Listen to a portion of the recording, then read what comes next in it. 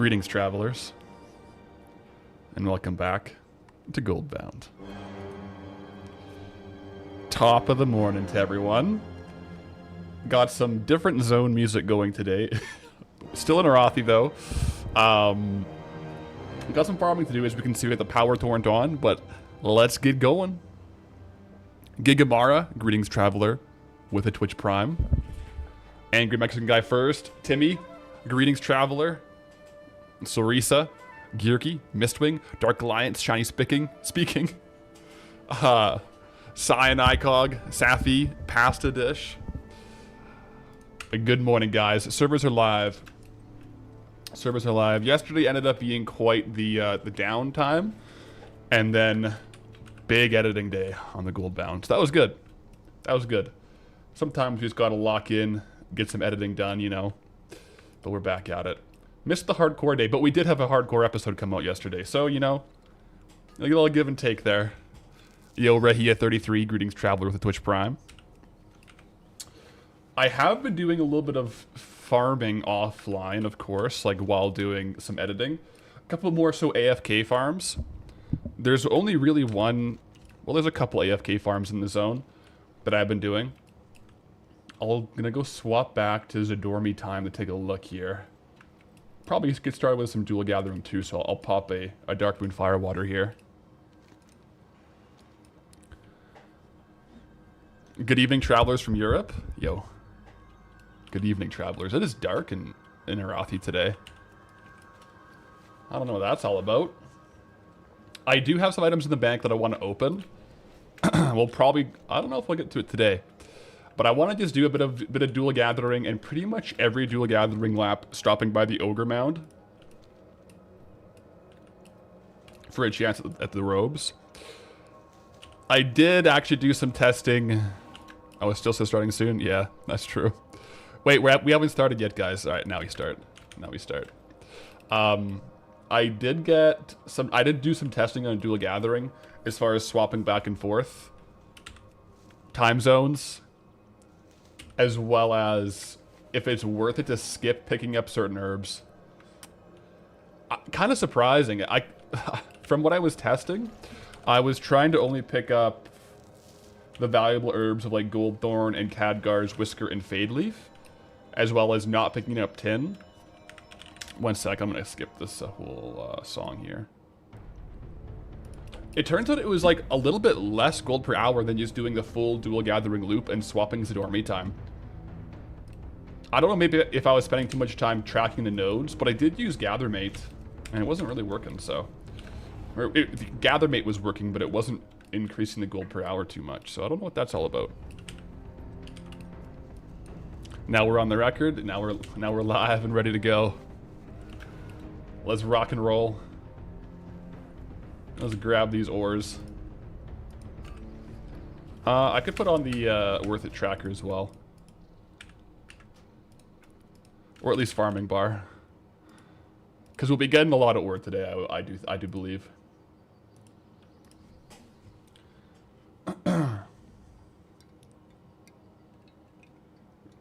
It is quite, we haven't been getting too much smoke, but now, as of recently, we've been getting completely slammed with the smoke. So I've been definitely feeling that as far as like the lungs goes. I have asthma, so it's been, the last couple of days have been considerably worse as far as the winds blowing the smoke here, so kind of rough. Peter, greetings, traveler. Guten Morgen. Good morning.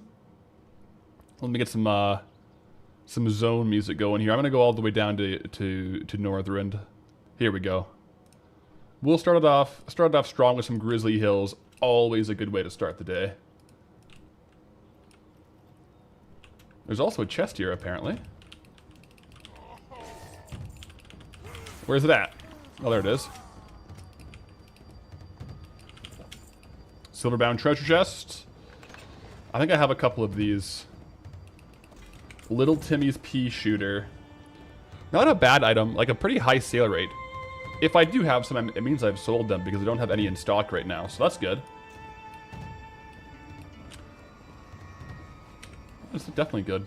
I've definitely been noticing more treasure chests, or the only treasure chests are in the classic version, not the BFA version. I haven't found a single treasure chest. I could just be missing them, but I've been tracking treasure and getting nothing. So, I don't know. Was Orange out last week in New Jersey? Surprised you didn't get it sooner? Yeah, like, we had, like, a little bit of smoke. Like, a little bit of a haze, but recently, like, you couldn't see a kilometer or less. It is just, like, yeah. It's a little bit better today, but it's still quite bad.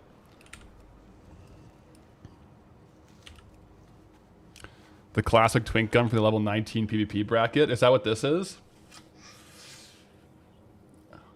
Good old scaling requires level 72. But I guess if it has similar stats, it'd be like a really good gun. Agi Stam, slow attack speed gun. Man, the old twink items. A lot of those old twink items are still good value. Like the Black Venom Blade, Row the Silent. That used to be a twink weapon as well. A lot of the twink weapons now only have value if they're transmogged, though.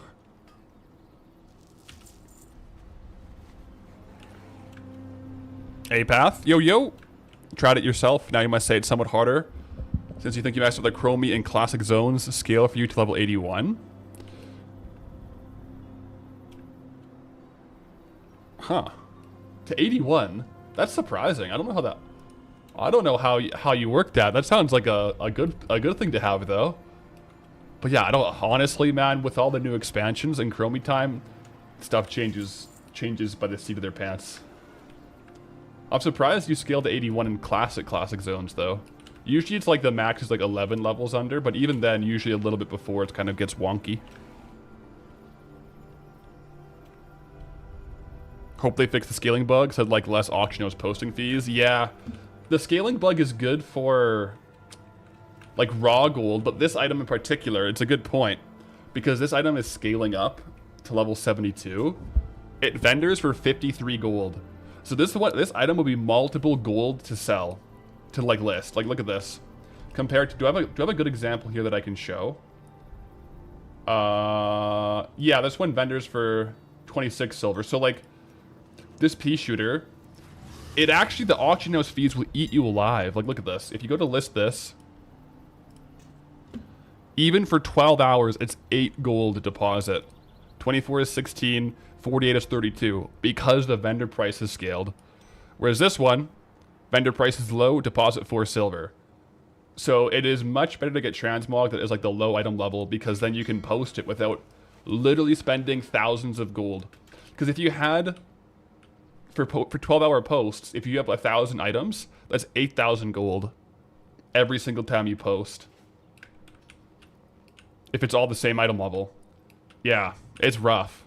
I've had to take out a lot of transmog items because I was burning through raw gold just listing, and it wasn't profitable.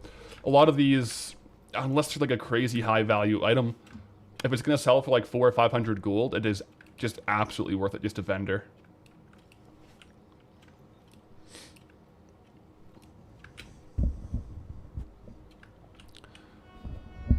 Feels like all the stuff was removed from Arathi and BFA. It's a weird one. There is stuff, but we've definitely been doing some exploring.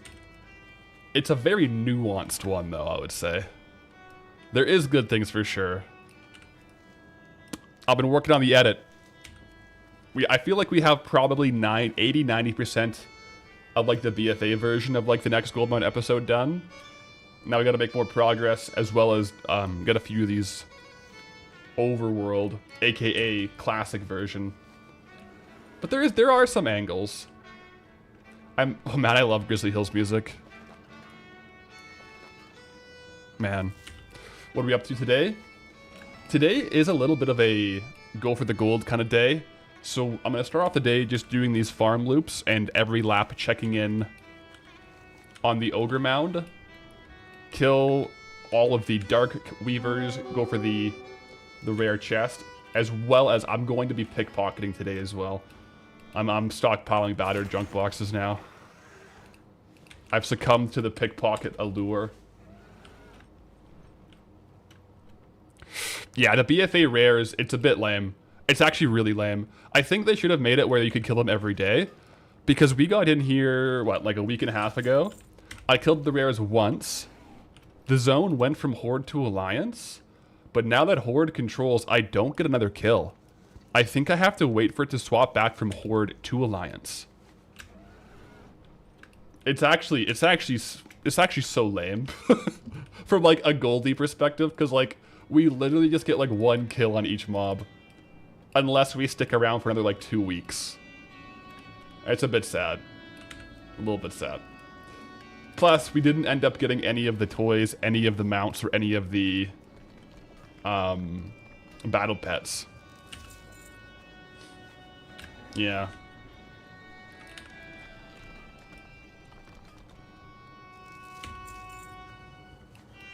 Yeah, that's true. Wish some of your stuff would sell, but oh well. That's the fun of it. You never know when you're gonna get a big payday in the mail.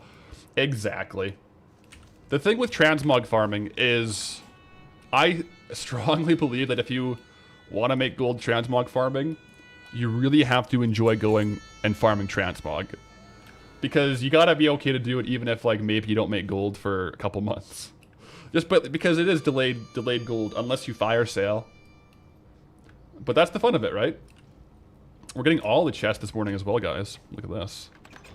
Ranger bow? Is this like another twink item? We've gotten a gun and a bow this morning. Oh, also I can wear my huntsman chest. Nice. I did pull a second Nimar's headdress, by the way. This is from Nimar the Slayer in the classic version. I do have one of it already, but we got a second one, a nice little transmog piece. As you can tell by the tooltip there, one is on the auction house. It has not moved.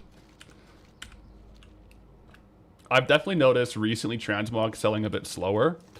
And I think the best way to see it is, even though I'm still making money from transmog, a big portion of the money I'm making from transmog is my backlog. And I have thousands of items on the backlog tune. Whereas in the last 3 zones, the actual gold we've sold from in the zone is crazy low. So I think the backlog transmog alt is only doing well because we have like a year of stock. And like some stuff sells. But even then, it's not the best weeks. Transmog has been kind of rough. You think the player base is in the lull without the remix and midnight hype? I think you might be right. You might be right. Some items are definitely moving, but I've noticed it's for sure slowed down a little bit. Hence the trade goods today. Speaking of which, though, I do have to go in and get the kills on the ogres and kills on the dark weavers. This has been my go-to kind of more AFK farm up here, the dark weavers. Although we have had a little bit of competition, a little friendly competition, I should say. One of our travelers, this is one of their favorite AFK spots as well. So I think they might be in the zone right now, actually, because they're down. A little friendly competition's always good. Yeah, all the dark, yeah, they're dead. Yeah, so they're definitely camping them. That is all good. I've gotten quite a few kills on them as well. But it's a really good AFK farm because it's basically 6-minute intervals and you play for like 20 seconds to kill all of the casters. And a chance at, you know, maybe like a 300 to like 4 million gold item. That's really, this right here is really the gem of Arathi. I think a speed run in Arathi, you gotta get this item and you gotta sell it. Not to mention though, we are getting battered junk boxes and I will be doing an opening of battered junk boxes just because you can get Sliver Blade and Black Venom Blade, so I'll do 100 of them. They're really easy to get. Also, yeah, we get Lucky Charms off these guys. That does add up too. They're like 40 gold each right now. So I don't mind doing a little pickpocketing on these guys, especially when I'm farming the trolls. What I've been kind of doing, because pickpocket tables take like 10 to 12 minutes to reset, and the trolls respawns like 5 to 6, every other run, I'll do a full pickpocket clear. That's how I have like 45 junk boxes, and I think I've gotten like 20 Lucky Charms from it too. So it's definitely adding up on gold. But yeah, this is my editing farm for sure.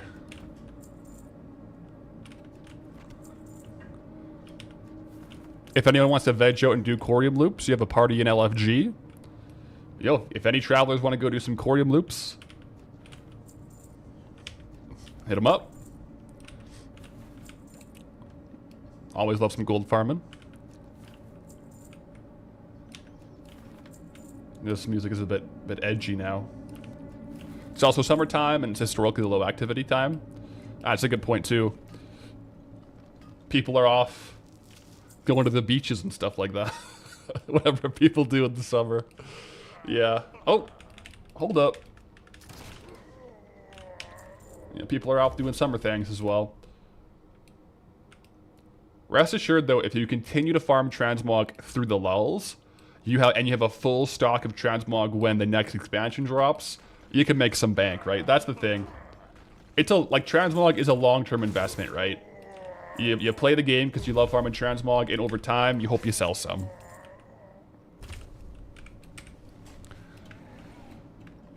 Isn't it worth it to kill these guys after pickpocket? What I've been doing is not killing them, unless it's the Shadowcasters, just because they themselves don't have very good loot, and swapping between stealth and kill kind of wastes a little bit of time as far as like a quick run. If I was only farming these guys and trying to force respawn their pockets, it is worth it. But if I'm just going for one loop and killing them, I don't think it is. Because I basically am just getting a couple of them real quick, and it's a little bit faster in between pickpockets to not kill them.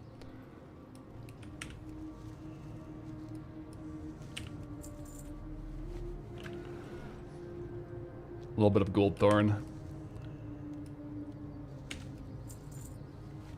Almost exclusively sell transmog, and you're averaging right around 40k per week, keeping it casual. That's pretty good. I mean, 40k per week. What's that? 160,000 gold per month? Depending on if you're on NA or EU. That's a good 2/3 or half of a WoW token. Oh. Just missed that one. Where's this at? There we go. At least you can log in. Is that, are the servers down on EU right now?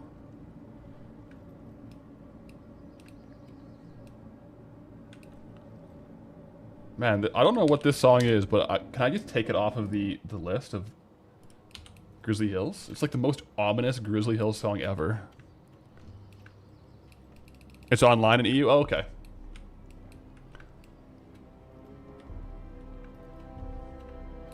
Yeah. Yeah, the NA servers were down for a bit yesterday. I don't know when EU holds their downtime as well, but we're back up. I think Classic is back up too. Due to the downtime, we kind of missed our flex day on Tuesday, our Classic day, but made a lot of progress on the editing, so that's good. You're on the US and having trouble logging in. Oh wow. Yeah, I didn't have any issues. I wonder if they're having login issues on NA. I didn't realize that. It's sketchy for people in the southeast. Ooh, maybe like they're routing through certain servers that are having issues. I don't know. Hopefully they fix that quickly though. Maybe today also wouldn't be a good day for hardcore if there's server issues. Classic is a mess with the update. Very laggy, a lot of DCs. All right, guys. PSA, if you're on hardcore right now, careful. Word on the street is it's laggy in DCs, so might be a retail day around the board. I mean, Wednesdays are always our retail days, but yeah.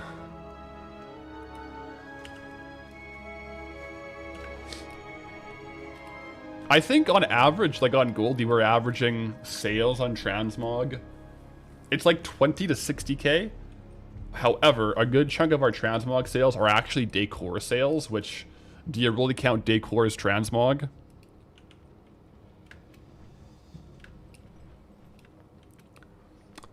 Also, hopefully we can all play nice and I can actually swap to the BFA version. Because it is horde controlled, so we get insta flagged for PvP on this side. So I'll play nice in the sandbox. Otherwise, I'll be farming the regular version all week. We'll see what happens. It does reset the nodes though. That's why I'm swapping back and forth. All the nodes are reset in this version. You watch your hunters. Wait, what? You watch a hunter slash reload, and his pet decided to run through the floor and pull a bunch of mobs on hardcore. Oh man. There must be, like, if you died today, I wonder if they're doing any, like, DC. Probably not. Like, dispute the deaths due to server issues? Probably not.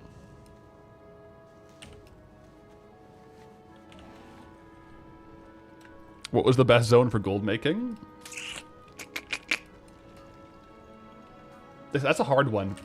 Because the best zone also does really depend on, like, in the moment. Because the markets change a lot between zones.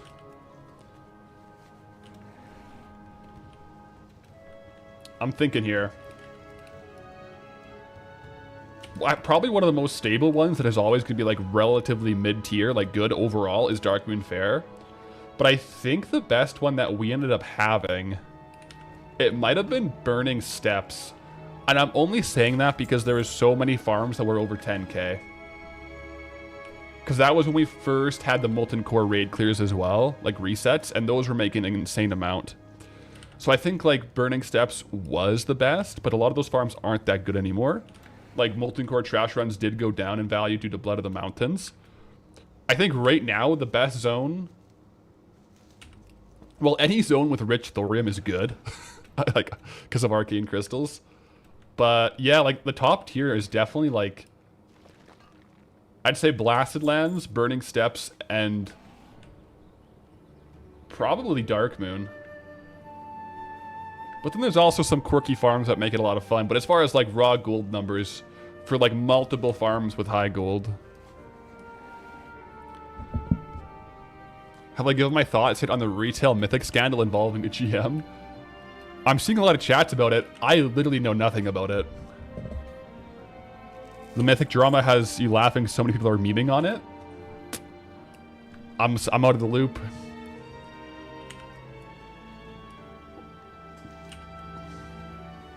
Wait, is that the one where there's like a plus 23 that might have been like glitched? Is that it? Because I think I saw a post about it, but I didn't read it. Like a mythic dungeon clear? That's it?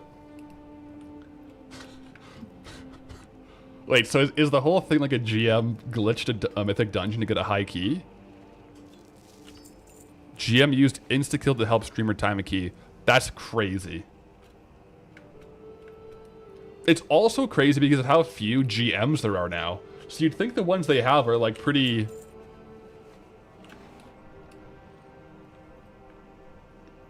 Jeez. I mean... I've always joked, we've always joked about Blizzard, like, stopping drop rates or, like, making things drop, but that's not a good look, I'm not gonna lie. That's not a good look.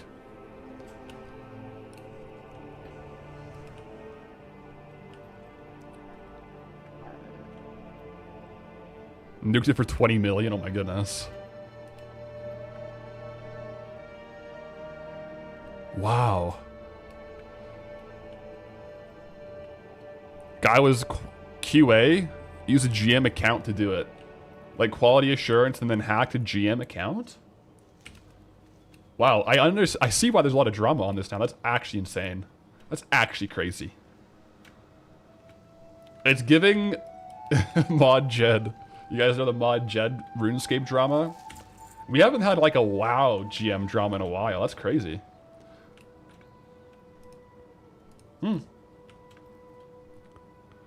I wonder what's like what the repercussion is. Probably fired, I guess. like what else do you do? It's an account they all use to test but didn't hack? Yeah. Okay.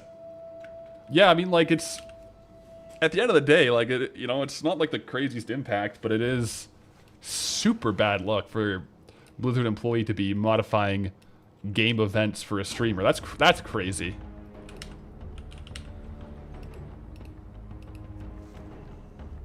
They're at 99% trash clear because Tank missed a mob in the first pull, and the Demon Hunter in the party called on his GM friend to nuke it. Oh my gosh. Well, you know, those mythic... Hopefully the mythic dungeon loot was worth it. The chance at potential loot.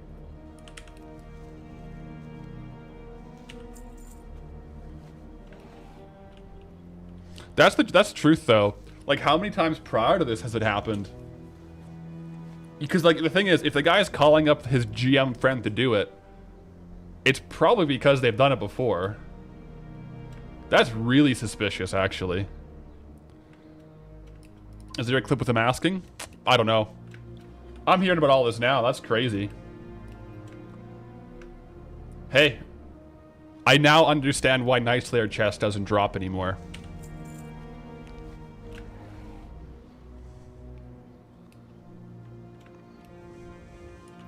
Apparently, like, live, he didn't... There's no clip, but there's a clip of him later talking, saying that he asked him to do it before.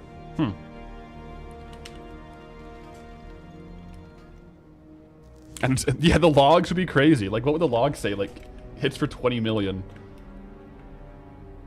Yeah. Doesn't make you feel too confident about non-Blizzard intervention in content. Because honestly, before this, like, all the memes about, like, streamer loot or, like, certain things not happening or happening, it's just, like, in my head, like, there's no shot a GM is going in and doing something like that. I feel like it's probably more common, or probably happened more so in, like, the positive aspect of, like, getting this guy kill or giving someone loot. But, I mean... yeah.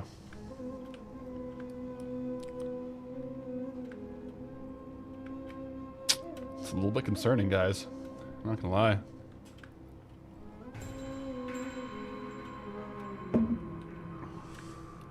Also, now that Horde controls the zone, there's so many more humanoids. Man, if we had all these orcs here when we were farming cloth, it would have been so fast. There's like so many orc camps now. You can just go kill. However, we don't have the profession trainers anymore. They're just gone now that Horde controls the Arathi Highlands. I'll show you guys the area of the vendors.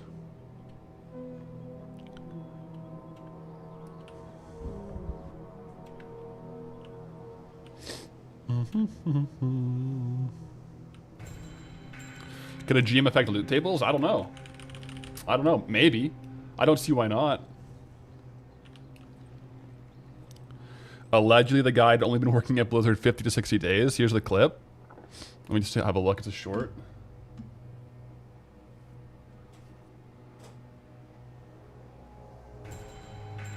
That's crazy.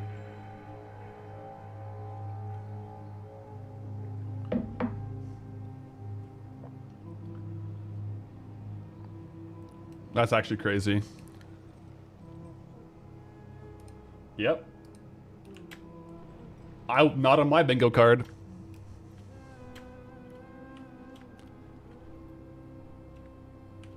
Not helping that so many people are genuinely paranoid about streamers being boosted. They must feel vindicated. I mean, yeah. Fair. It's like...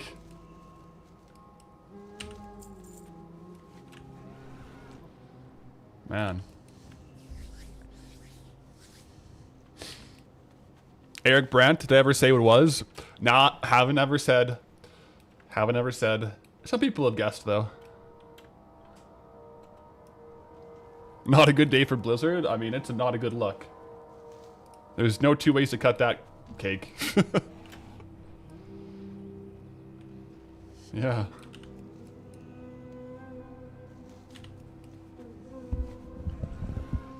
Yo, Dark Angel, greetings, Traveler with the Twitch Prime.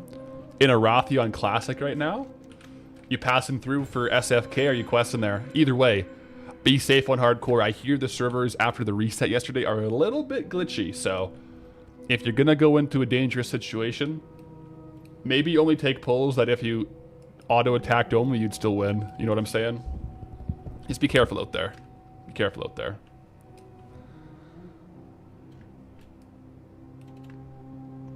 Hanging out in Hammerfall? Oh wait, you're hanging out in Hammerfall? So you're Horde, eh? I guess you could probably take some big pulls, you know? Pull as many mobs as you feel comfortable with, I guess. I'm just kidding. Still be safe out there. Gotta love me some Arathi. I'm surprised that someone that was... I guess it makes sense. It's like quality assurance, like Blizzard GM. So I'm surprised someone's only working there for 2 months. Has access to like the God mode GM account. You'd think that would be kind of like a senior GM thing you'd get, you know? Two months seems a little bit aggressive. I don't know what the recruitment process looks like or the vetting process, but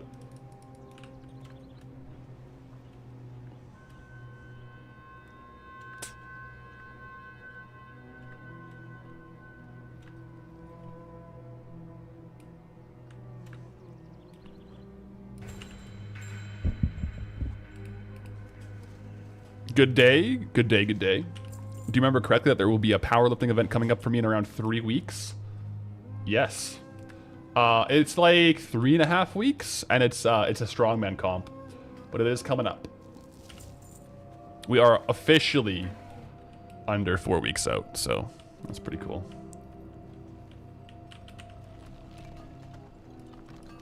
That's so true. Risking what is a dream job for so many virtual items is diabolical. Also, like, when it's not even your items, like, it's just for someone else, that's kind of, you know, I guess it's a selfless act. I don't know. Yeah.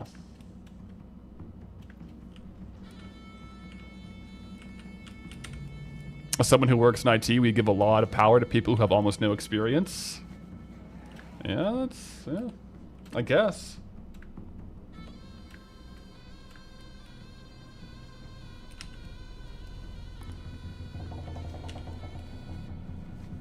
Valued streamer credit over a stable job, I guess. Hey, maybe they are just clip farming. It's working.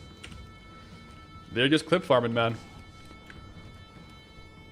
They said, here's the plan. I'll get into Blizzard, start doing crazy stuff, get some notoriety. Peace out.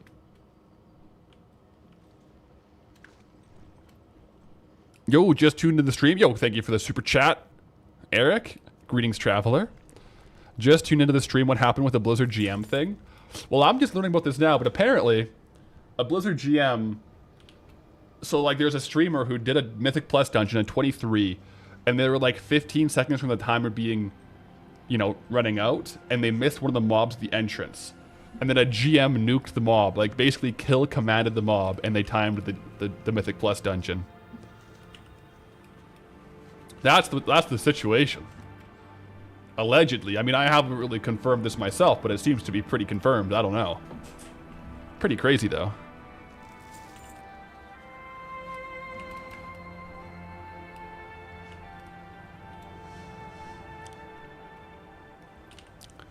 Morning. Morning, morning. How's it going today? Are we doing some dual gathering? A little bit. We'll do a couple other things today as well, but dual gathering is for sure on the agenda. It's the highest consistent gold per hour I've found so far. I'm able to average like 5 to 6, sometimes 7,000 gold here, especially swapping with Sidormi. So, just gotta log some time on some of the more valuable farms, you know? But we'll be doing little dual gather, a couple other farms as well.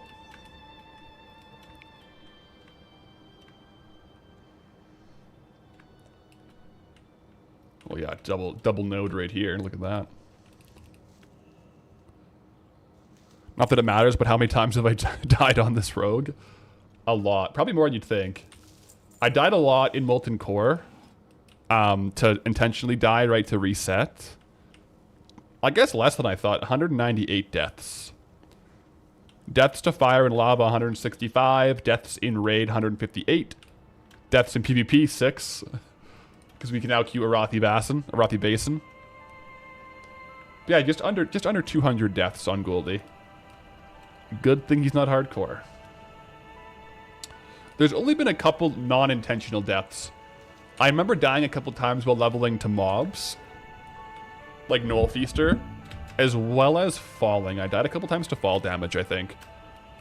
But I'd probably say 95% of those deaths are probably intentional. For like a raid reset or like a death skip or something.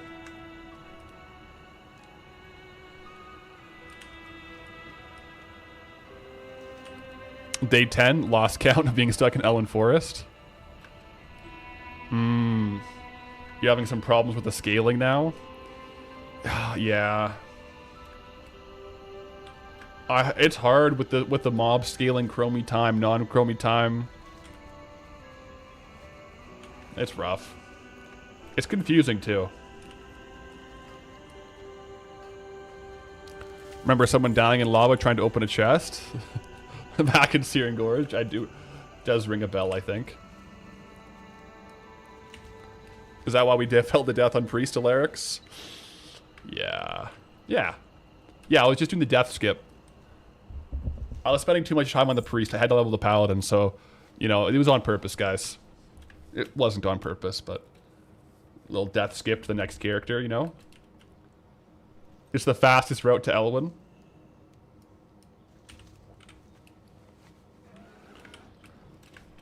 Man. One thing I...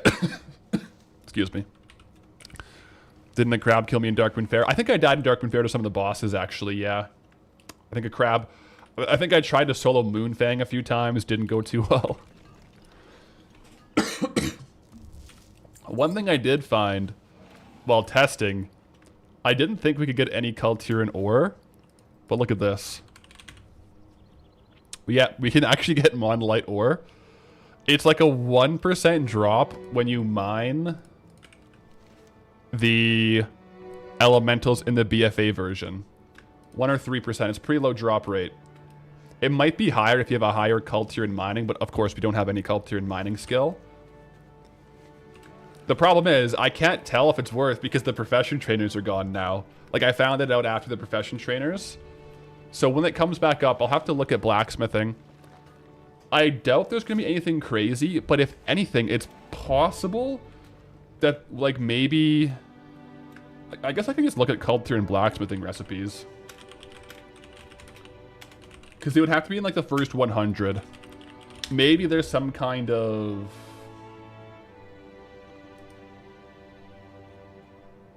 Like, we could definitely make the low-level transmog. And yeah... The monol-hearted stirrups, that's the one thing. Like, there might be mount equipment, right? I think that might be a thing. Let me just look it up. Like, monol-hearted stirrups.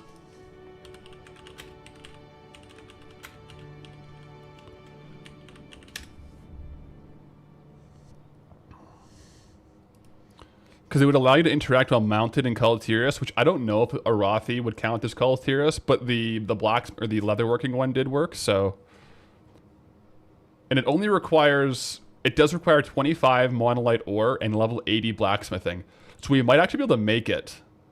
Place stirrups on your mount, allowing you to interact while mounted in Kultiris or Zandalar.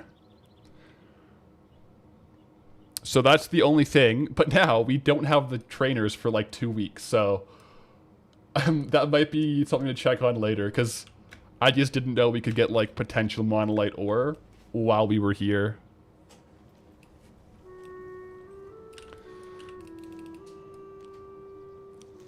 But it would be mining while mounted if we could.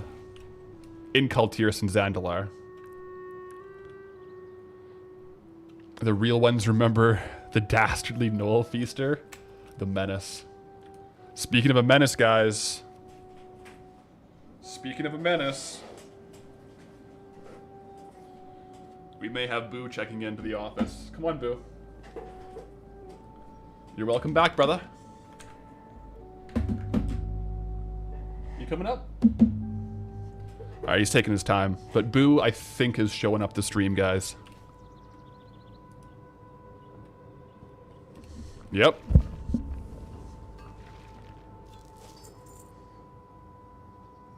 Oh. Don't really want your bum in my face.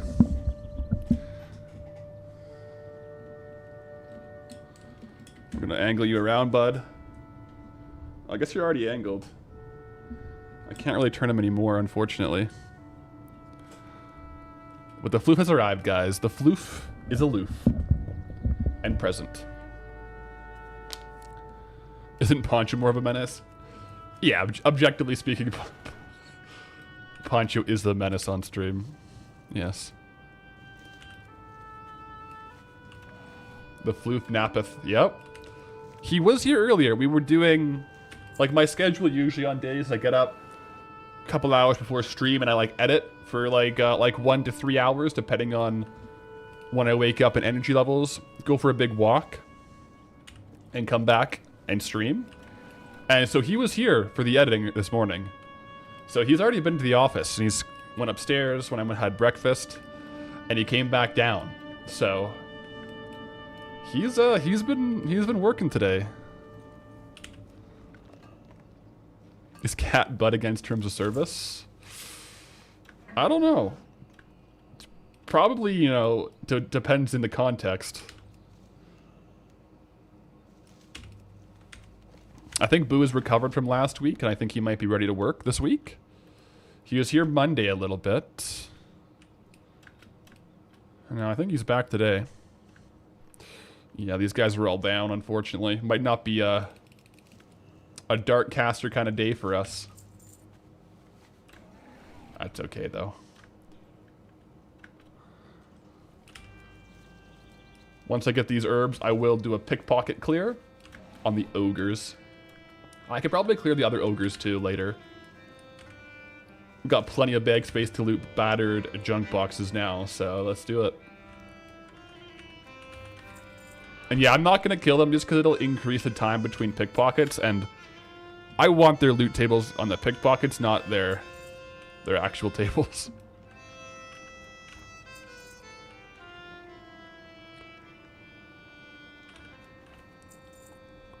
Huge redhead, greetings traveler. Welcome in.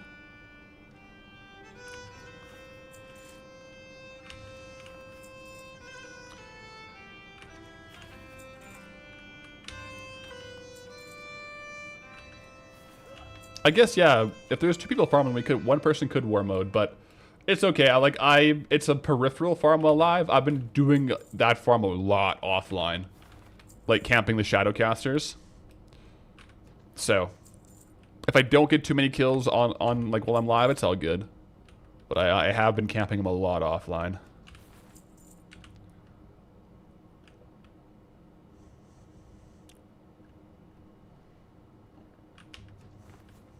Here's some wisdom for today. The beautiful thing about learning is that no one can take it away from you. That's true. Hope you like the wisdom for today. Great wisdom. We got some wisdom from Godic Pain, but we also need Chug Life to pop in for Chug's daily facts as well. I don't know where he's at. I should probably message him.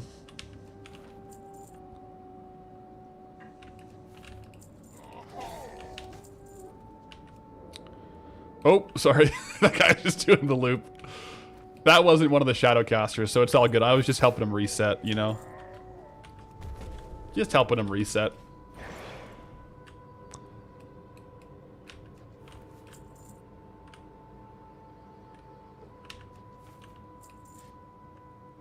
Yeah, we're getting some good ore.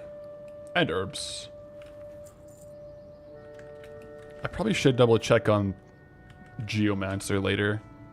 I could pickpocket all the trolls or all the kobolds on the way in anyways.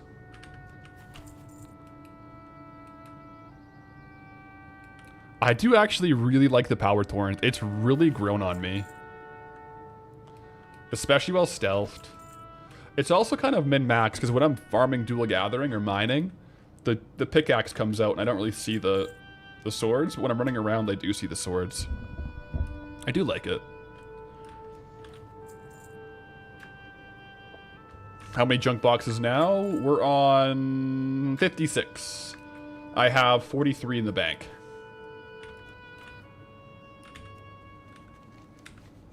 So we should get 100 today, just pretty passively, and then at least open 100. If I'm feeling crazy, I might go for more, because there are drops out of it. Which could be an angle to get out of the zone. The junk box shortcut. You know how you want to share some wisdom, so we'll say one every stream we catch. Let's go. I'm here for it. We'll tune in. We'll tune in tomorrow for the next wisdom. I don't know what Boo fully blacked out the camera there. I don't know what he's doing. I think he wants to go down to the sunlight instead of the hammock, I guess. Catch you later, Boo. Junk boxes? I didn't know this was a peak stream. Hey, we could get lucky. I may as well kill Glint. He doesn't really have anything crazy, but he's got some, like, regular transmog. That one's vendor transmog, though. But yeah, we probably should be able to do the 100 opening today. We're on 56, like I said. And they're not the hardest junk boxes to get a hold of. I mean, it's no Vashir pickpocket farm, but it's pretty good.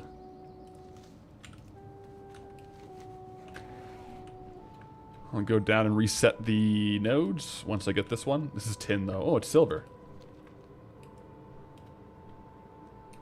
There's quite a bit of silver and gold in this zone. It definitely adds up. Silver ore, yeah.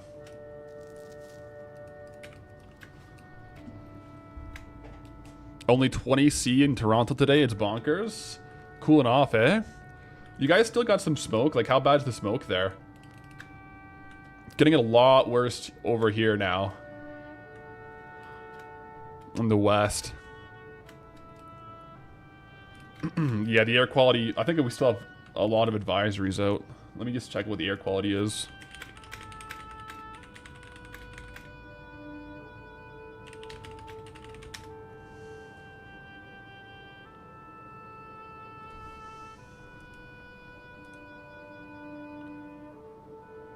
Yeah, the reading is like between 70 and 160. Above 100 is bad. It was definitely worse yesterday. Let me see what it was yesterday.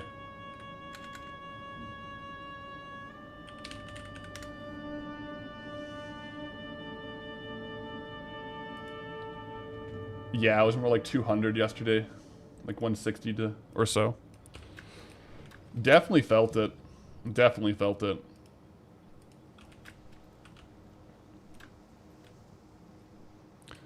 Any plans or ideas in place for the remaining WoW tokens? Yes. The current plan, especially going into the end of the year, I kind of always want to have between 8 to 10 WoW tokens, just on the off chance that Blizzard releases another Brutosaur with like a bank or something. So I'm kind of just stockpiling a few of them in case we get like a random shop mount that is insane. I want to be able to buy it. Once we get to 10 though, we'll assess, but I don't want to spend too many until then.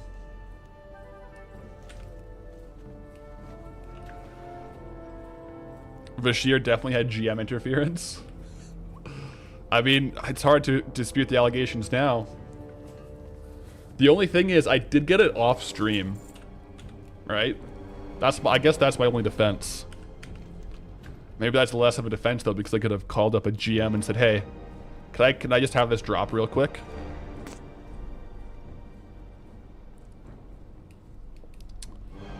To my knowledge, there's no GM interference, but who knows, man? Who knows?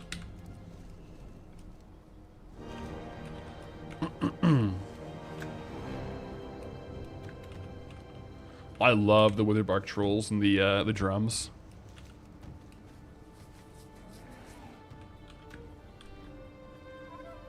You're mostly an ally player, but trying to make gold in Tirisfal as an undead rogue. The zone grew on you.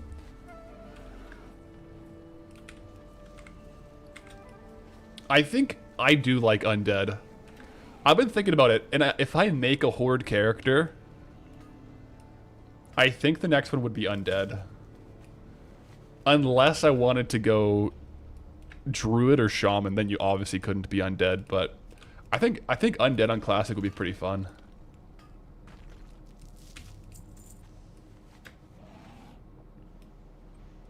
Who is the Mythic Plus allegation against? I don't know who the GM or the streamer was.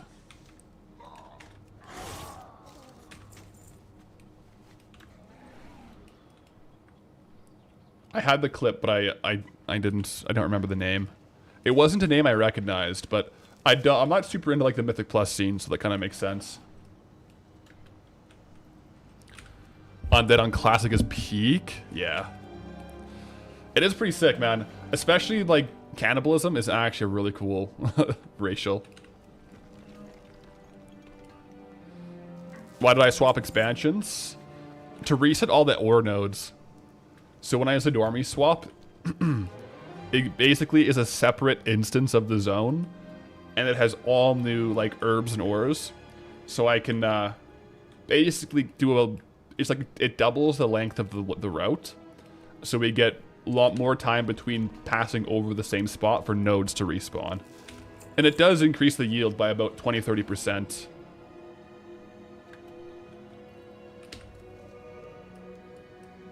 Tauren Druid for the herbalism speed.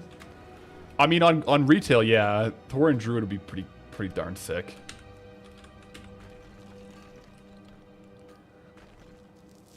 But I think on classic, Undead would be pretty cool.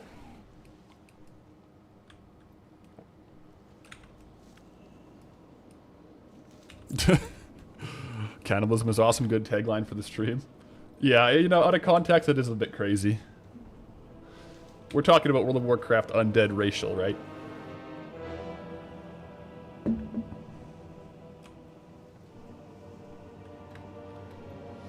Worgen would also be good, yeah, for skinning. Imagine Worgen in, like, Sunken Temple or somewhere like that.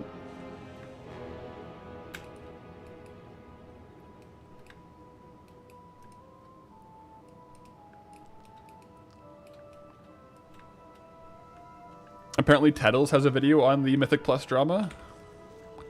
Probably a good source to watch it through. A good lens. I might have to take a look at that later.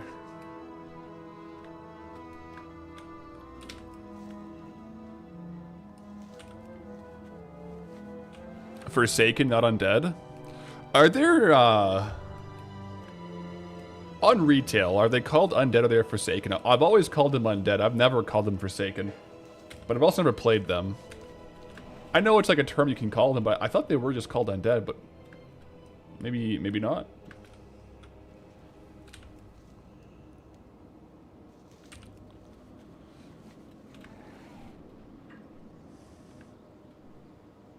Forsaken's newer? Aren't they undead? And Forsaken's the faction? I don't know. That's an area of WoW lore I am definitely a little bit not super read up on. Not super current. When you mouse over them, such you create a character, they're just called undead. Okay, that's where I would have gotten it from then, for sure.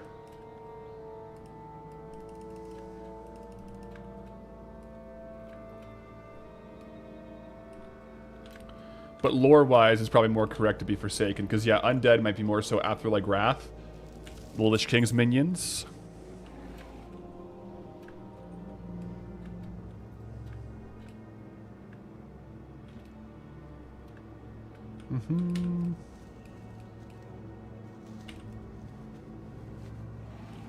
But a paladin can't use exorcism on them. I guess I've never really thought about it.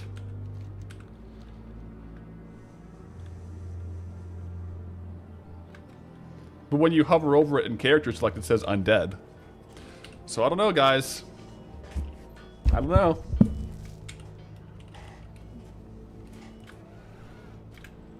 I'm gonna be honest. If I make a Forsaken / undead, I'm calling it undead. 100%. I'm just saying. That's how it works in my head.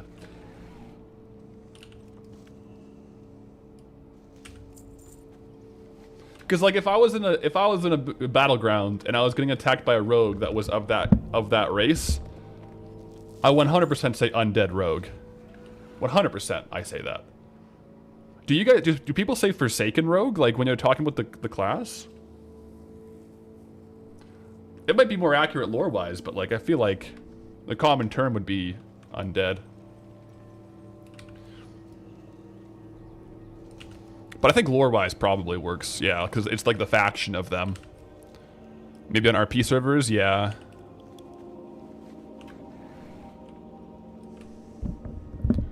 People say undead unless they're really into the lore. Yeah, I think, well, probably because like the tooltip says undead, so like that's what, like when I'm in PvP, that's what I see. So that's what gets like top of mind for me, I suppose.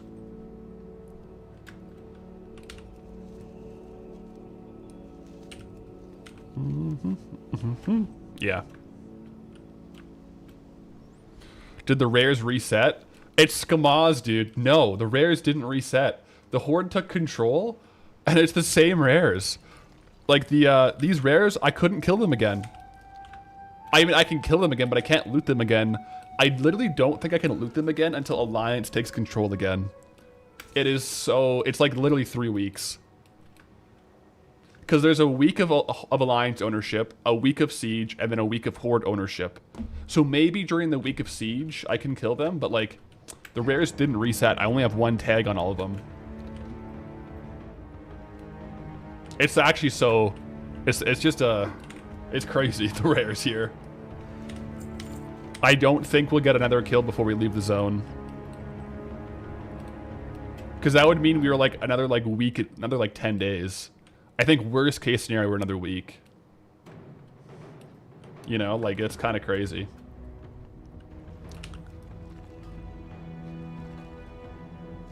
Any crazy clips today? No crazy clips today, not from us. There's been some drama in the Mythic Plus world though.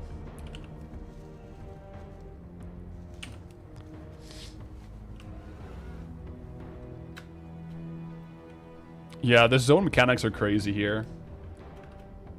Am I allowing to use crafting alts for farming? I.e., if you had a Horde alt in this scenario, you could farm things on the Horde tune. If I was allowing it 100%, what I've decided is no. Like, the general position is no to farming on the crafting alt. Especially for, like, mechanics like this, because then, well, couldn't I do double raid clears and stuff? Like, do as many raid clears as I have alts? The only thing I will farm on the alts is if a raid or a rare drops a bind on pickup recipe that Goldie could get, but then can't transfer over to a warband alt. So that will be the only things I farm on the crafting alts is soulbound recipe drops, or if there's like a weird soulbound like rep farm, yeah, like something like that to get professions, then that would be a crafting alt. Otherwise, to the best I can, 100% of the farming will have to be on Goldie, which does have some unfortunate consequences, like right now. But I also don't have a Horde or alt yet, so... Yeah. I think it's a set, though. I think it's a set 7-day cycle, right? Like, Horde will hold for 7 days. Then there's a 7-day siege, and then Alliance holds for 7 days. So I don't know, to my knowledge, that like player contribution can speed it up. I think it's just like a sunk time of just... Like it takes 3 weeks for the rares to reset, but it's 4 weeks for a full cycle.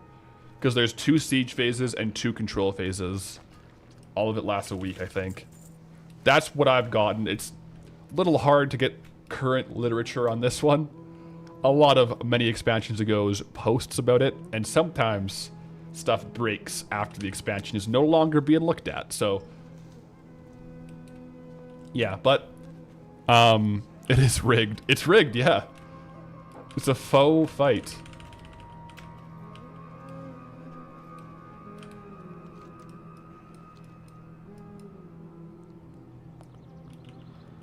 Forsaken is Sylvanas' faction. The race is undead. That's the difference between them? Interesting. I gotta do more WoW lore.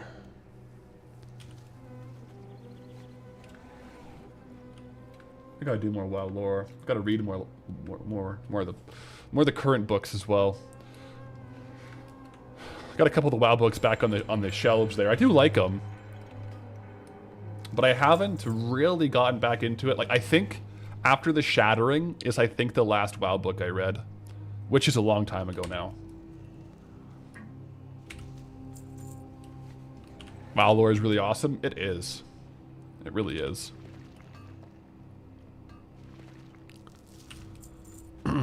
Have I looked into some old profession quests in Classic Zone, since not many people would have them in retail? When I find them, I would do them.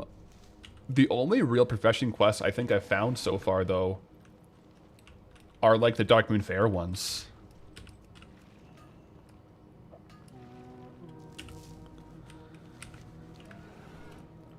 I think some of them might be a little hidden, because a lot of the times I don't love doing the quest once I'm over leveled. You know what I'm saying? And some quests, like for example in Thousand Needles or in Badlands, there's a quest that would teleport you to Thousand Needles. Or when we were over here, there's a quest in Dustwallow that would make Theramore Isle go away. So I'm a little scared of quests. But some of them do have like decent raw gold, so I think there is like there's some merit to doing quests for sure. Alright, 7 seconds on Firewater, and then I think I'm gonna double check all the rares and maybe just do like a pickpocket loop, because I wouldn't mind doing the lockbox opening sooner than later. There we go. Firewater is over, so I'm just gonna go through all the ogre caves, pickpocket, go up to these guys, pickpocket. Yeah.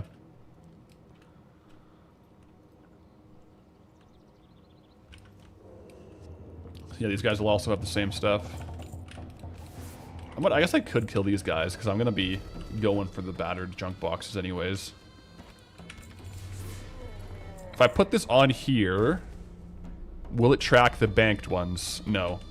It will not track the banked ones.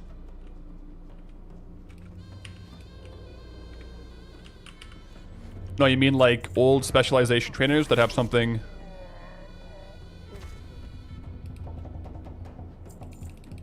that have some smithing in... or if leatherworking would have some? Oh, like old vendors with... quest? With, like recipes and stuff? I'm not sure what you mean, but like, best I can, I try to find like the unique kind of profession stuff for sure. In these older zones, yeah. Oh, quests from the profession trainers. Oh, I don't think I've really done any of those. I don't know if I've come across a profession trainer with a quest. Because I can't do the Stormwind or Ironforge ones. And I don't know if any of the ones in the world I've come across have had quests. I don't think they have, actually. Favorite fruit? Also, Gary Jamba with a 130 stream streak. Greetings, travelers. 130. Coming in. Let's go.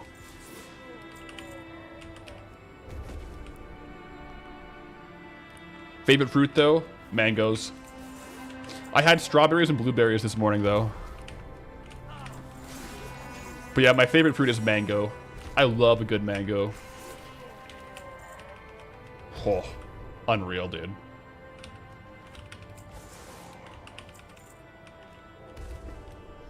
I mean, we may as well kill him as well for world drops if we're only going for the boxies. Mango is goated with Tahine. I was trying to source some Tahine the other day and I could not, for the life of me, find Tahine in my local supermarket, or not supermarket, local like grocery store. Tragic, man. Well, next time I go into the big city, I'm gonna pick up some Tahine. Make Goldie's bags be full. Thank you.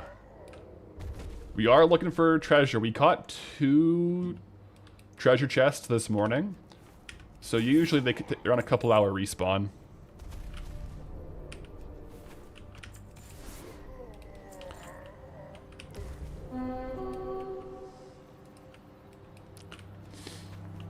Which city do I live in? I haven't said where I live exactly. I live in Canada. It's like kind of like Western Canada is pretty much as granular as I've explicitly said.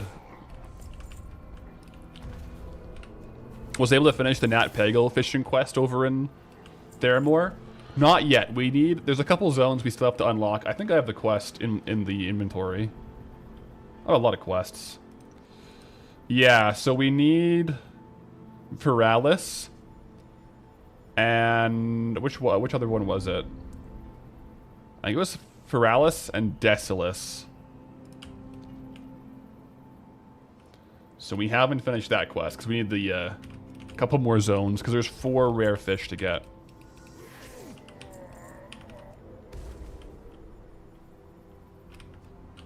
Guess you can't pickpocket the spider guy. That makes sense, I guess.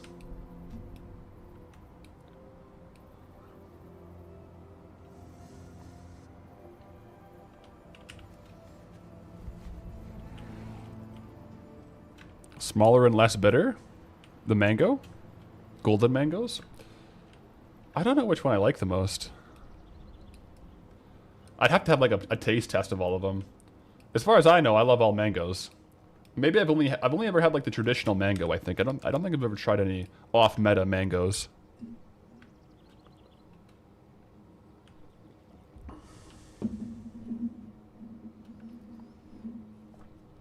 In Classic, yeah, the profession specializations, like Gnomish engineering or Goblin engineering. I think I'll probably go more deep on those on the crafting alts. Because I think right now I haven't had too much in that vein of like profession trainer quests.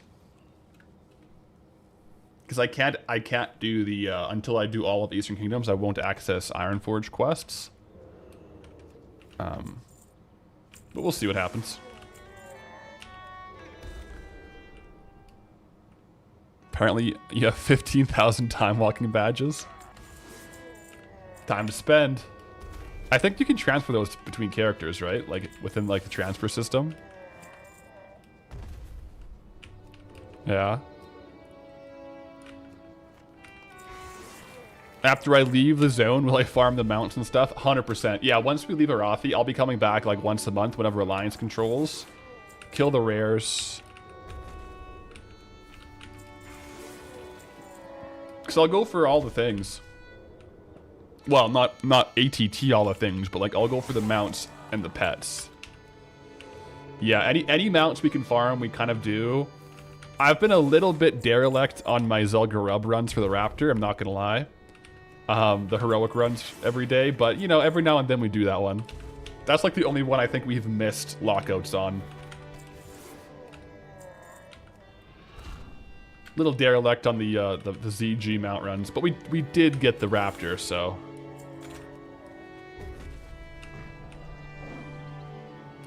we did get it. Later on, like as we get more and more mounts that are available in raids and dungeons, we'll probably kind of pick our top ones. But especially most farmable dungeons, like Stone Core for the Vitreous Stone Drake or whatever, or Rivendare's Depth Charger, like we'll probably just do that dungeon a crazy amount if it's like not on the reset.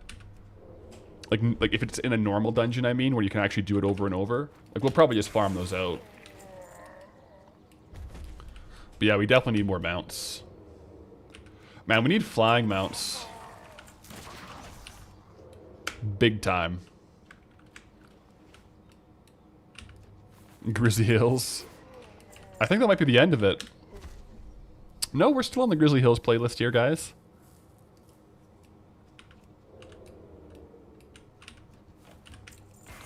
I was thinking as well, like down the road, what my next crafting alt is going to be. I feel like having an enchanter and maybe a tailor would be good, just so as I get cloth, I can just jewel crafting enchanting shuffle, you know what I mean? Because I'm pretty sure like it's all relatively profitable and super AFK. So having a jewel crafting enchanter would be good just for all this random cloth. That might be my next crafting alt, honestly. We have 167 kills on the Shadowcasters, by the way. Drop rate is 0.3, so we're not on drop rate yet, but we're getting close.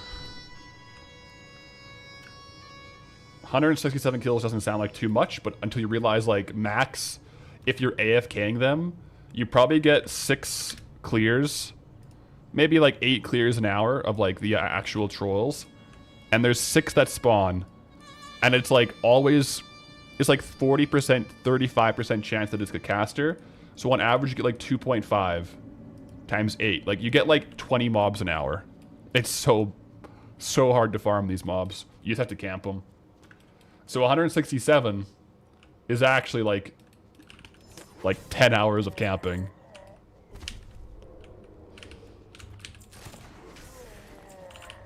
Doesn't seem like it, but it is.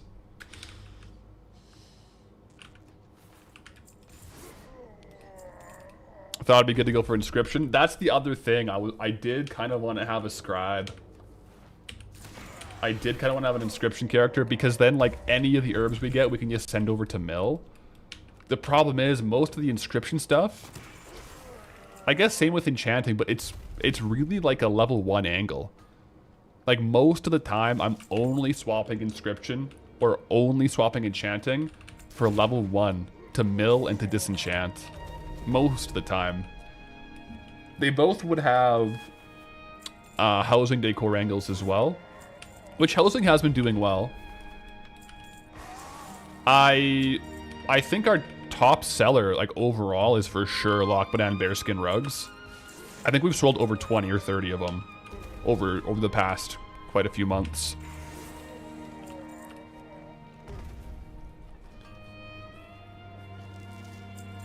Yeah. So I don't know. I think for sure the next 2 crafting alts we're going to have enchanting, inscription, tailoring, and those 3 for sure on the next 2 crafting alts. Beyond that,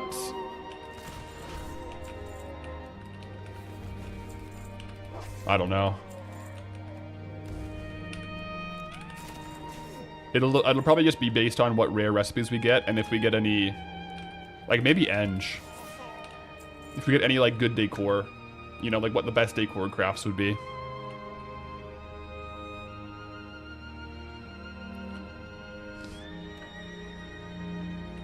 Jewel crafting? I would have to see what they have. I don't know if there's much jewel crafting for Classic that's very, very valuable.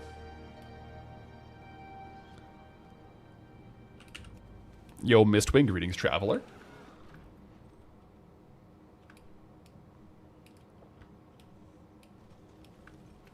Yeah, I think enchanting is good. Enchanting is disenchanting. You can sell the enchants. Also, enchanting has really good decor. Like, enchanting is, like, really good as a profession. How am I getting lumber for that? You haven't seen me farm too much. The thing is, I can only craft, like, 3 items, like 3 housing decor items, so it's really easy for me to meet my lumber demand. So whenever I have to craft up more, like we did maybe a month ago, we restocked our Lock Banana Bearskin rugs, and I farmed, like, an hour of lumber, and I was good to craft, like, 10.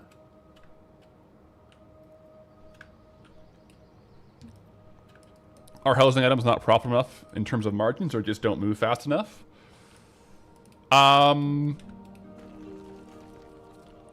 I think, well, because the way that question's phrased, it's like we're not doing it because it's not good. We are doing housing, 100%. It's just they require such a high level of the profession that I can only really craft the ones that my profession crafting alt has. And so I only have 2 recipes I can actually craft, but we have 100% uptime on the auction house of those recipes. But they are kind of treated more so like transmog, like they're slower selling. So you craft like 5 and then wait 2 months to sell them all.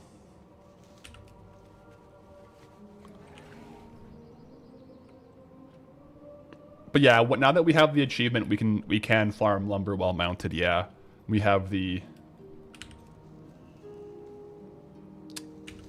whatever, how many gathered. So like if I track lumber here, like I could get this while mounted. It's just like a long cast. So if I'm farming, if I'm dual gathering, I accidentally just dismounted there. But if I'm dual gathering, it does slow down the rates of dual gathering, so it's lower gold per hour. So I only really farm lumber when I need to stockpile it. But it's definitely worth doing. 100%. I don't want to track it though, it's kind of distracting.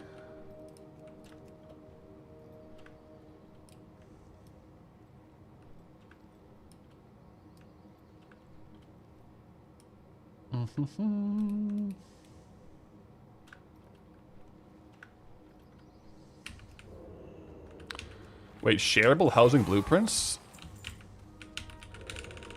Yeah, shareable housing blueprints, if that comes out, that'll probably sell a lot of transmog, because if you have some Shadowforge sconces in the blueprints, then people who don't know about the sconces would go buy them.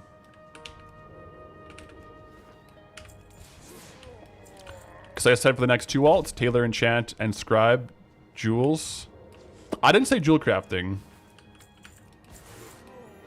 It's a potential though. I definitely like the next 2 alts would be tailoring, enchanting, and inscription. Those 3 for sure will be on there.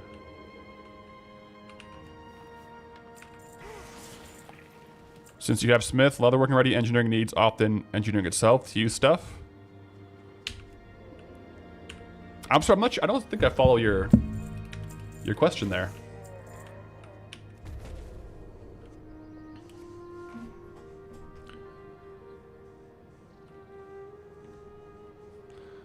Gold farming in old zones. Wait, was Arathi that bad?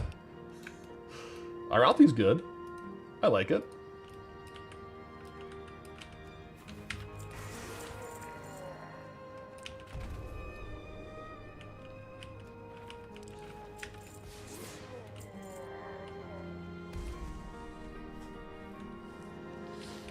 Time walking in Classic is fun. I haven't done too much time walking stuff. I just go to the old zones, farm the items, try to sell them. Slow and steady.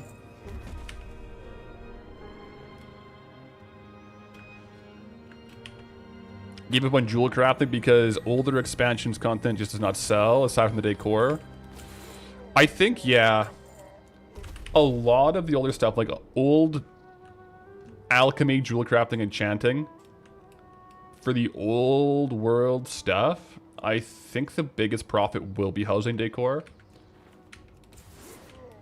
We were able to use stuff like engineering to do some like handfuls of copper bolts and stuff to make some gold that way, but aside from straight up production professions or transmog, I think a lot of the old world production crafts is going to be housing angle.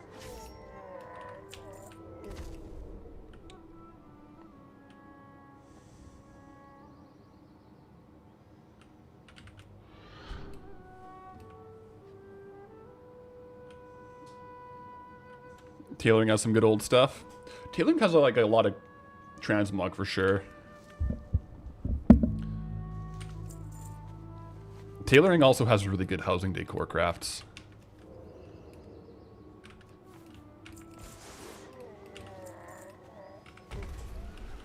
What illusion do we have? This is Power Torrent. We got Power Torrent from Blackwing Descent like a week and a half ago from killing Nefarian. So it's the Power Torrent enchant, but it's like transmogged on. Illusion Power Torrent. Current boxes, we're at 74, so.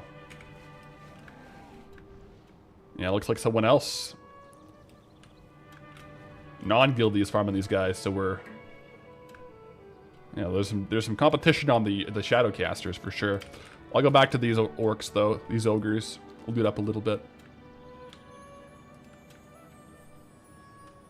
Tend to explain yourself since it came up earlier.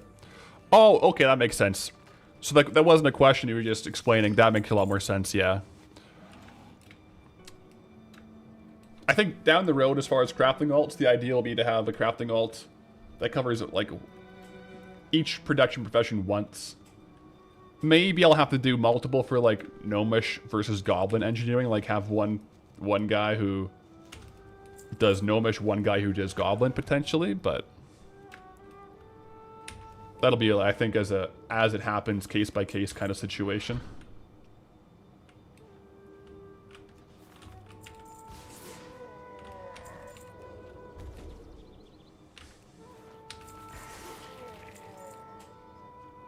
Would I redeem a token for a store mount? Yeah. I mean, that's how we got Gilded Brutosaur and the Packmaster. Those were both, like, BattleNet currency token mounts. I mean, for right now, I am saving a lot of my tokens in case they release another... And by they, I mean Blizzard. In case Blizzard releases another Brutosaur with, like, a bank or, like, profession trainers or something crazy. I just want to have the supply ready in case I need to, but I definitely, I would, yeah.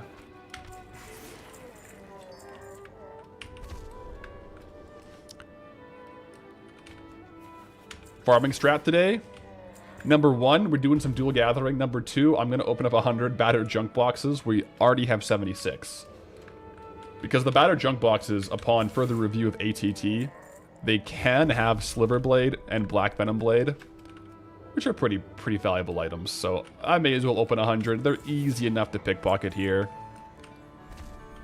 Plus, they give us these Lucky Charms. Like, we have like 1,000 golden Lucky Charms here.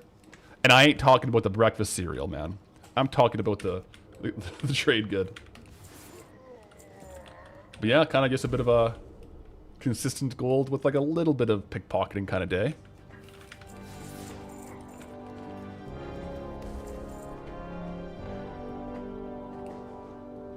Yo, Neve owns. Greetings, Traveler, on the YouTube channel membership. Didn't know that. You opened up 100 the other day and got nothing but Mossa Gate. I think the drop rates are crazy low. Like, I think it's probably not good value per pickpocket. Like, it's probably like a 1 in 10,000 type of thing. But we may as well try our hand at 100.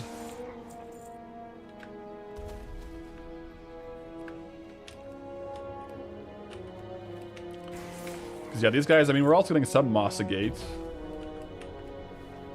There's a very good chance that the boxes will be without too much value, but that's okay. Sliver Blade is like worth technically like market value over $1 mil, so if we do get it, that's pretty valuable.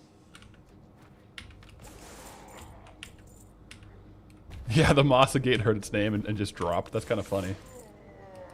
But look at this, guys. The bags are coming in clutch. I might have to do a quick vendor thing, but we're able to put so much random crap, lock boxes, everything in the bags.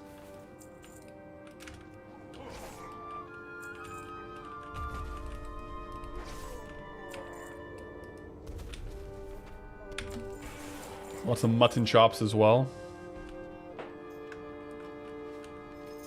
Hi, Poncho. Looks like Poncho's in town.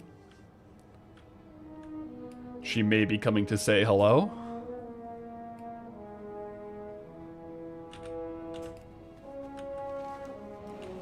Where are we now? You've been gone the last 2 weeks. We are currently in Arathi Highlands. Not gonna lie, there's a lot to unpack in Arathi Highlands with the 2 zones, so a lot of questions will be answered in the video. But there was a lot of like interesting stuff last week for sure.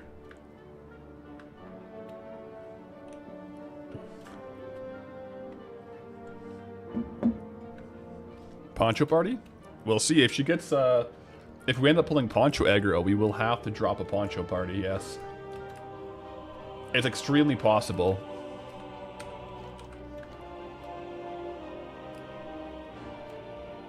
The Eng helicopter and tailoring flying mounts was TBC, right?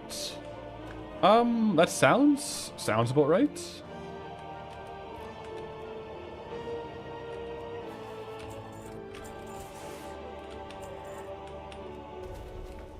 We're at 82 lock boxes, junk boxes. Oh. I guess this guy said, no, I'm farming them. Okay. All right. That's okay. We'll go outside.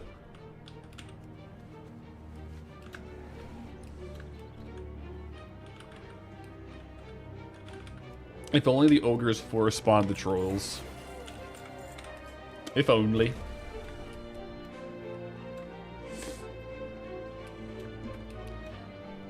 Will there be a gold event this like this weekend? Yes. This Saturday, yes. Yes, there will be.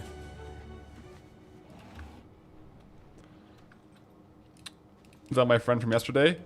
A different person. There's a lot of people actually farming these guys. I've seen a few different people having their goes at the trolls. Luckily, there I ice tagged 2 of them, which is pretty nice. All right, maybe a bit of a vendor angle for a second here. Do I ever meet people leveling in the zones? Yeah. I think that one of the biggest ones was Duskwood. For like finding people leveling in the zone. I think people level in Duskwood a lot. Because it's like a really fast zone to level in.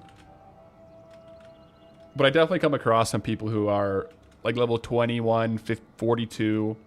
Just questing through the zones, which is always kind of cool. Same with Stranglethorn Vale. A lot of Stranglethorn Vale.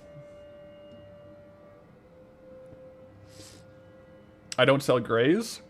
Depends on the average sale values. A lot of them I do, a lot of them I don't. I don't sell ones with low sale values or like a crazy amount of lookalike appearances. If there's like very few low lookalike appearances, I will sell it, like the shield. But a lot of grays I won't. I just have too many items on the auction house.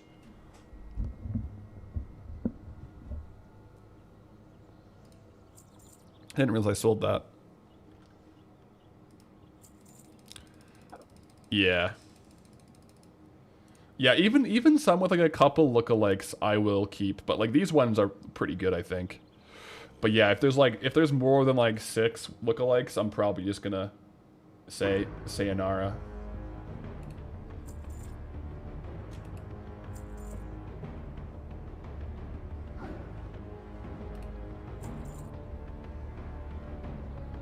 Lots of Lucky Charms, though. Unfortunately, this guy is definitely just, like, only farming this area, so I guess I'll peace out, because I don't really feel like contending it. I'm doing a bit of a AoE farm, where I'm getting some herbs, going down to this one to get some pickpockets as well. Not really trying to compete for one spot.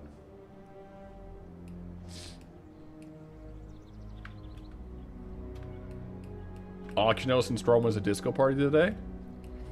Was it party day? Oh yeah, auction house party. It'll be like that for a whole day, right? Yeah. That's cool.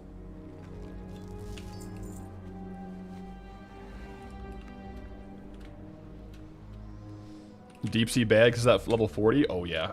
Or no, not level 40, 30 slot bags. Yeah, 30 total slots in the deep seas. Massive. They should have added a disco ball in the Bruto. I would have liked that. Hey, maybe there's going to be plenty more Brutos probably, so we can just wait for those ones. I feel like the next Brutosaur will probably have a bank on it, honestly. Because original had a vendor, right? Original Bruto had a vendor. Then they had one with... I guess this one had the mailbox. Mailbox plus vendor, actually. So maybe next one will be like mailbox and bank, or like bank and vendor. Who knows? Or transmog on a Bruto. We already have the Packmaster for transmog, though. Next one will have Org/Stormwind Portal on it. Portable Flight Master, a teleportation device. Maybe. Either way, that's why we're saving up our coins, just in case we get another Bruto.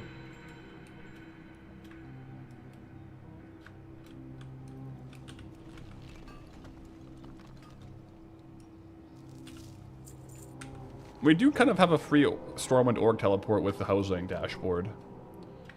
It's not like a full tele though, right? Because you gotta still walk out of housing. I guess I probably should have picked a more pristine house location that's close to the Starwind portal for min-max strats.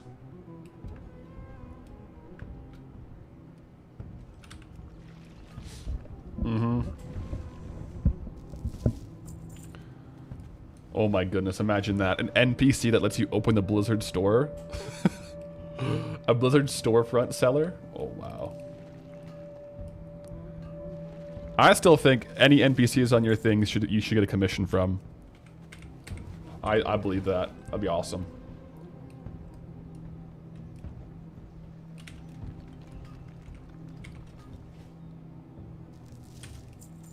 He'll need a really scummy name, like the like a shop vendor. Spend money? Yeah, something crazy like that. I bet you we'll see one. I don't know if it'll be this year, but maybe next year. It could be this year, though. They could just make it like a seasonal thing. Or they just bring back the exact same one again. They wouldn't have as much sales that way, though. I feel like to really juice the sales, they'd want to do something completely different. Not completely different, but like something that's like an upgrade.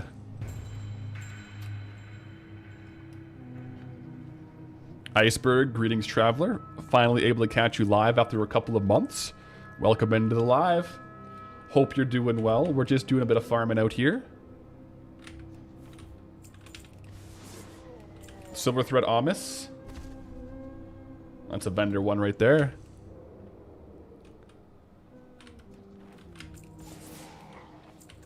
But yeah, I think if I end up getting to 10 tokens before anything happens with that I really want to buy in the shop, I think my next purchase will be a new flying mount. We have had the Golden Griffin. Guys, look at this. How long have we had this mount? This isn't even... Like, I only started tracking the distance and the time on the mount since Blasted Lands. And we have... Wait. Did the thing reset? No, it says 466 yards, 28 seconds. No. My auction... Or not my auction house. My mount data got reset. That sucks. We were over like a day over like a day on it. Oh man, that sucks. Did my zone timer get reset? No. Zone timer's fine. Leave that on if you guys want. But that's rough. That's sad. Because yeah, I was tracking how long and how far I had flown on the mount. What add-on was that? That's Mount Journal Enhanced. It's a cool add-on. Like, it tracks your time, basically your time played, your kilometers, or your mileage on your mounts. But it also shows you how rare the mount is. Like, what percentage of profiles have the mount. But yeah, that's too bad. I love things that add up data over time, but it's not as cool if it gets reset. That's a bit sad.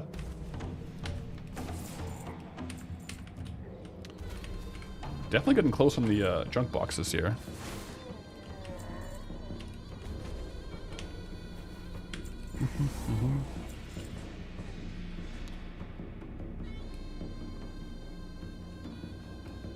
Yeah. I mean, even the in-game stats page, you really can't rely on it. I mean, we saw what happened when we were tracking how many kills we got on it. On the stats page on Traveler. That did not go very well. I mean, even here, it says total kills 5,100. Creatures killed 184,000. That doesn't add up, does it? I feel like they should just take out the stats page because it's so inaccurate. Or like only leave the tabs for like boss kills, because I feel like those are the only accurate ones. Like boss kills and honorable kills I think are accurate. That's like it on the stats page.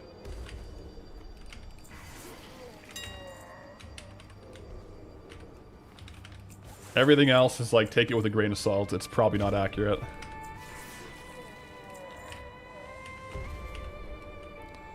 Stats page says you've earned 300k gold when it's not true. It's near 2 mil. Yeah. Like my stats page on gold, I don't think it's changed since... who knows how long. It's been at like 1.5 mil for months and months and months and months.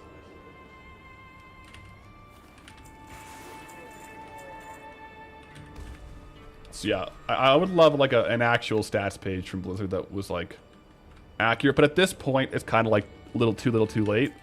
Because you'd want to have it from the start of the character. But hey, Blizzard, Classic Plus, a legit stats page that actually works would be amazing. Stats like total jumps, total deaths, total kills, total gold acquired. That is like accurate. I would absolutely love that.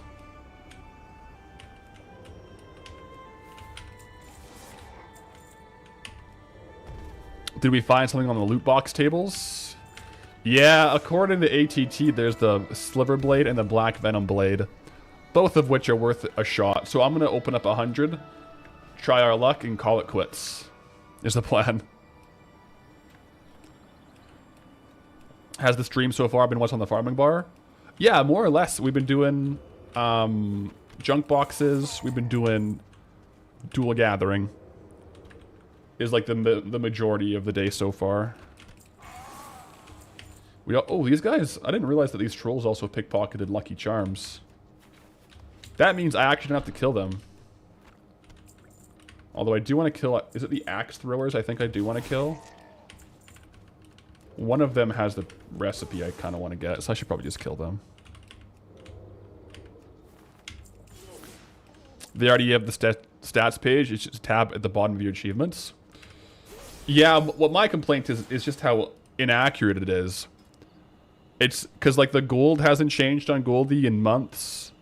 The kills, it says total kills is 5,000, but creatures killed 184,000. So it's just not accurate is the problem. Like the stats page may as well not be there. Like I was saying, the only thing accurate about the stats page is like boss kills and like honorable kills.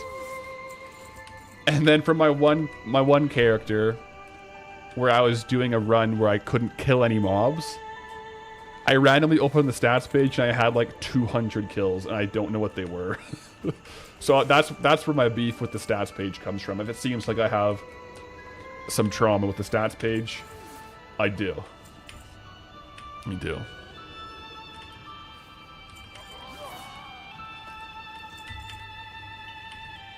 But it was slowing down their system, so they just kind of like nuked it. Yeah. Because like, yeah, the boss kills is accurate. Like I could look and see how many reg kills I have. I can look and see how many dungeon runs of the last boss I've killed. So those things are easy. It seems to be the things that add up really fast. Like total kills and gold got kind of nuked. What a shame. Yeah, that's what I'm saying. So I'm saying Classic Plus, if we could just have like a simple, like a very accurate stats page. Yeah, like zone timer being built in would be dope. Kill track, like even like a tooltip. I feel like a kill track tooltip like wouldn't be bad. Even if it's just like toggle, like you just like, toggle it on and off. Yo, Jetalix, greetings traveler with the Twitch Prime. How's it going? I think we're actually almost out of junk boxes. We're at 90, so we gotta get to 57. 57 junk boxes prior to opening. They drop quite often. It's like 1/3, I think. Zalus is up.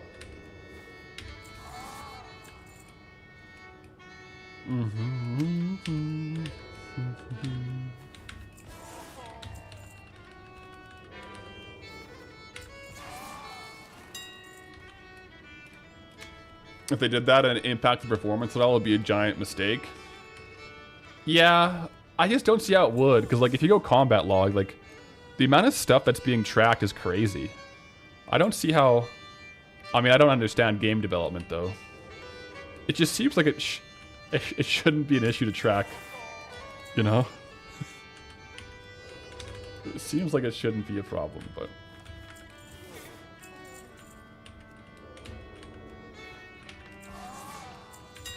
Whoa. Yo, Kilgreed, greetings, traveler. How's Arathi treating us? Any decent drops? Nothing too crazy yet, but it's doing good.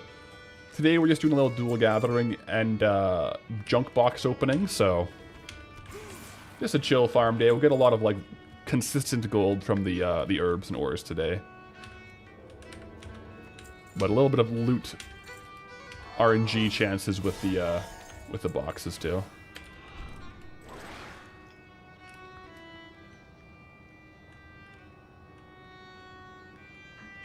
Waiting for your job offer to come in and you have 2 weeks notice conversation with your current director. Yeah, best of luck with the job offer, man. And best of luck with the convo as well. Those are conversations that, while nerve-wracking to do, you always feel better after, and they generally go better than expected, so. Best of luck with it, though.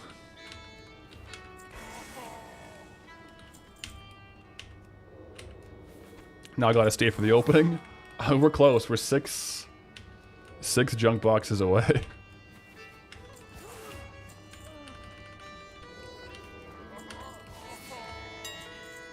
The bright robe. I will have to clear some stuff out of the inventory. Because now that I have these new bags, I can hold 100 junk boxes at once, which is gonna look sick.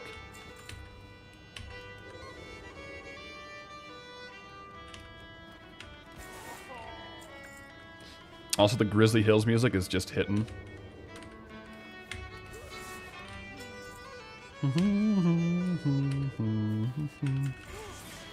Small indie company can't expect nothing to work, am I right? You know what? You're right. Maybe I should adopt my loot strat and just, we'll get what we get and we don't get upset. In fact, I'm so glad that the, let's just take a moment to appreciate what works on the tracking. So, one thing that does work, dungeons and raids. This works. It's beautiful. Amazing. 3 Onyxia layer kills. 39 rag kills. Yeah, it works. This is just beautiful. This is what we need in the stats page. And, you know, as much as we can complain, we got to appreciate the ones that do work. Dungeons and raid tab works flawlessly. 10 out of 10. Good job. Good coding on that one, boys. Good coding on that one. I like it. It's my fault, though, for the Molten Core clears that I did one clear when I was on vacation, and I only killed Gar and only killed... Who drops the Night Slayer chest? Basically, I didn't kill Rag one time because I was just in a rush. So now my Molten Core track is forever behind by 1 run. That's my fault, though. Yeah, Golemag, that's him. Oops, I didn't mean to aggro this guy.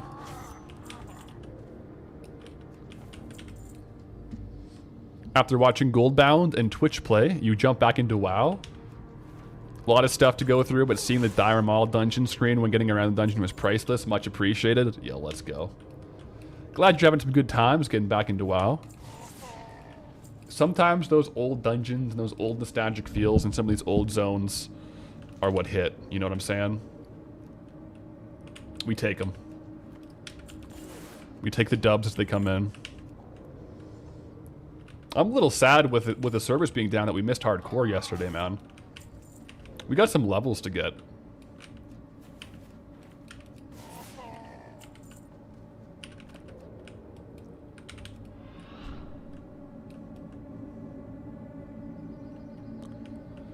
Classic is on time walking? Yeah. Hey, how does that work? Could I do, like... No, I'd have to solo it. It wouldn't work.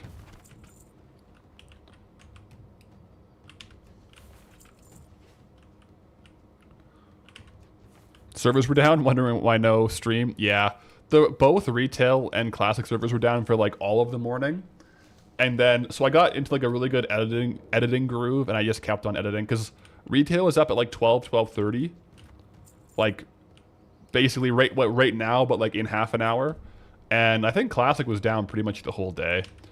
And Tuesdays are always my Classic or Flex days. Either no stream or like a Classic stream, or sometimes if I'm doing Forfeit Zone, I'll do an extra Goldbound day or something. But yeah, they were pretty much down.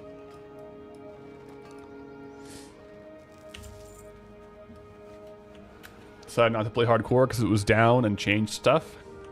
Well, apparently today hardcore is a little bit buggy as well, so if you're out in the hardcore servers today, just definitely be a little bit careful. Keep the head on a swivel.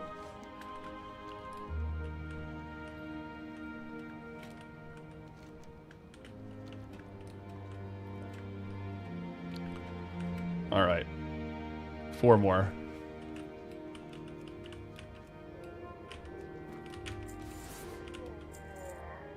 In the Boulder Fist Hall here. 1. I probably don't have to kill them. I'll just run around and loot a little bit faster.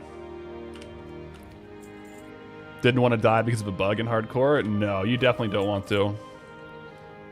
I mean, the first time the servers are back up after a long outage, it is a bit sketchy on hardcore.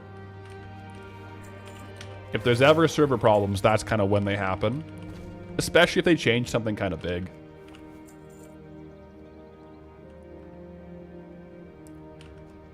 I haven't been on hardcore, though, since the reset, so I haven't experienced it.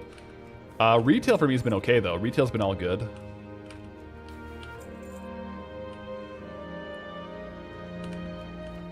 Been nice and smooth. Haven't had any issues here.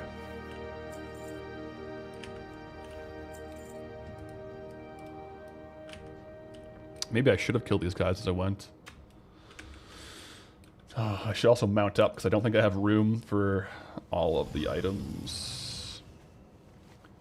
I actually might have to sell some trade or some trade goods to make space.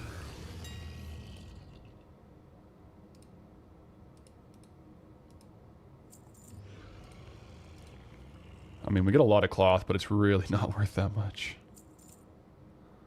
Iron ore.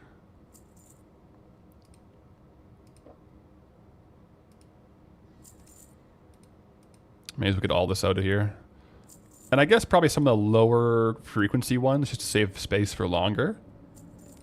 Some rune cloth. A little tide spray linen. A couple jades.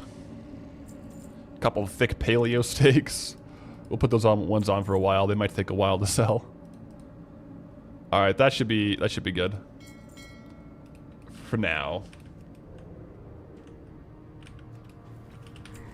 Don't forget to like the stream. Yo, Brewbaker, greetings, traveler.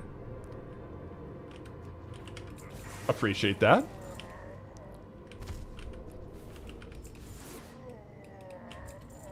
What supers can we get from the junk box?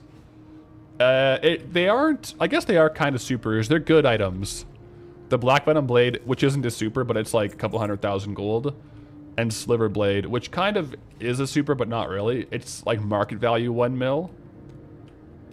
I guess they are super rare, but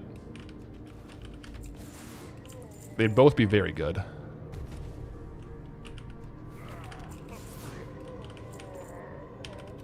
Not to mention, like out of just from today farming, where are we at? 1.2k worth of Lucky Charms. That's no small amount of Lucky Charms. Rock Mall, is that good? It's not terrible, but I mean, it's a good sale rate. I feel like it would have a similar appearance to a lot of things, but apparently not. Just one other item? The Anvilmar Sledge. Huh, maybe it is good.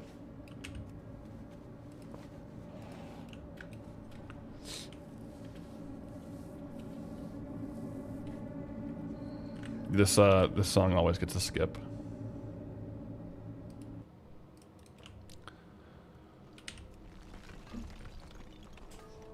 Did we get bindings or Night Slayer on Monday? We did not get Night Slayer or bindings, no, or Nixia. We got nothing. We just had good times. Yeah, we're still rocking the Huntsman set. I like the Huntsman set though; it's good. It's a good vibe for Arathi, I think. But alas, No Night Slayer. Let's see if this guy's still farming the ogres up here as well. Get a couple gold thrown along the way. R.I.P. R.I.P. is right. It's too bad.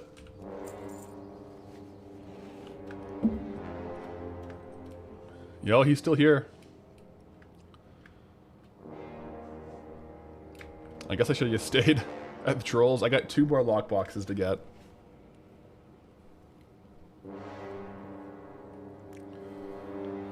What's the captain set from Arathi? Do I have a couple pieces in here? Captain? I don't know what it looks like.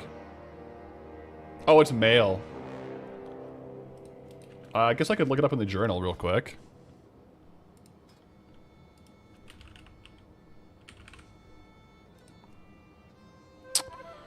Oh, wait, they don't have like those other sets. They only have like the big drop sets. Captain set. Let me Google it.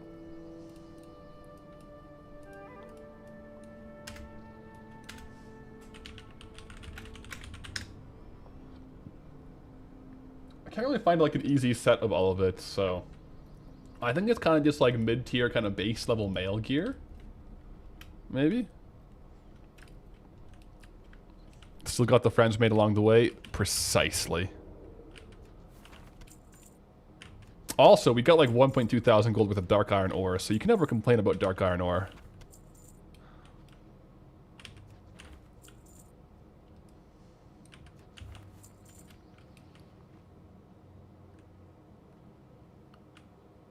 Yeah, we still need 2.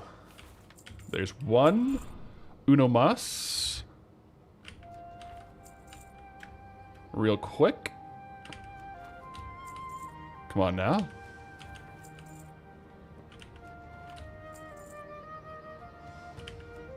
Better wardrobe is the best add-on for transmog.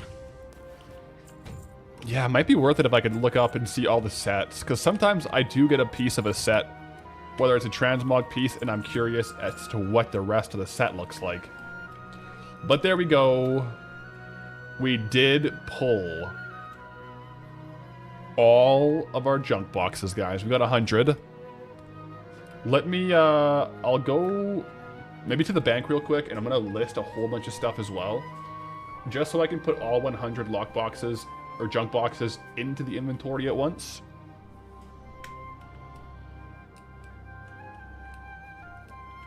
How's Path of Lyrics Hardcore going? It's going. Was not able to play yesterday just because the servers were down all day.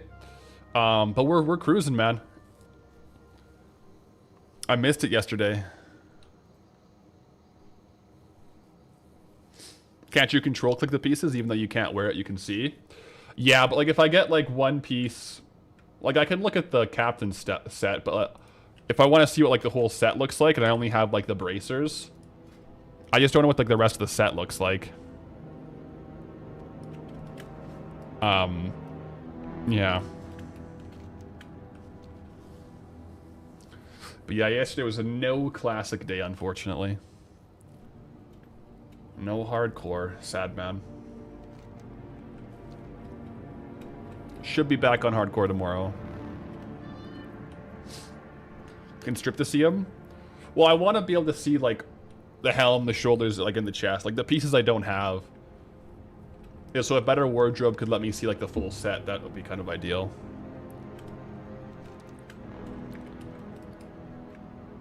Because sometimes, like, you'll have a cool leg piece, but, like, the shoulders and helm are, like, what the heck? What the heck is going on? I can imagine them.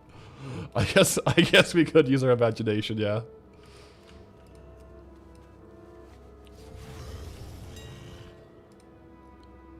Let me just get a ton of bag space here.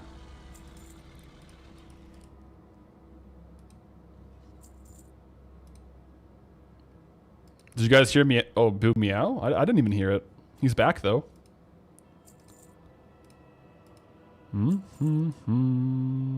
Okay, post.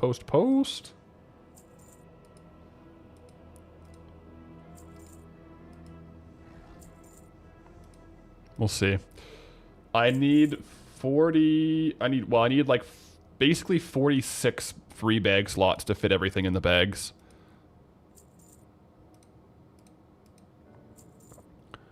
On the Paladin, do we have our mount? We do. I dropped a video, I guess yesterday, on the second channel, which has, it's getting up to date up to level 40 with the mount.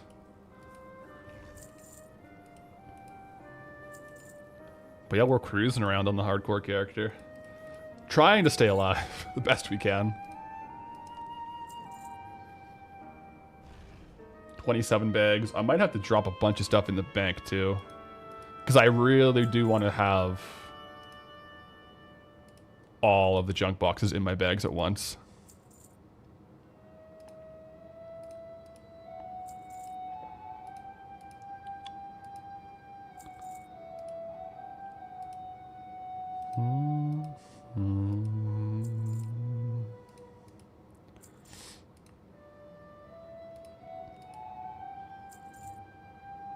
Did I decide to post every other Saturday instead of every Saturday on main? It's still kind of like 2 to 3 per month. It just depends on the pacing and the progress. But I am trying to have all the videos have like more actual progress in them. Otherwise, the problem with the weekly videos is I end up spending as much or more time editing as I am playing. Which is good, but I think it's a bit more of a risk for like getting closer to burnout because I'm spending more time editing than playing. So the every 2 weeks lets me get more play time to the editing, both to make more progress into the videos, to make better videos. So I like 2 to 3 per month is probably the general pace. And that also gives some room for other challenges. I know some people would prefer only Goldbound, no hardcore, but I think it is good to have a little bit of hardcore in there as well. It's good fun.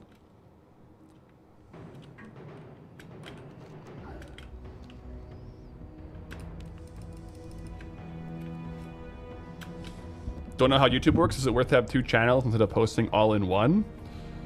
There's definitely nuance to it. The second channel is just basically so I can post things that I don't really care how they do, if that makes sense. So stuff if I don't have put as much time into editing, or like faster content, more live streams for the second. The second channel is more for the love of the game, and main channel is the business. It's kind of how it works.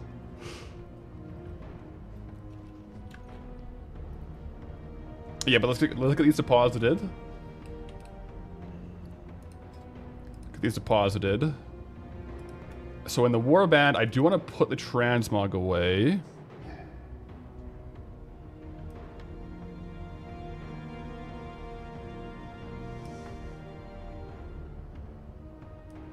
At least some of the stuff I will try to sell.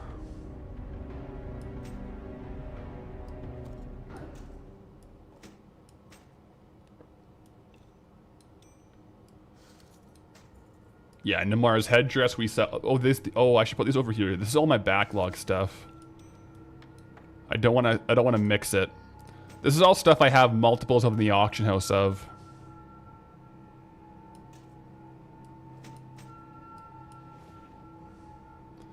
Like I have a bunch of Mithril Blades, Wicked Blackjacks. I just don't want to post like all of them all the time, so I have some in storage basically.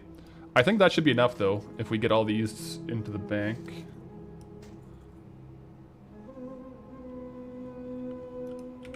Battered junk box.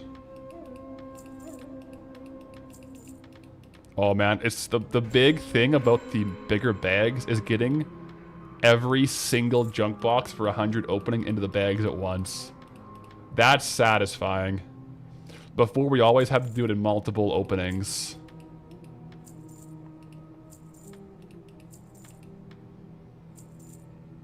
Yup. Look at that. Look at that. I'm gonna hearth back to Arathi for the opening though. Interesting, in your opinion, hardcore content is more entertaining and engaging than the Goldbound? Yeah, I think a big thing of the Goldbound is it's a different vibe, right? Than a lot of like the more traditional content, so that's where, like, there's pros and cons to it. Pros and cons for sure.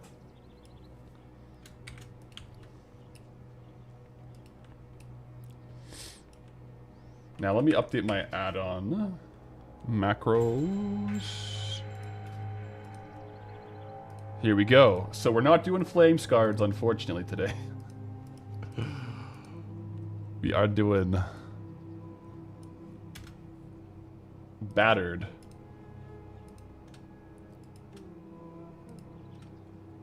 Battered junk box. So we'll see what we get.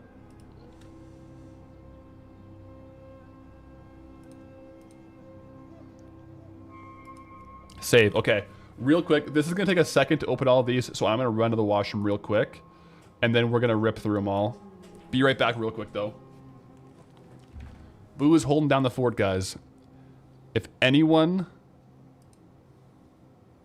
attacks, Boo lets me know. Alright, Boo. On you, bud. All on you, bro.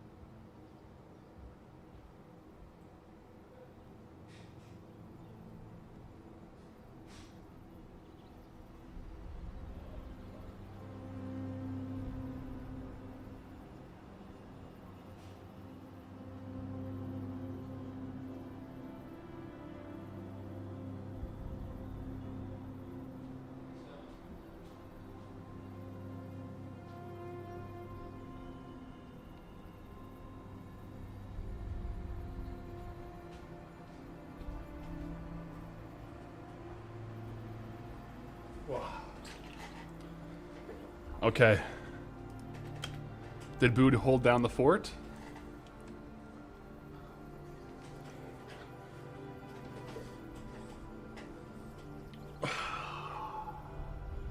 Let's do this thing.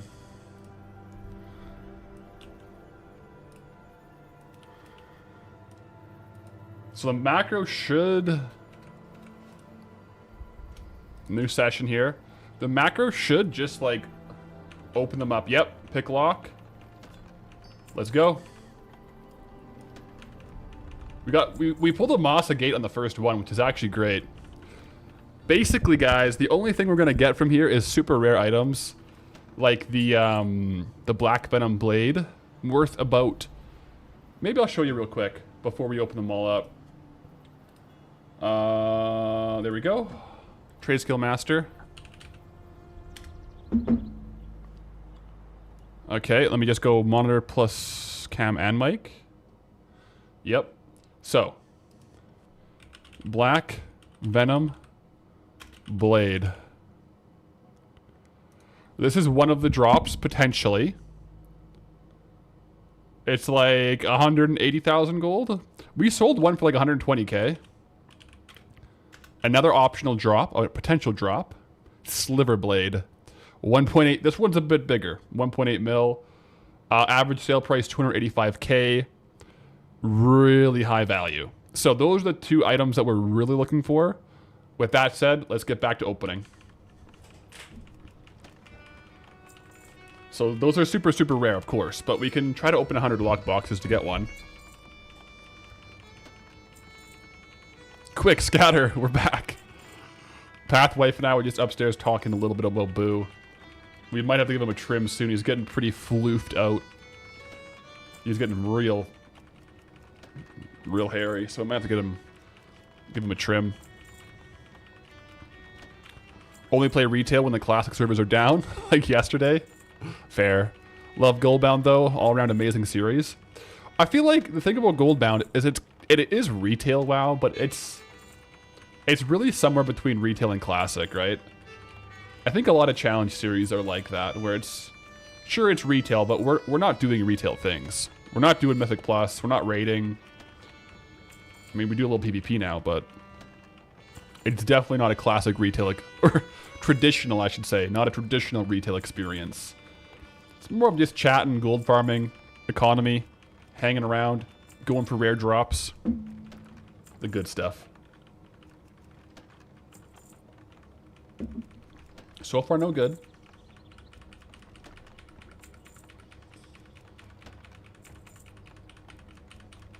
I'm gonna break my keyboard here. This brings me back to the Vashir lockbox farm. After I open these all up, I can see how many pickpockets we have total as well. It's also playing WoW your way, which is important. That's true, yeah.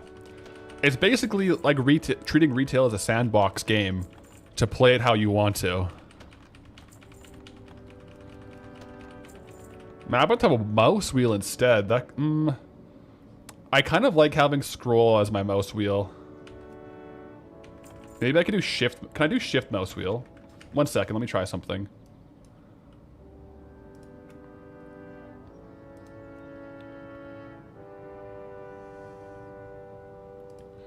Maybe shift mouse wheel. I can't change it. Oh well, I'm just gonna leave it. It's okay, I don't mind spamming the number key. Shift mouse wheel might be good though. But yeah, I do like having scroll wheel on zoom in, zoom out.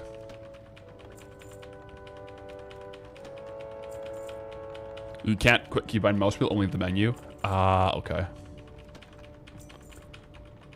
I use up and down arrows for zoom. I used to, but sometimes, like, if I'm getting B-roll, I like to have more of, like, the smooth zoom. And the only way I found able to do that is with the scroll key. Otherwise, I think you kind of get, like, a little more stepped zoom. But yeah, maybe I could put... Yeah, some command keys.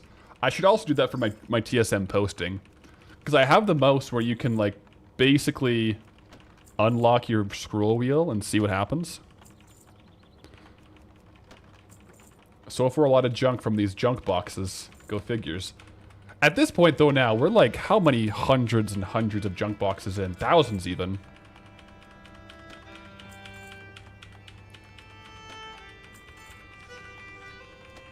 Possibly missed it from earlier, but what are we items hoping for?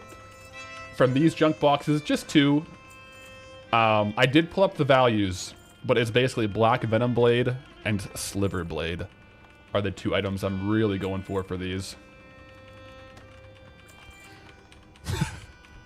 Is it a cat or a dog or really hairy cushion? That, my friend, is a cat. The Fury, the next Goldbound will be this Saturday. T-minus like 3-4 days. Just try to get a bit more progress in each episode. And, like, more game time to edit time in the Goldbounds. So the last couple have been a bit, like 2 weeks. A very sharp, hairy cushion. See, look, I can confirm it's not a photo, guys. It's a real life cat there. It's confirmed.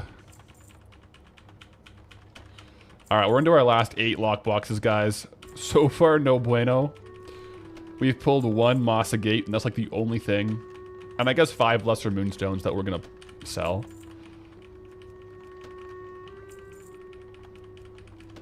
Alright, last 2, guys. Please. Alright, well, we got 2 Moss Agates, so we pulled some vendor sale, but then also 48 gold and 7 gold. Well, we did it, guys. We opened up 100 lock boxes for the items, and we didn't get the items. Go figures. Is what it is. I thought I was guaranteed it this time. I thought I was guaranteed it. I thought our luck with lock boxes was goated. Do we run it back 100 more real quick? It is fun opening them up, though. Especially in this zone where it's kind of easy to get them. Like, it's not like we're really grinding to get the lock boxes here.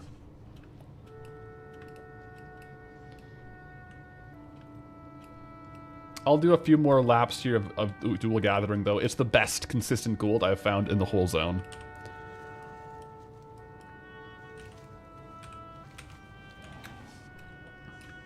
When will Arathi Warfront switch? This past weekend? I don't know what day, but it did switch to Horde controlled. The problem is, it seems that the rares don't switch back over until Alliance control it again. So we have to wait a whole other week, maybe 2. Depending on if we have to wait for the attack phase to expire as well. But right now, Horde control the BFA version.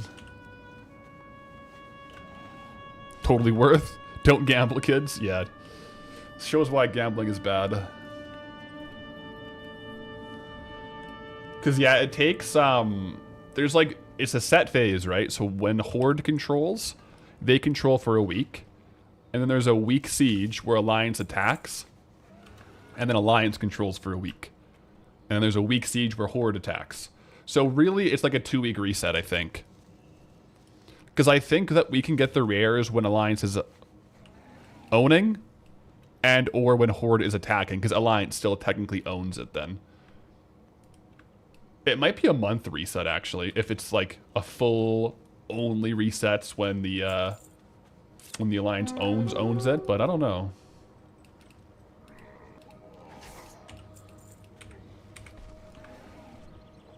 Did we test fishing in BFA?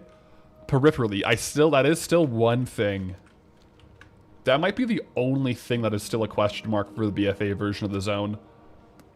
Depending on how much dual gathering I do today, I could maybe pop back over to fish for a bit. Not that, you know, we've got a pretty good community, but I'm a little bit hesitant to fish on stream. Because right now with Horde controlled, I'm 100% flagged all the time. And there's pretty much no phases. There's like 1 Arathi. So, it would probably be fine. If I do it in like an hour, I won't announce that it's PvP, but I do think fishing in one spot is kind of a little bit like, you just might get killed.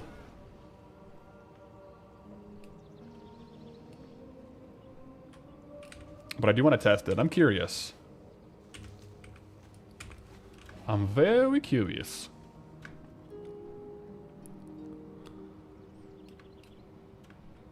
Happily watch someone fishing WoW. Well, we definitely stream fishing. I'm just because I'd be flagged for PvP. I'd be afraid I might get killed. Which, at the end of the day, it's not the end of the world. I would just go swap back to this version and just call it a day. If I do though, I need some dual gathering time. We gotta spend some time on the one farm that actually produces. Like, yeah. So if I do fish, it'll be in a bit because I think fishing will be interesting but low gold. We did a lot of interesting but low gold things last week, guys. Yeah. So I'm just trying to get today's gonna get as much gold as I can kind of day with this dual gathering.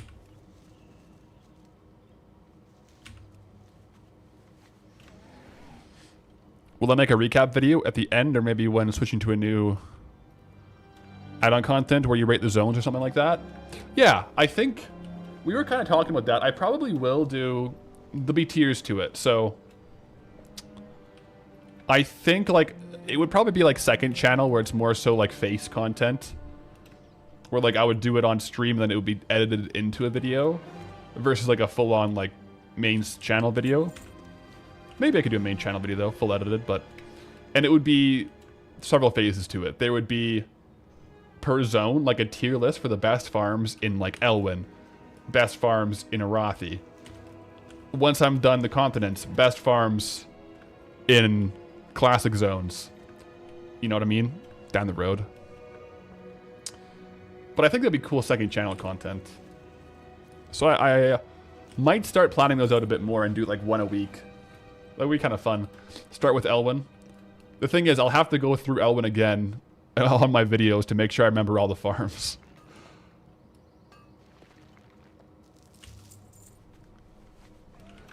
A video of all the mailbox clears. Just an hour straight of gold jingling.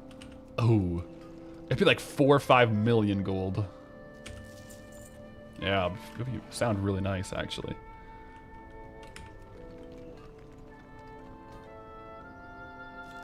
Hopefully the transmog alts were selling last week. We were listing, you know? We were listing, that's for sure. World of Warcraft ASMR, it's just a gold jingle and just like ear-to-ear Murloc sounds.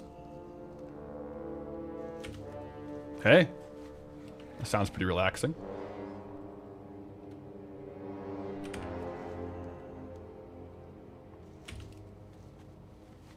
But yeah, we were definitely relisting with transmog alts. I even had to send over some of my raw gold to cover some more posting fees. That's when I had to take a bunch of stuff off the auction house. I cleared out like a bunch of my lower value stuff. It was just costing too much to list every time.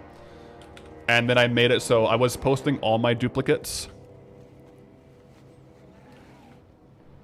Whereas now my max post is 2, and I have a lot of stuff in the bank if I want to save a whole bunch. I'm really only saving duplicates, though, of items I specific target farmed. Like Riverside Staff. Like all those, like the Dead Mines Cleavers. So I won't really save duplicates if it's just like a random transmog item. I'll just sell it. But yeah, no, we were literally losing money on transmog for a while there. Just the posting fees. Once you sell a couple items, you get it back, but like it can happen right after I mail off the gold from the transmog alt, right? Like after I mail off all the gold I've looted, the transmog alts, I usually only carry like 1 to 3k on them. And as I'm later in the zone, if I run out of gold on the transmog alt, I'll just like kind of snag a couple of the sales. So like I'll just loot like 2,000 gold in sales of items that are kind of like not that interesting. But if I have no sales, then I have to mail gold over from Goldie, which feels pretty bad when all my gold on Goldie is just like raw gold that I made like 1.5k per hour, and relisting cost me 2,000 gold. Feels pretty bad. But we have we've stabilized. We've made a couple sales on transmog, at least a couple. I'll tell you that much. I might go check on the rare real quick in here too.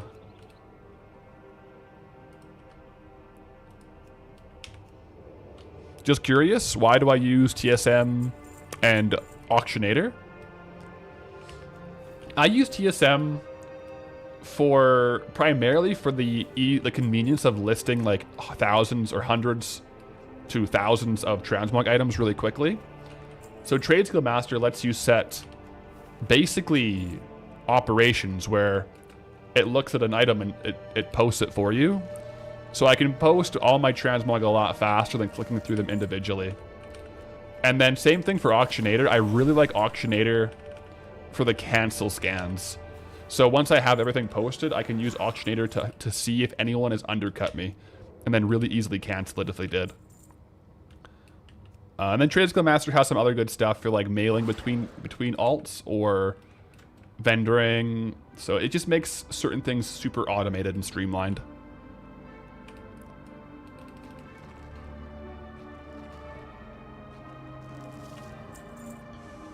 Know that the war funds are for bank tabs. Why don't I use that money as an auto loan for ease? I feel like that money's off limits in my head. I feel like that's a slippery slope right there.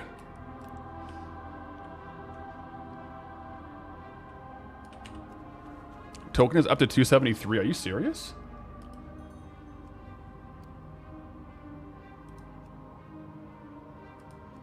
What? Okay, yeah. Token is up.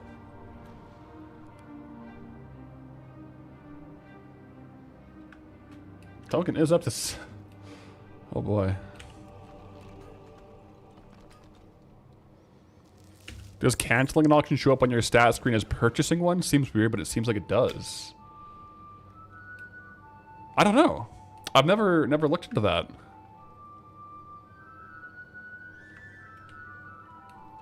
Like on stats? Let me see. Wealth.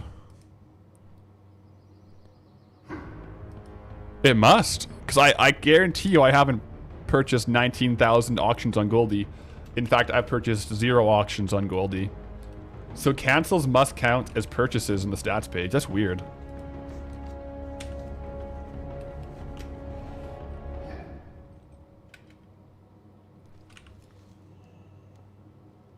Yeah, BlizzCon is coming up, but that still seems like a ways away, right?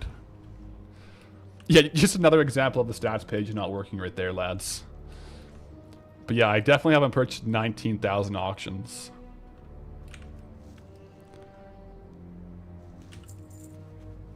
Buying tokens might count as one of them, yeah. We do have a few tokens.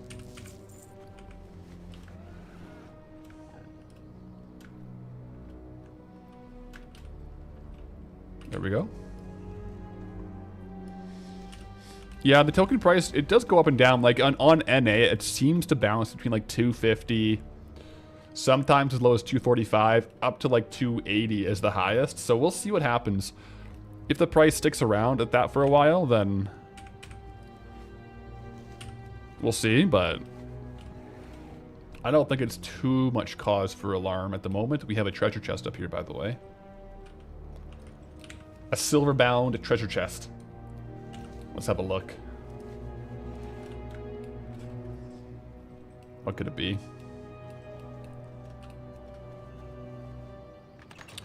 A lot of rings. There's a lot of rings in these chests. Gotten quite a few of those.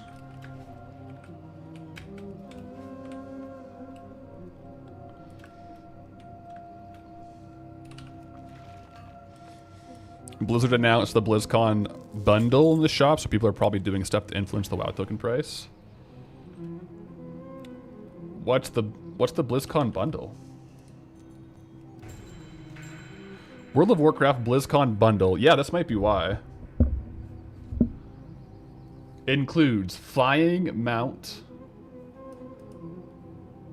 Details. Includes Garb of the Phoenix. This is like a housing decor thing. Rabbitath. It also has the flying mount. Oh, this is a flying mount. Oh, that's pretty cool. So yeah, the bundle has all those things. So maybe people are buying the bundle. Kind of a cool transmog set, I guess. Very Ret Paladin vibed. Like, has wings on it. That's actually so close to wings, I wonder if it's like a meta to like run this transmog in PvP as a Ret so no one knows when you pop your wings. Yeah, I guess they added that to the shop recently. But like shop mounts are usually 32, so it's a good bundle. It's like you get a mount for regular price plus the two things. Eh.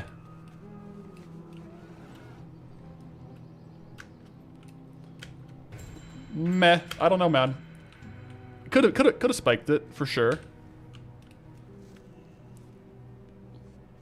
I'll track the WoW token price just so we can see it changing throughout the day. Oops, wrong one. Add-ons. Worth it tracker. Does that come with a ticket to watch BlizzCon though? I mean, yeah, it should, right? It's the BlizzCon package. I didn't see that on the details, though. Let me see. I didn't see it on the details. World of Warcraft BlizzCon bundle. Includes 3 in-game items. It doesn't say you get a BlizzCon ticket. It doesn't say it there.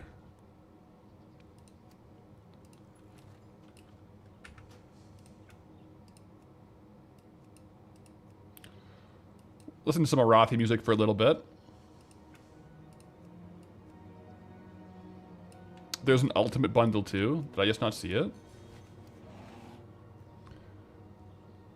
Game upgrades. Oh wow, they got a bunch of these pets. little rabbit pets, man. I have never seen those before in my whole life.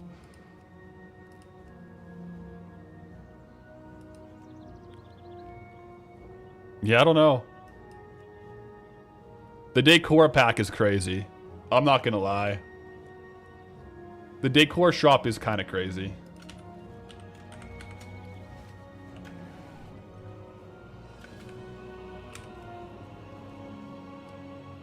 Here I thought the decor was their attempt to get old world economies a boost. Nah, they were just trying to sell more stuff, I think.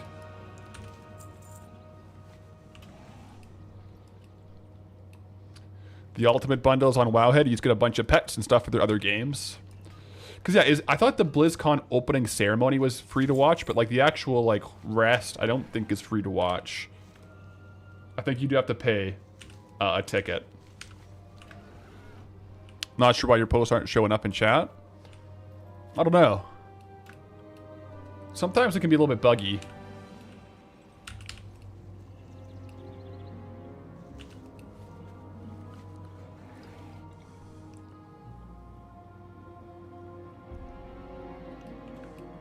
Last BlizzCon, they changed it to free. Oh, okay. I do want to go to BlizzCon. This year, it doesn't really work out. Really good timing, because I'm already away for quite some time for like the Strongman World. So I would probably won't be going to BlizzCon in person this year. Maybe next year, though. This would be a hype one, though, man. I would love to be there in person for the Classic Plus announcement. That would be so intense.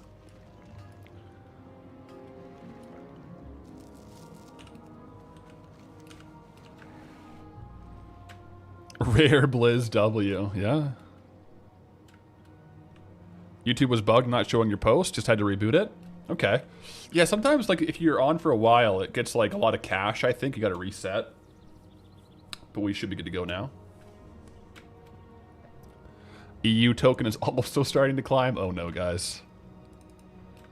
Yeah, we'll see if it goes up over 273. Be a bad day to try to get the token. Imagine we're just like farming raw gold for the token and it jumps 13k in 1 hour. I mean, we've kind of had that happen, but...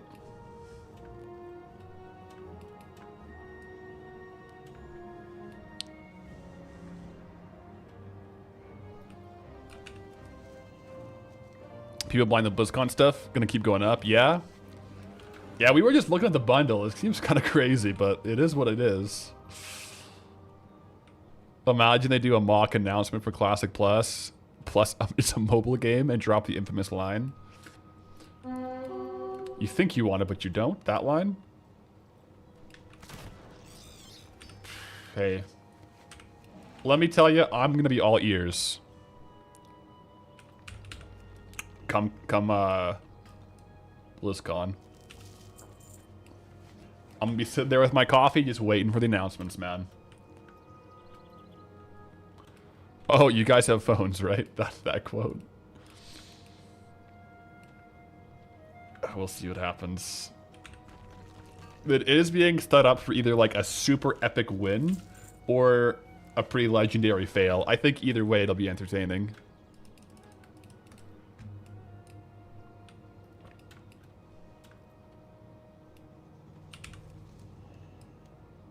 Just started Goldbound last week. Do you think you're going to be stuck in Ellen Forest due to the token price going up?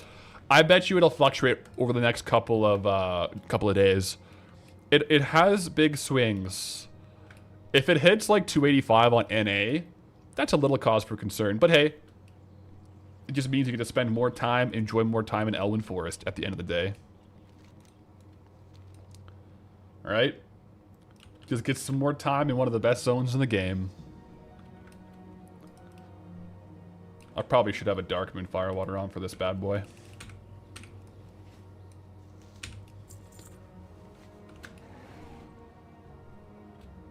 Am I a doomer for thinking Classic Plus is going to be a failure? I think that... I wouldn't say you're a doomer. I think maybe... You're not pessimistic, maybe... Cautious? I don't know. Maybe excited but not wanting to get your hopes up? I think that's a fair emotion to have for it. Because it's true, like, my hopes are up. I could be let down. I could for sure be let down.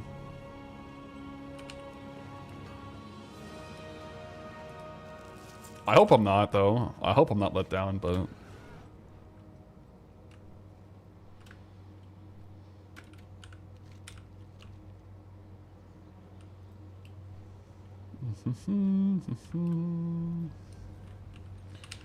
Yeah, I think...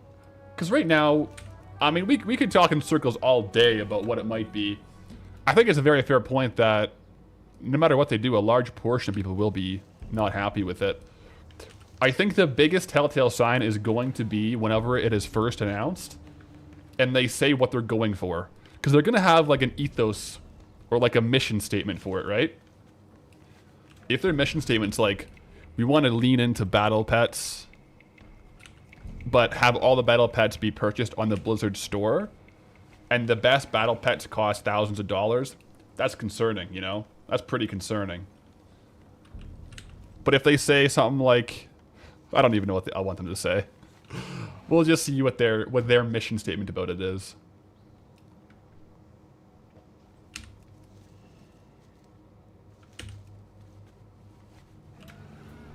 Yeah, it's under 60 days out now. It's coming up kind of quick. BlizzCon, that is, which is when, if anyone's betting, probably when the Classic Plus announcement will be.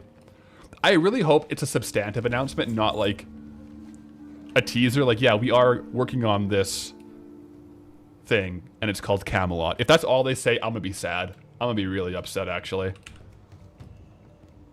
I'm gonna hold my pillow real tight that night and cry myself to sleep, I think. I hope they give details on what they're planning. Like, I hope it's not just like a confirmation that they're working on it. That would be kind of sad.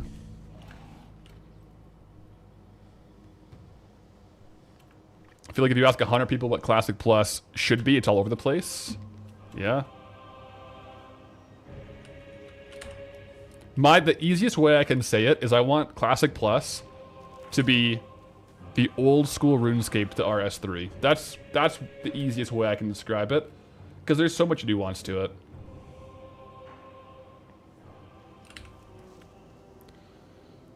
Harry, hey, just wanted to say you really liked the edited stream VOD segment for Scarlet Monastery in the hardcore video. Yo, Harry, thanks for popping in to say that. I've had... Yeah, we tried out a little different of like a edit for the hardcore dungeon there. I might play around with more of that, with like certain fights or like difficult quests being more so an edited stream VOD versus the narrative.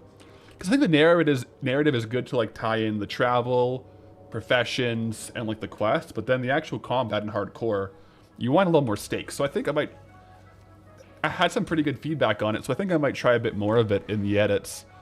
The bonus of it is it does allow the hardcore videos to be a little bit longer without being like disproportionately more editing time. We'll see though. I still will definitely keep some the narrative in it, but like have more of the hardcore stuff be more of the edited VOD. Probably.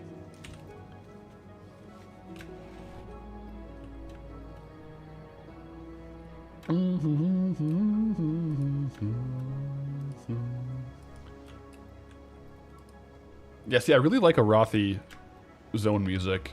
It's actually quite good.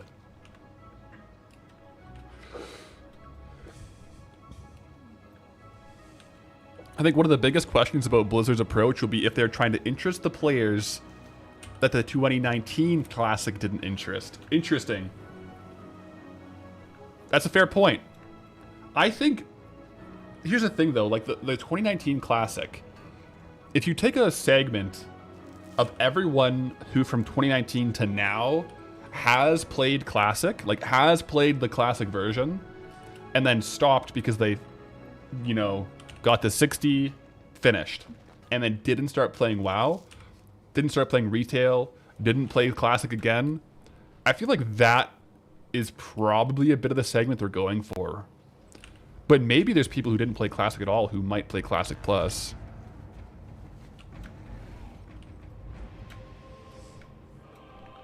Like I said, I'm excited to see what they say about it. Bum bum.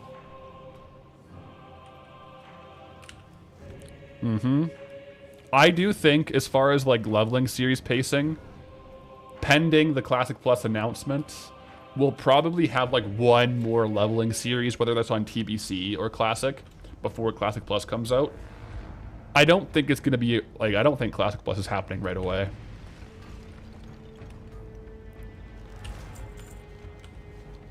I'm getting kind of excited about,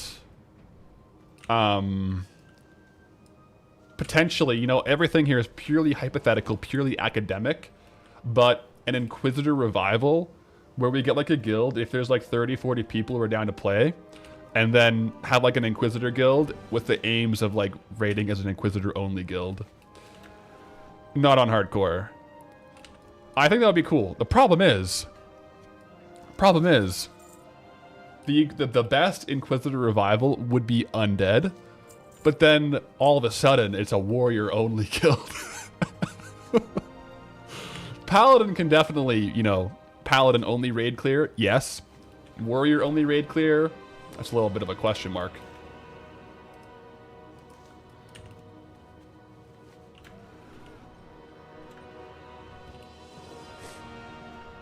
Would I start a streamer guild or a class plus? That, if I did that, it would be like a guild on stream, but like for people who want to play Inquisitors to come join, like viewers, not like a streamer, like not other streamers, but like other viewers, or just people who want to play. If I did that, we'll see though. It'll depend on timing as well. I'm still making my way through on Path to Lyrics, slow and steady. 40 warriors versus Rag, let's go. Yeah, we've seen how that went. I mean, to be fair, the gnomes had extra classes too.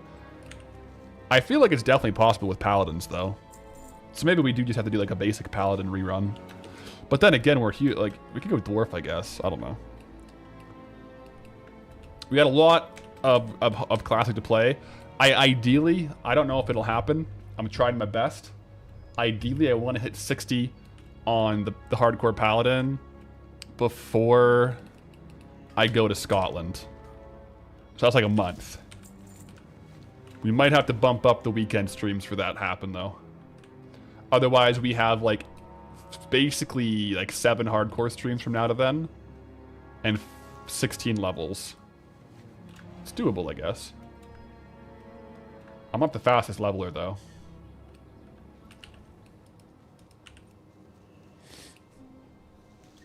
We shall see, though. Step 1 is getting caught up on the edits. We're like only 2 streams behind the edit now, I think. I'll probably get another one done tonight, probably. From 50, it does take a lot more time. Yeah, the lower levels I was getting like 3 to 5 levels a stream. Lately it's been 1 to 2. Yeah, like 1 to 2 levels per stream on the hardcore character.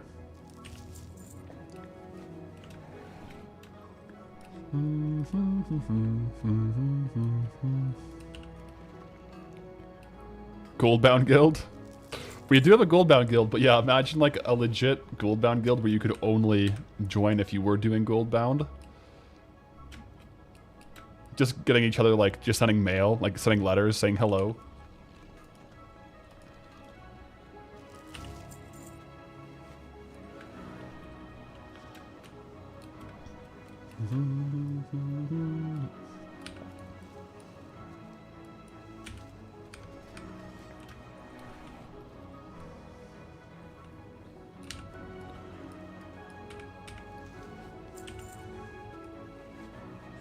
Raiding with paladins would be crazy.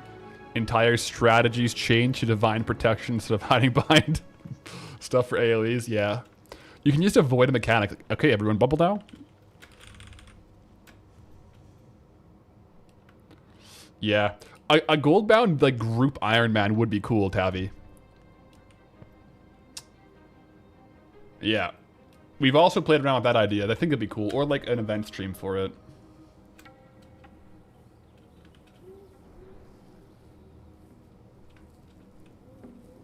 We might, probably should have swapped back to the other version. See how we're getting, like, no nodes now? I gotta swap back to the, regular Arathi to reset the nodes.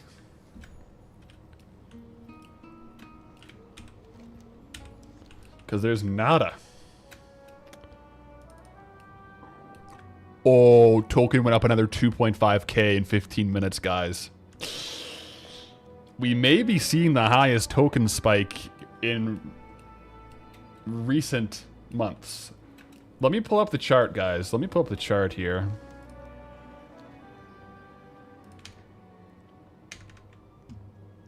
Let me see the chart. TSM, can I see it on here? US token. Does Undermine Journal have a better... Or Undermine Exchange have a better token history?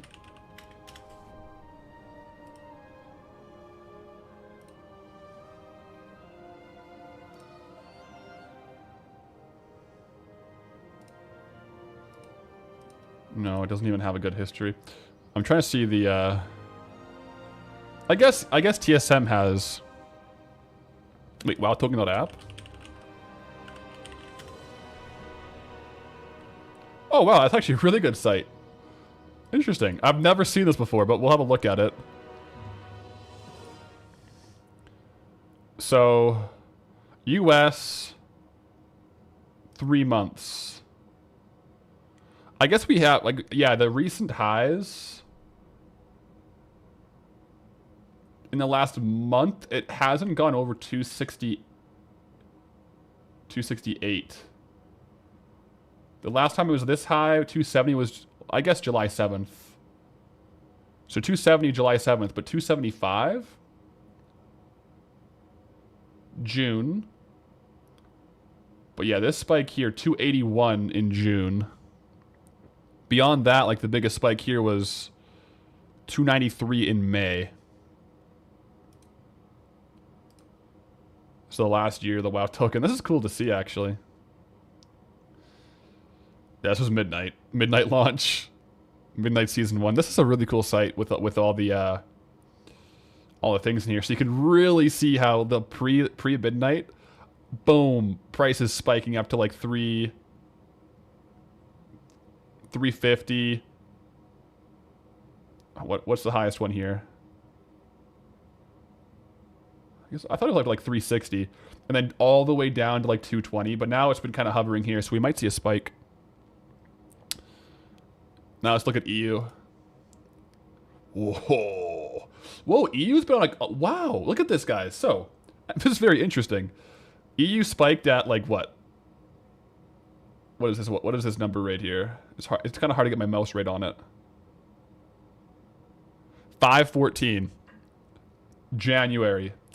Look at this. The last 3 months of EU is a constant climb up. NA is flat.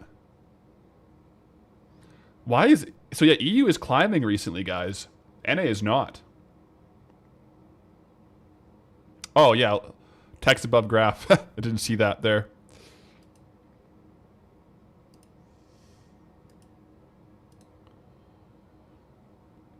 Taiwan highest in 1 year, 903K. Man, Taiwan's crazy. 650 right now. Very interesting stuff, guys. So we'll see. We're definitely in like a 1 month high right now with 275.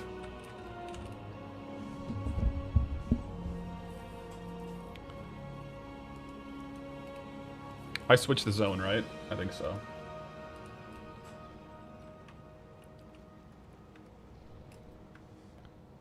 Oh, Taiwan works differently from us because they don't have subs over there. Interesting. Very interesting, actually. We'll see, guys. We have another, like, what, 20 minutes, 15 minutes now into the next update. We could be seeing, like, a 6-month high here pretty soon if it continues on this trajectory. Because generally speaking, if the last update was 2.5K, the next update will be an increase of the same, more, or at least like half. If it's half, then it starts to slow down. But we'll see what it's at. May I ask, how is this possible that I'm 21 hours in and only have 7.5K? I haven't looted the mailbox. I do the mailbox clears in like big batches. So this is the raw gold. I do have several pages of sold mails though. I just haven't looted them yet. So I have made more than that. Yes. The question is, how much transmog did I sell?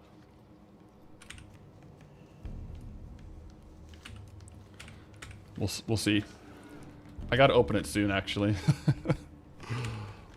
Yeah, pretty soon.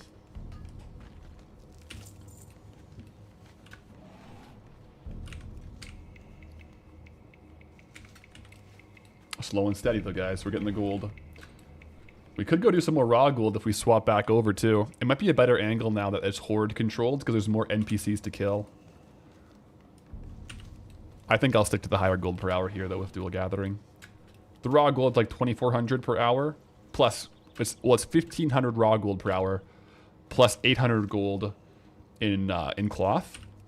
Whereas this dual gathering is like 5.5 to like 7.5 thousand gold per hour, depending on how lucky you get with gold thorn, silver ore, mithril, all that stuff.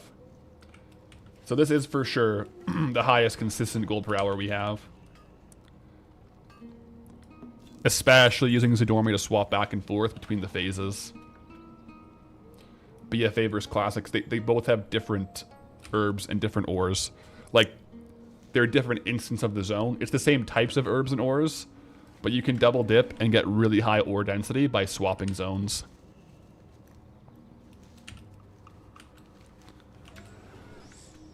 But man, imagine hinterlands, a bunch of archaeology. We'll see where we go next. Sometime soon, hopefully.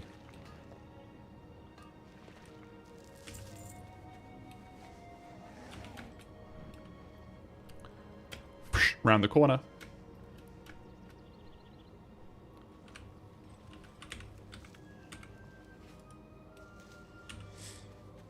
Am I planning a summer break? Kind of, yeah. So I won't be doing much. I won't be streaming at all.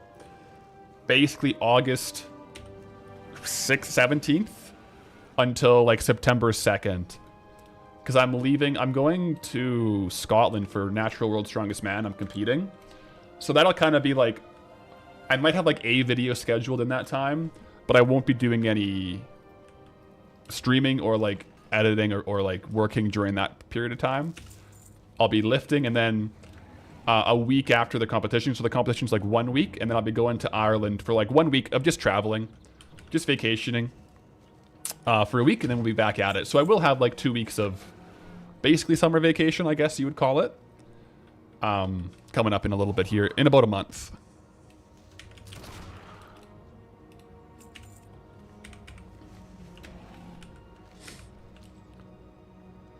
But until then, we farm. I'm trying to get I'm working on a secret challenge in the background. My goal is to have it ready so I can have it scheduled and drop when I'm away, the secret challenge video. It started off well, but it's going a bit slower than expected, so I'm hoping, we'll see. I'm hoping to have it drop when I'm gone, though, as a video on the main channel.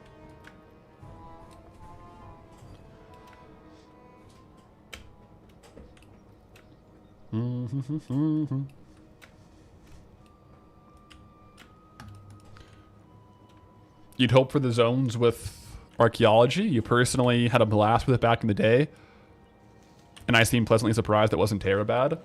It was fun. I'm definitely looking forward to archaeology. I think it's a fun little side quest. So I'm definitely looking forward to the zones with Ark. And who knows, maybe as we get higher archaeology, the vendor trash, like it might be a decent like raw gold angle. If there's some stuff worth hundreds of gold to the vendor. Could be good.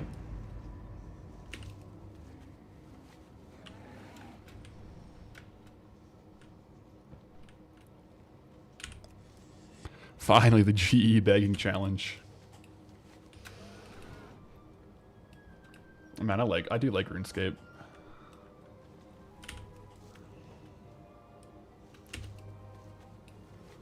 The thing is, the cool thing about RuneScape is if I was working on a RuneScape video, I theoretically could basically be always playing RuneScape while I'm live, because RuneScape is so AFK. Like for all you guys know, I could be AFKing on RuneScape right now. Purely hypothetically.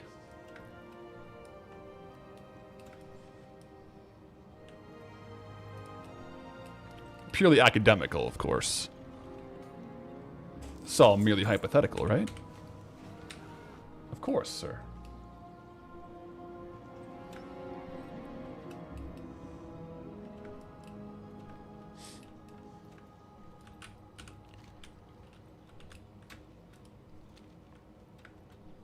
Get the iron.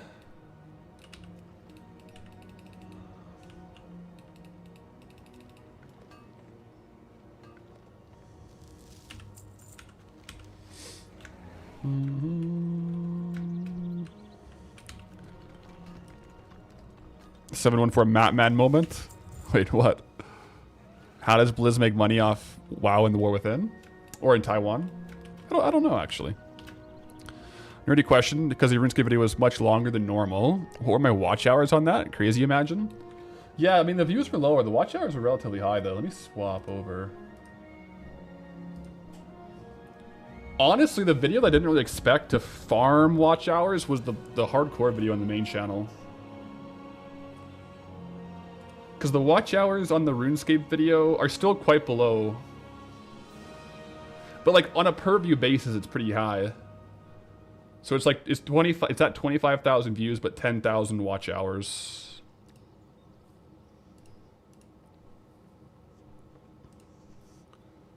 Whereas like the classic WoW mega episode on the main has 37,000 watch hours, which is insane.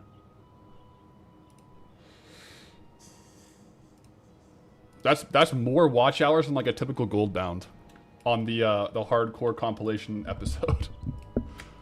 To be fair, though, that one was 2 hours long, so it kind of makes sense. But it's interesting, though, yeah.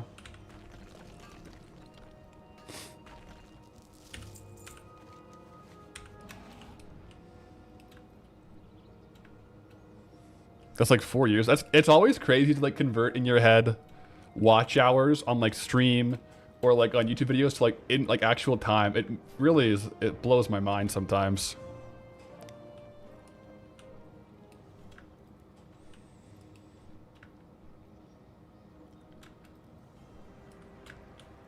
Oh, chest. Chest? Come on, where is it at? Upstairs?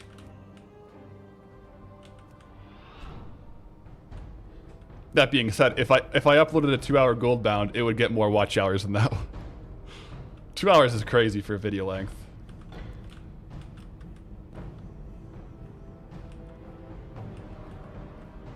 Is it up here? Where is this chest?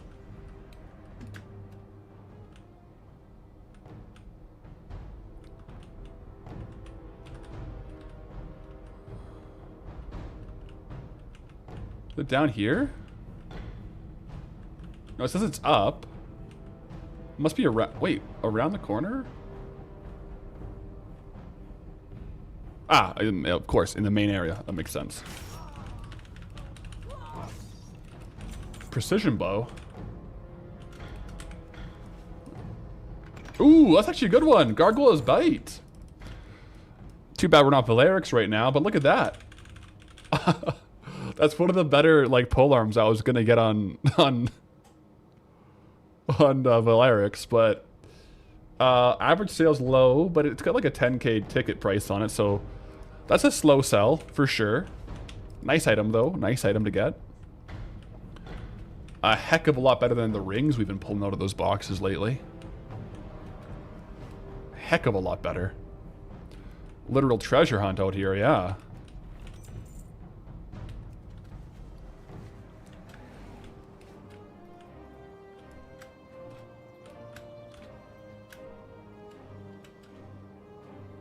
Just finished level 60 druid speed set, 200% move speed. Man, you guys are farming speed sets. Look how good a speed set going. It sounds so fun.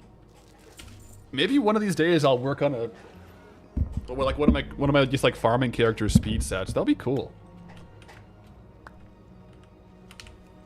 That being said, I got a lot of gold to farm and levels to gain in classics. Maybe I should focus on my current tasks. Timmy, you're up to 208? That's sick. That's so fast.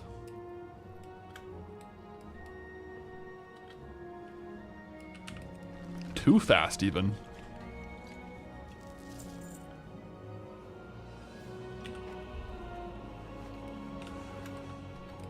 Alright, let's see if the token is updated, guys. Maybe not yet. 275.5? Okay, not yet. I think it'll be in 6 minutes. It should update. Yeah, at 105, I think. It should update. Don't go much higher. Might get flagged as speed hacking by Blizzard.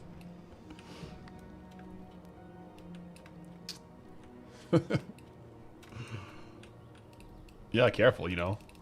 You don't want that to happen.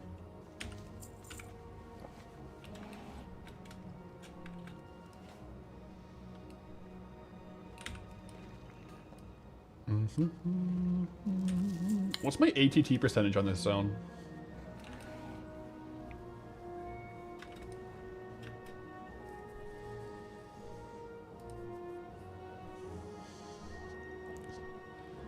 Pretty low.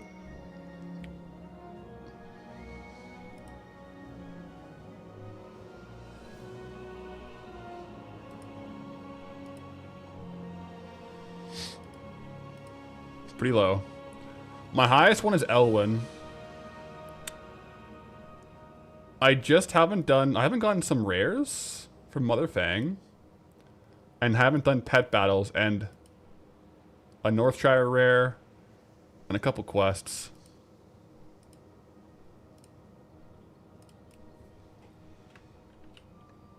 Celise, greetings, traveler. Welcome in to the Goldbound Wednesday.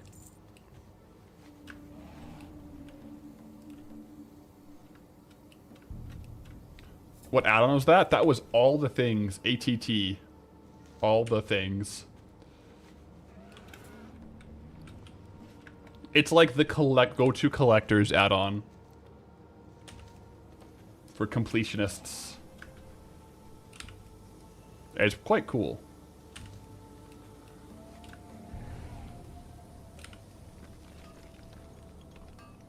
Downloading straight away. There you go. You'll get a lot of sounds notifications when you first collect items. Like, it has, like, a sound if you haven't collected it. But, like, it shows me here, like, all the appearances that I have collected versus not collected. So if I vendor them, I gain the appearance for them. I could, over time, like, go back to my old zones and try to tick off some of those boxes, I suppose.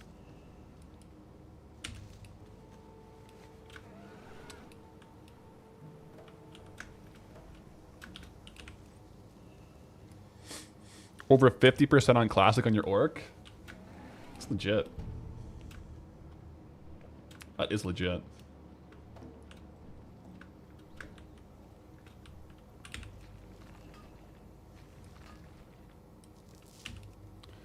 Think the rare I don't have an L one is probably the Northshire rare? I think so.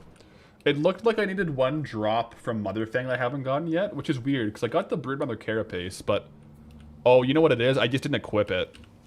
Yeah. Because I got the drop, but I don't have the appearance of the drop. That's what happened, because I sold the item. Yeah.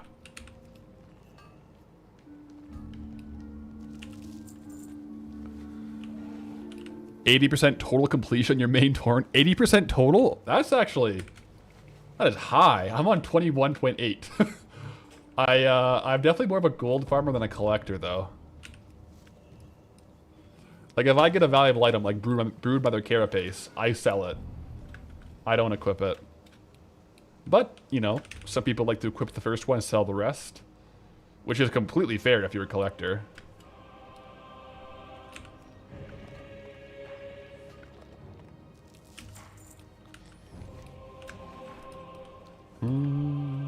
About 2 minutes for the token update, guys. We'll see if it still spikes. That's how you are. Use first, sell after. I mean, to be 80%, you gotta be. You gotta be.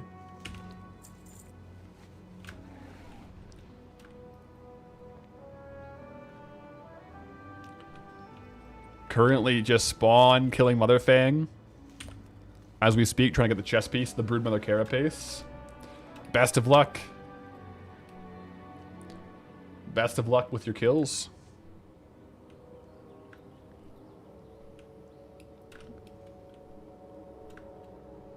Kill like 300. Yeah, that's a lot of kills. You should have Broodmother after like 100. I guess you can just get unlucky though.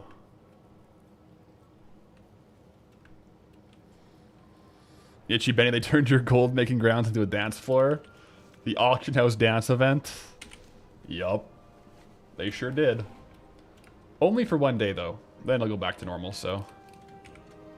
No stress.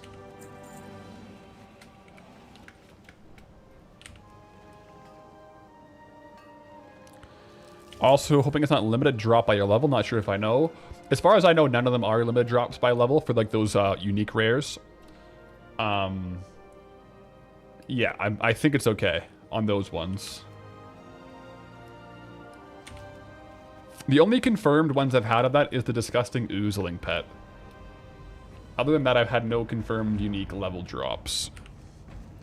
To my knowledge. Okay, guys. It's 105. Token should have updated. Let's see. 2755. Oh, it's spiking, guys. It's going to the moon. It went up another 2.8k in 20 minutes. Token is confirmed spiking. Oh boy. Yeah. Showing no signs of slowing down either. Back to back, like it increased over the last update. That 9 mil gave me a heart attack. Yeah. There's two modes to this add-on. There's the WoW token price and gold cap. There's two modes.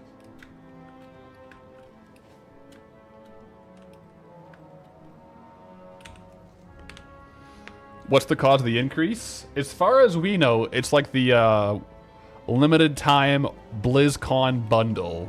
It's only available for 67 more days. Oh, wow. 67. But, yeah. It's definitely spiking, though. It'll go over 280 next update, I say. Because, yeah. It is crazy.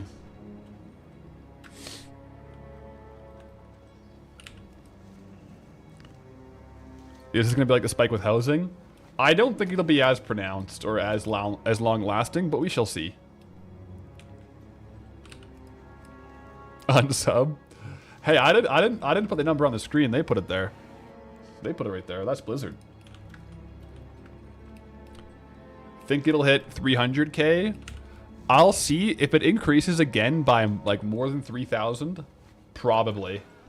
If it's between 1 and 2, I bet you it'll cap out at 285. If it's less than 2, it'll probably come down pretty quick. But we'll see, though. You can usually tell what the next one will do based on what the most recent update was. Speaking from experience, chasing a rising token several times.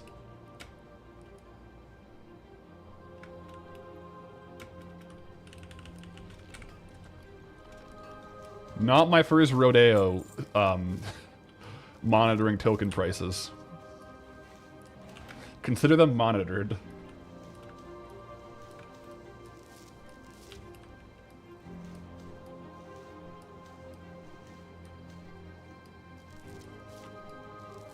Get all this sorted a little bit better. For the eyes. There we go. And it is broke. Yeah, I guess. EU's all. I bet you EU hits 400k with this spike. Because what? This is like at least a 1 month high for NA.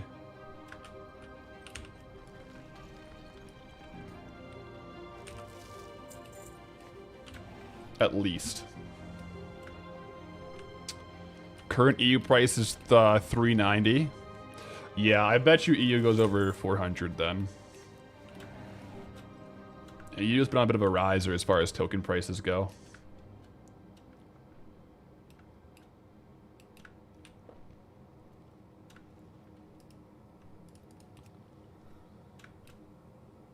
I'll finish up this lap here on the BFA version, pop back over to Classic, pop into our rares, see if anyone's farming the Dark or the Shadowcaster trolls.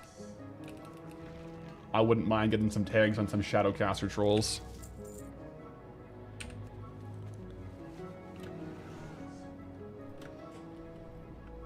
Your WoW token keeps getting further and further away. You're an Elwyn? Yeah.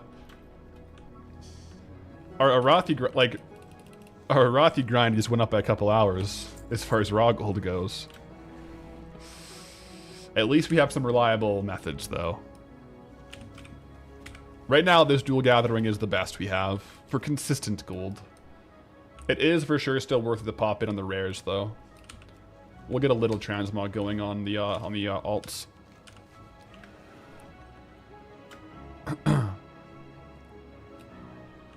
Favorite transmog set till now? Like on Goldie? I would say my favorite set till now, probably the Murloc onesie. No, I'm just kidding. Well, I do like the Murloc onesie. Maybe Bloodfang, though. I liked Bloodfang quite a bit. I do like the Bloodfang set. I also like the OG, like, Elwyn transmog of, like, random questing, like, shirts and stuff. That was a fun transmog. Yeah.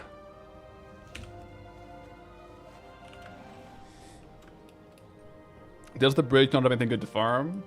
As far as I saw, nothing crazy. You have some of those Dark Iron trolls and stuff, but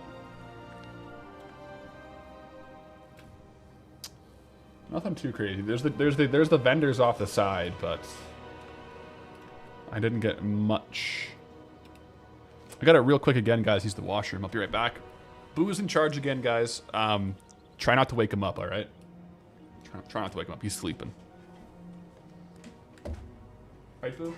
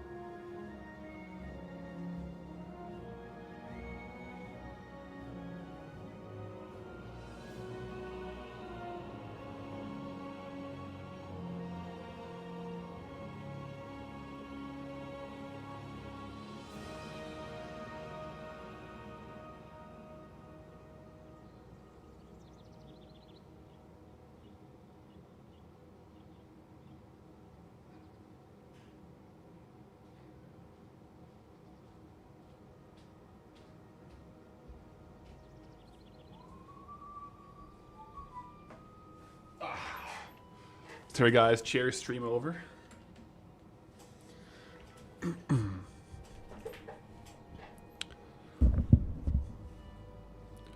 Did I get the chest from Molten Core? I did not.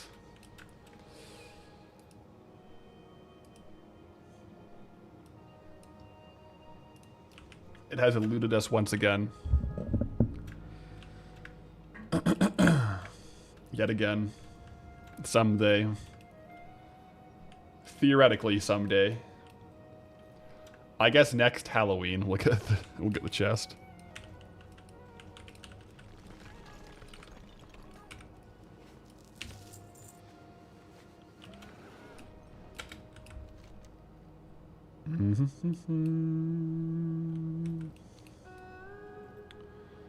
I do like the troll music flying over the Witherbark area. It's a good vibe. How about the other binding? No other binding. Also no Onyxias. No Onyxian Drake. We'll go again on Monday.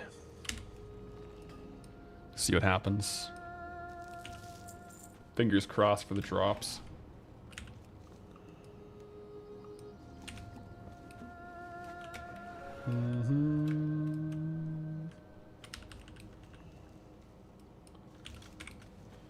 Getting some value coming through. We got some gold thorn, some steel bloom, some life root, some whiskers, king's blood.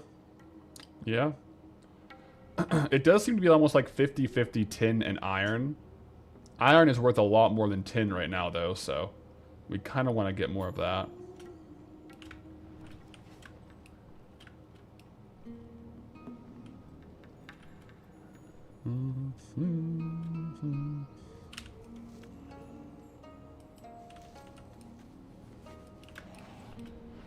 Yeah, we also, I mean, already today we have done a 100 lockbox opening. A little less than fruitful, I would say, but you know, it's worth trying. There are confirmed items on the table, so it's... Even if we're not farming until we get the drop, it is nice to get like 100 opened, just to have a slight chance of getting it. Basically just throwing the hat in the ring and hoping for the best. Not too many expectations there, though.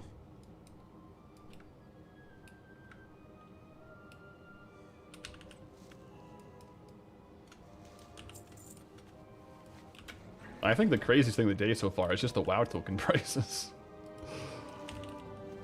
Like, what is going on with that?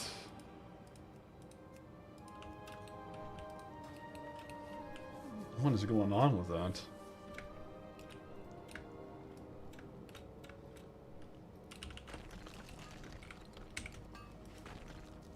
Yeah, even with stopping, we're still well over 5,000 gold per hour here. It's also not processing either, though. This is where having an inscription crafting alt would be helpful, because there are some of these herbs that would be more profitable to mill and sell the pigments or the inks. Like, considerably more too, actually. So it's probably worth holding on to them. But if I had an inscription alt, I could just mail them over, mill them, mail it back. Whereas now I have to wait until I want to unlearn herbalism to mill the herbs. So a scribe would be helpful. It's the same thing with enchanting. Although lately, with our current level, most things don't get disenchanted, they just get vendored. Because the vendor sell price is just way more than disenchant value for a lot of these items. Like this Gargoyle's Bite, for example. Vendor sell price, 55 gold. Disenchant value, 15. So that's a vendor angle, 100%.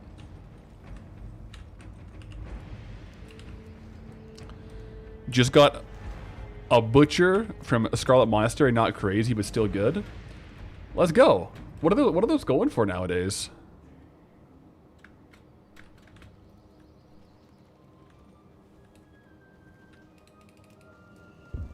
6K-ish? Still, not bad, not bad. Hey, am I traveling to London? I won't be traveling to London, no. I'll be landing in Edinburgh. And then basically training over to Glasgow. Because Glasgow is where the competition is. Staying in Glasgow for a while. Once the competition's over, heading over to Dublin. Staying in Dublin for a bit, but then traveling around Ireland as well. And then flying home from Dublin. So it'll be more so a Scotland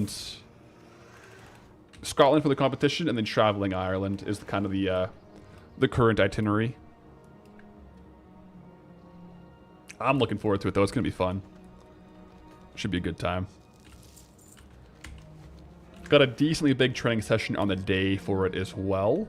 Got deadlifts and farmers today, actually. So, we'll see how that one goes.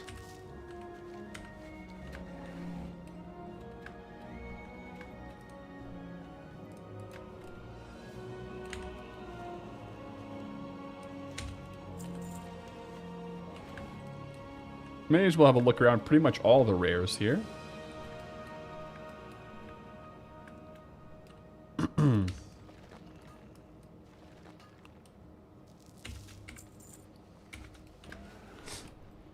After a bit, I might try out a little Darkmoon Fair fishing. Not Darkmoon Fair, PFA fishing.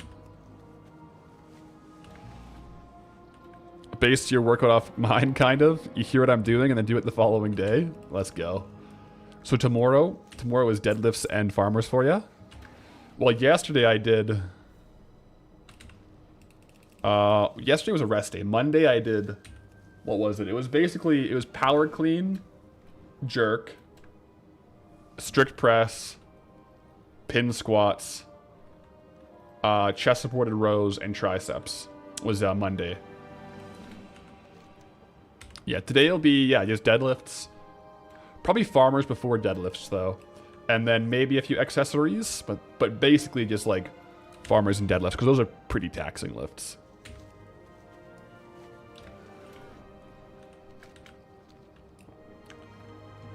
Heck yeah. Yeah, it'll be good.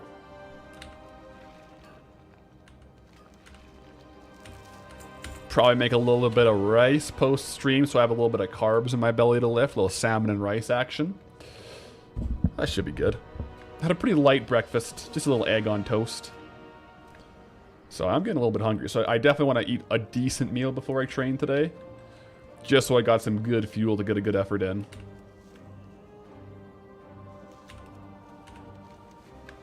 You know how it goes.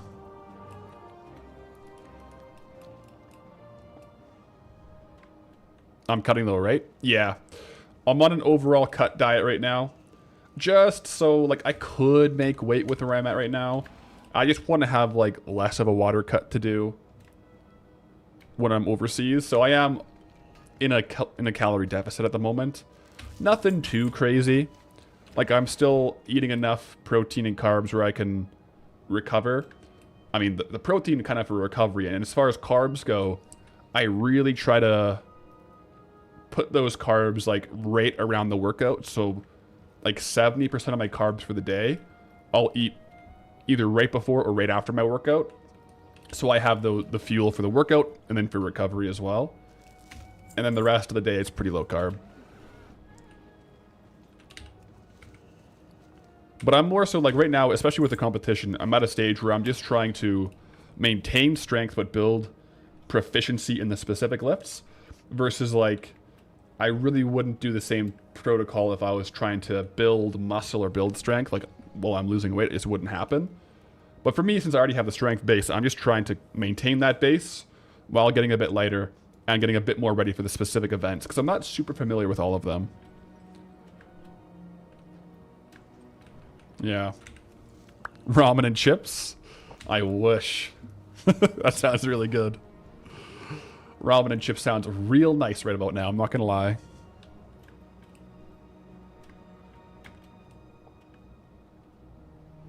Bruno with the Westvault, the Dead Mines Cleaver. Yo, grats. Killing some of the Defias out there. Smart, yeah. Best to have carbs right around then. How much weight do I have to cut in pounds? So as far as, like, right now, I weigh, like, 249 pounds-ish. And I compete at 231 pounds. So normally I I cut that water weight for the competition. But I want to diet down to probably close to like 242. And only have to cut like 10 pounds of water. So if I lose 10 pounds of fat, I don't have to cut as much water. I won't be as strong though, but it'll be, I think, less of an impact than having to cut really aggressively somewhere I'm not familiar with. Because like, what if the hotel I go to, I can't use the sauna past a certain time? You know, so there's a lot of variables and stuff. So the less water weight I have to cut, the better. What do I compete for? I compete in strongman and powerlifting. This competition coming up is a strongman competition. But most of my competitions are actually powerlifting. But this one is strongman. Aren't I like 6'3", 6'5"? No, I'm much closer to 6'1". I'm the better half of 6'1", between 6 foot.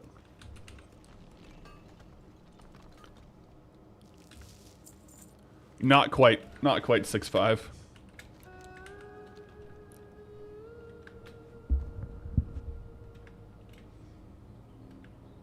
Tohu, greetings travelers, here because of the YouTube videos. Excellent content. Yo, glad you're liking the YouTube. Welcome to the stream. Hope you're having a great day. Imagining you turn on the TV and I'm there doing my lift. I don't think it's gonna be like, you know, broadcast TV. I think there will be a live stream, but I don't think it'll be accidentally tuning in on ESPN. That would be awesome though.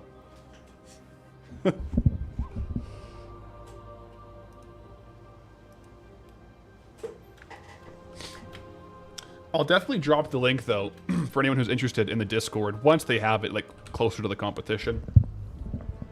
Because I think it'll be like a relatively good one to watch. Because compared to powerlifting, strongman is a little more entertaining to watch, first off. But also, I think they have like pretty decent commentators that'll be on the thing. So it should be like a relatively fun show to watch. It's a 2-day event as well, so 2 days of lifting.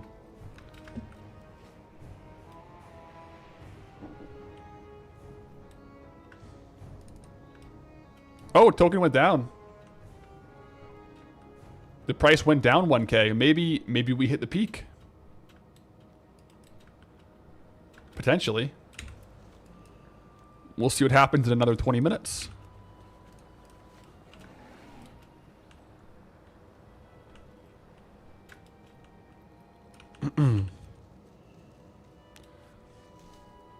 Does Strawman have a strict sequence of events, or do you compete in the specifics for it? Strongman, the events will vary on the competition. Usually they have like 5 to 8 events in the competition, and they kind of pull from the same types of events, but every competition will have a different order and like a different, you know, type of event. So each event in a strongman competition will be defined, the rules will be defined in that event. Like sometimes you'll have like a maximum deadlift, sometimes it's like a car deadlift, sometimes it's deadlift for reps, but all strength stuff.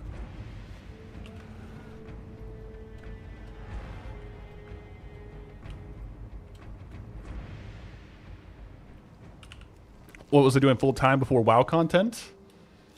Just living life. I haven't said exactly what I was doing before, but we have been full time since September of last year, which is crazy. Did they say what the events are? Yeah, they have the events posted. So, first event is Axle Squat. 575 pounds, as many reps as possible in 60 seconds. Second event. I think second is the push carry drag, where basically you push a sled. Like push a sled that weighs like, I think it's like 400 pounds. Run back, carry a sandbag that weighs like 315. Put that on the sled and you drag it back. That's event 2. Event 3 is, I think it's farmer's carry, so 280 pounds a hand for 30 meters. Event 4, I think, is log for reps. 2 choices of log. One is 275 pounds, one's 305 pounds or 310 pounds. And then there's a deadlift escalator, which is basically like an ascending deadlift from like 500 pounds up to like, go up to like 750. Yeah, a couple other like movement defense as well. Almost a year full time then. Grats, yo, Tai. Coming up on it. Like 2 months. Yeah. How is full-time content creation living the dream? 100%. Absolutely love it. LTD. Living the dream.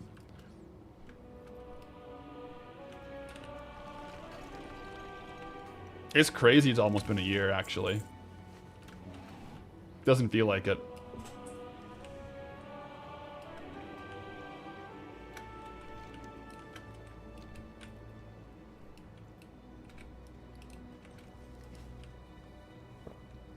Did we get some? We must have gotten some greens in these Ludifraser loadout here.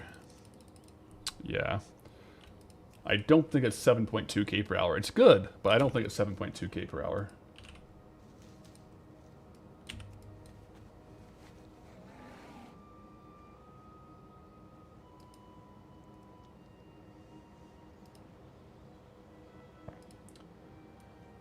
Mm-hmm.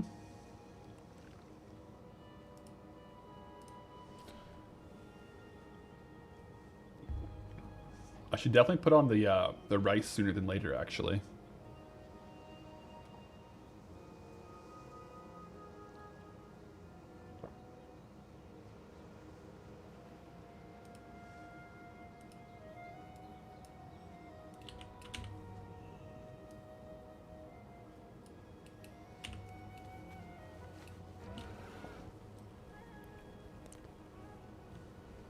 Weight loss 100%, start with the diet.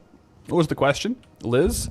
Very heavy guy, want to lose weight. I've been going to the gym for 2 months now, 2 to 3 times per week. Does anyone have any tips? Doing interval biking every time for 30 to 40 minutes in total. Have to watch what you're on your knees. Yeah, it sounds like you're got a good start as far as consistency from like the lifting perspective. The rest is, yeah, it's going to be, for the weight loss, it's a combination of the gym and the diet, but it is like predominantly the diet. I personally track all my like macros, like nutrition, like on an app, just so I know exactly how many calories I'm eating each day. And then when I want to diet down, I just take off 500 calories off that.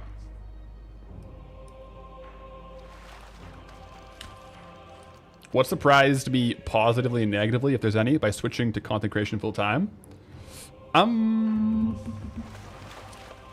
I feel like, I don't know if I was surprised. I feel like I wanted to do content full time for such a long time that I knew a lot of the lay of the land going in. I think one thing that surprised me was many, many moons ago when I was doing like World of Warcraft YouTube videos originally. For some reason I had it in my head that World of Warcraft like CPM, like what you got paid on YouTube per 1,000 views was $1. And I was like, well, that would never work. So I think the CPM surprised me, but that was, I knew that before I went full time, so it's not really an aspect. Otherwise, yeah, I feel like it was kind of like a little what I expected. Before though, I had a very like similar, like I could build my own schedule, and it was very much like I kind of basically, not exactly, but basically was like kind of running my own business before. So a lot of the flexibility and stuff like that I kind of had. And I know myself, like a lot of times I probably do put too much on my plate.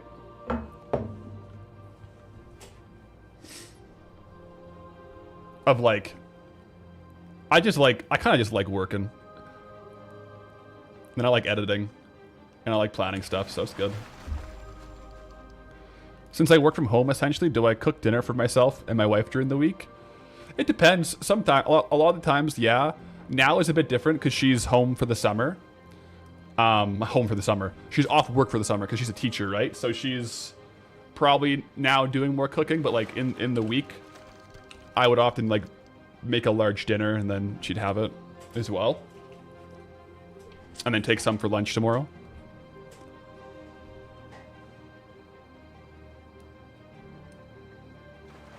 What's CPM? Sorry if it's obvious.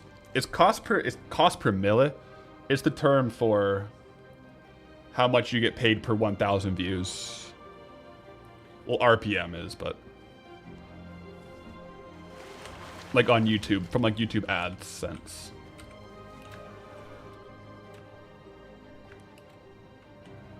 Slowly leveling up. Let me put this up here, actually. Slowly leveling up the culture and fishing a little bit. I gotta find more fishing pools, though.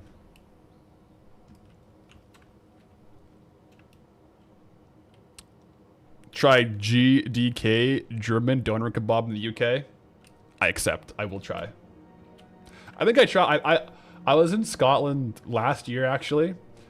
And I think I tried it. I think it was really good. I don't know if it was German, though. Yeah, there's a lot of different ones. Every single doner kebab I've ever had, I like a lot. Whereabouts in the UK am I headed?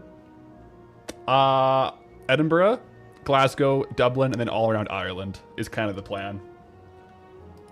For like general area. But the Scotland will be during the competition, so I'll kind of just be like in the city, not really exploring too much because I'll be competing. And then I'll explore a lot more in Ireland. But Path Wife and I were just in Scotland this past year. For like a vacation. In October, actually.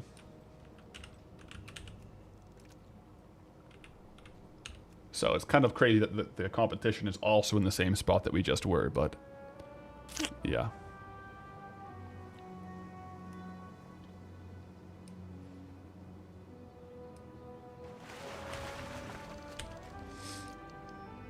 Already cutting sugar, been drinking way too much soda and candy, trying to eat regular meals, trying to get a good amount of fiber, get more greens to the pasta and rice. Yeah, I think like the biggest for me for like the nutrition and stuff, it really does suck when you first start doing it, is tracking like everything you eat in like a food app, whether that's like MyFitnessPal or MacroFactor. But it does really kind of, at least for me, it really taught me the protein content and caloric content of different foods, because there's a lot of times where even like to this day where I'm pretty in tune with my nutrients, if I wasn't tracking calories in my phone, like when I'm trying to change my body weight up or down, if I follow it intuitively, it would be giving me the wrong signals. Because like right now, my body for some reason, it kind of wants to stay this weight, at this like a bulked up weight.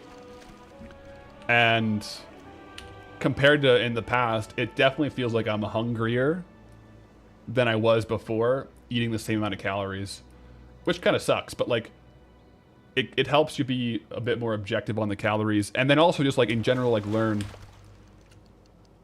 which foods you like that are more satiating.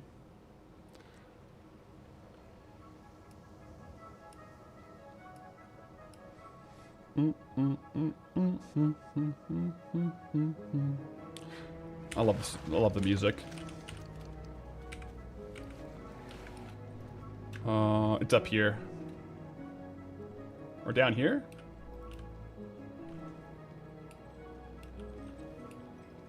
Oh, it's definitely up. I'm gonna skip that pool. That pool is confusing me.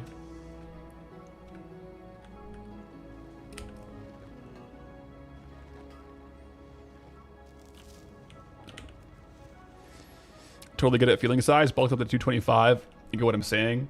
Yeah, it's weird. I think, yeah, just different points in my life, it just like 2,500 calories or 3,000 calories feels very different.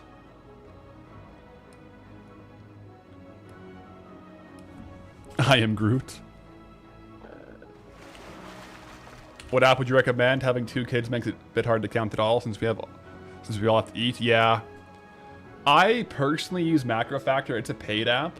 However, in that situation, I've had friends, I don't know what the apps are, but they're like more so AI tracking apps where you can take a photo.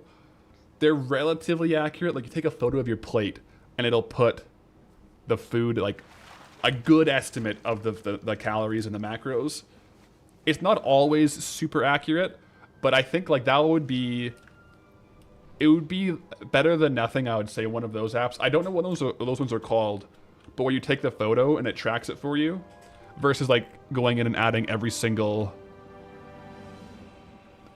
ingredient manually. Like I've done it for years, so I'm pretty used to it, and like I tend to eat the same stuff every day, so I just literally copy the same meals over and over.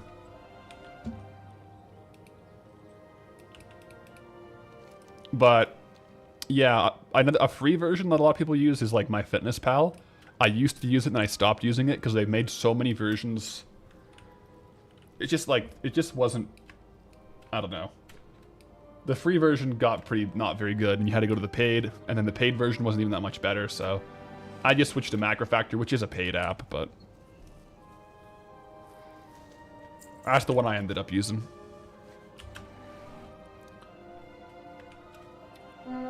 Oh, Moloch.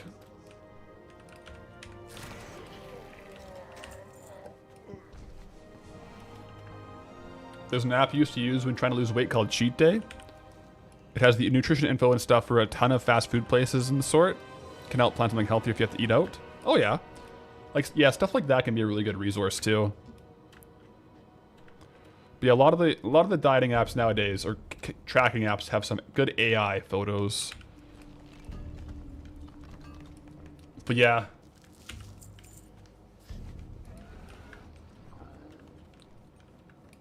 It can be good. Because there's been points in my life where I struggle to put on weight, and points when I'm like, I have to like make sure not to put more on. It largely depends on like my day-to-day. On average nowadays, I try to go for a lot of walks and stuff, but compared to before, I probably like burn less calories than I was before I was doing content full time. Because I am down in the basement a lot.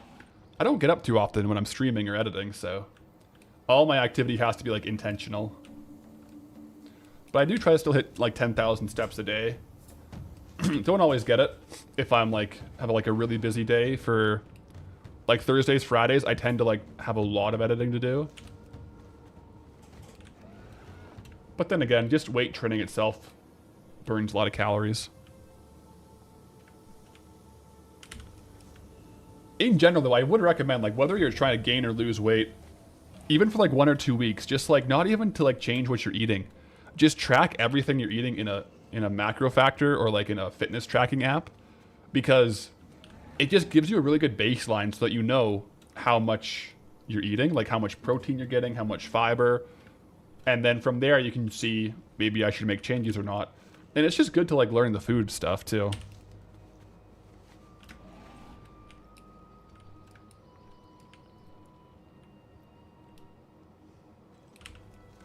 How many hours per week do I reckon I work? I mean, the thing is, work is very loose. Like, would you count like reposting on the auction house and stuff like that? It's a lot. But like direct, direct streaming or editing would probably be 45 to 50. If you add everything else on though, probably like 50 to 65, depending on the week. But like a lot of the offline gameplay is pretty chill, so it's kind of hard to count like reposting auctions while eating breakfast.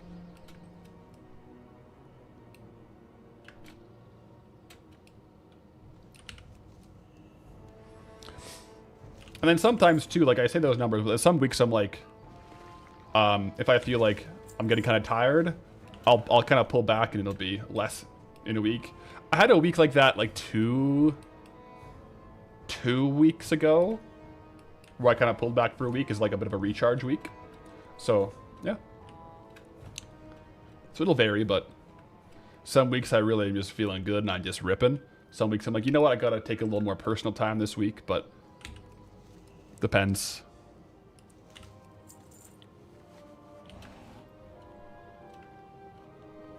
10K steps has become so rough with an office job. Started going on hikes after work during sunset. Yeah.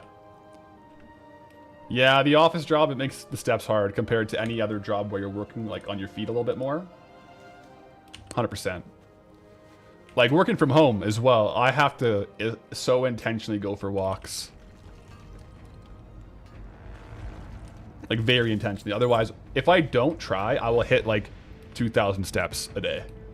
If I just don't try to get outside to go for a walk, it's like in the house, downstairs. The good thing about it is like I have a dog, so I get a baseline amount of walks per day just to like walk my dog. But even then, like if I only walked my dog like once, it'd be like 4,500 steps.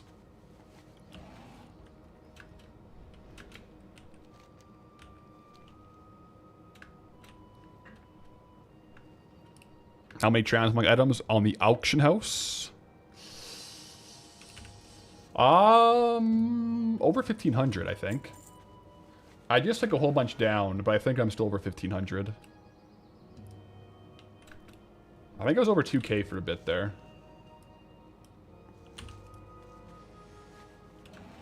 The big BlizzCon bundle is $49.99. Yeah, that must be what's impacting it here. Oh, it's back up though. Back up to 283.9 here, so it is fluctuating back and forth a little bit. Shout out to Stella, keeping Path healthy. Yo, Stella's the OG workout partner. Dogs are so cool, man. Like, who else could you call up on a moment's notice? Be like, yo, do you want to go for a walk? And they're like, 1,000%, I'm in. Yes, let's go. We should have gone two seconds ago. Dogs are so cool like that. They're just down. It's also so funny how every time you go for a... Like, if I go for a walk with Stella, sometimes we're doing like a 6-hour hike.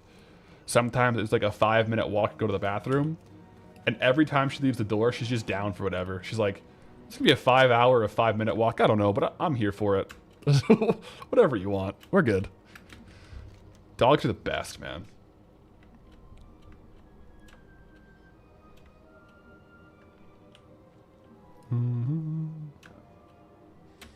Do I think my metabolism varies? Yeah, your metabolism can change marginally over your lifespan. The biggest fluctuation in what would be perceived as your metabolism would be your total daily expenditure. That can change a lot day to day and based on lifestyle. But that's just like, that's more so like external factors on how much you're burning in your daily life. Like if you're... If for a week you're like on vacation and walking around and exploring, your metabolism or your total daily expenditure will be a lot higher that week than if you're at home in the office. But yeah, I think the actual like baseline changes in metabolism are quite small and take quite a long time. Granted, there are like specific, I'm not a doctor, but there's specific medical conditions where, you know, it's like needs to be treated with you know, whether it's like hormones or something going on that can like have a much stronger change in the metabolism in a short period of time. I've never personally experienced that, but I've heard that can happen. But that would probably be outside of the bounds of like regular what we'd be talking about. Because yeah, that could be like a much more acute change, I think. There's an epic inside of the junk box. I know there's no epic. Only blues can drop. Only blues, so we'll have to leave that one be then. An epic would be impossible. Got him. Yeah, the token did go up, eh? Yeah, the 283. Not cheap. Not cheap for a token, guys. Is the farm I used to make the big bags here in Arathi? Yeah, although it's in the BFA version with Stormguard Keep. And you can only do it when the Alliance control it, and right now Horde control. Because there's a tailoring trainer when Alliance control. But right now there's nothing. Just a ghost town in the BFA version with Zadormi here. I still swap back and forth though, so I get new nodes. new like herb and ore nodes in this version.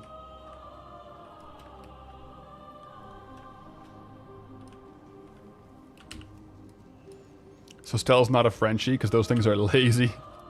No, yeah, Stella's she's a mix. She's like 50 pounds, kind of looks like a teenage shepherd.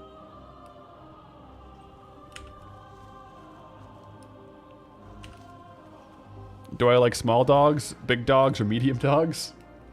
I like all dogs. Stella's a medium dog, and I love Stella, so I guess medium dog is my favorite. But I like all dogs. I do like all dogs.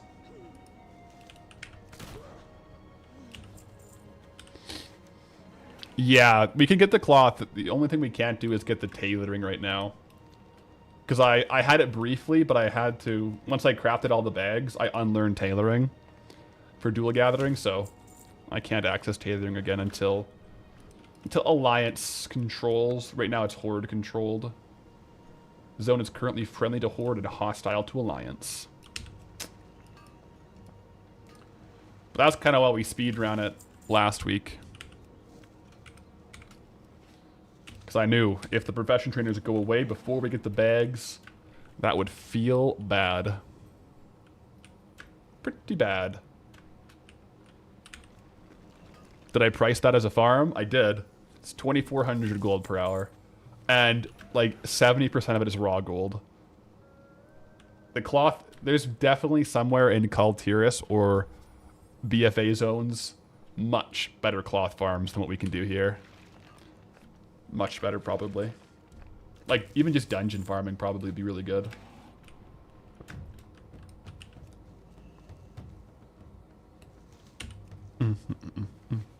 Man, the drums here is just good.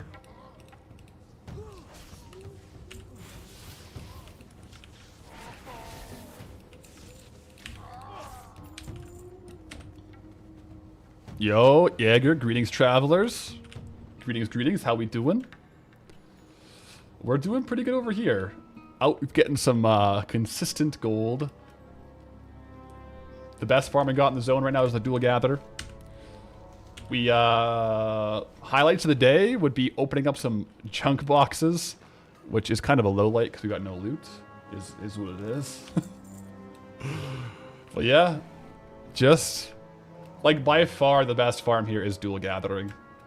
Aside from some transmog, if you get really lucky on transmog.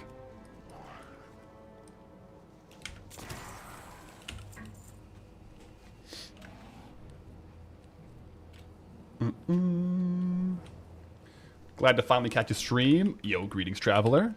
Love watching the vids. Let's go. We'll welcome into the live.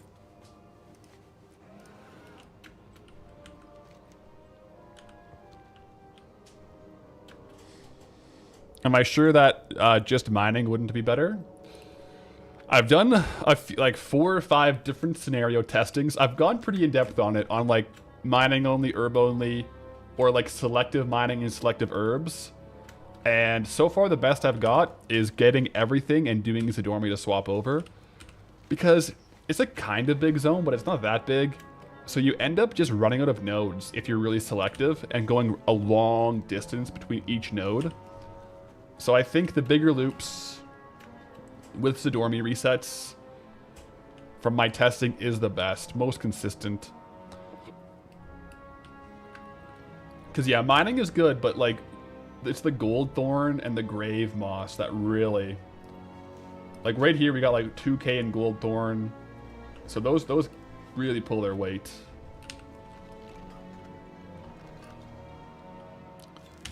What are the weapon enchants? That, my friend, is Power Torrent. Power Torrent. You can get it on the auction house, I think, but it's also a drop from Nefarian in Blackwing Descent. Got it last week. I actually had to turn my particle density down though, because it was too aggressive. Look at when I turn my particle density up. Look at this. I have everything on ultra and high except for particle density. If I go to ultra, it's like you can't even see the swords. It's just like a flame. which is kind of cool, but in the videos and streams, it's a little bit distracting. So I tone it down a little bit, you know?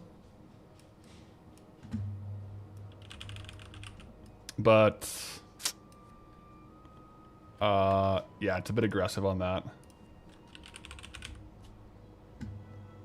So I go on, I think good is a good medium. You could go all the way down to disabled, and then you have no enchant.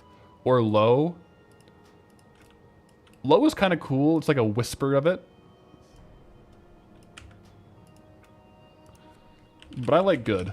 I think good is the happy medium there. Between high and ultra and low. Where you can still see the weapons, but you can still definitely see all the flames too.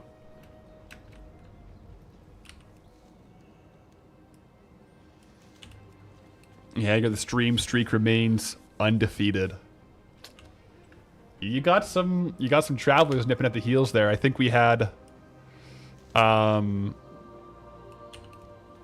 it Gary Jamble today with a 130? Checking him on the 130 stream streak. Yeah, it's been crazy out there on the streaks. Had no idea you can turn it down. Only that. You didn't know you could only turn down that's the setting. Yep. Only been 22 years, no big. See, the reason why I know you can turn it down individually is that one is like hard on the GPU, and I historically played on toasters, so I would go in to my graphics, and this is how I used to play. Everything low except where is it? Yeah, particle density. I would put to like a little bit higher, and then view distance I would have on like 3. And that's because like I would play on toasters, man. This is how I had to play.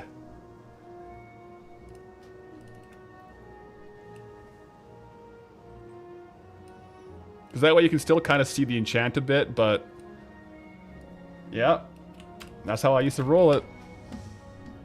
Now we got the comp, we got the upgraded system. We got RTX enabled. So now I just go to high, and then I go back over and...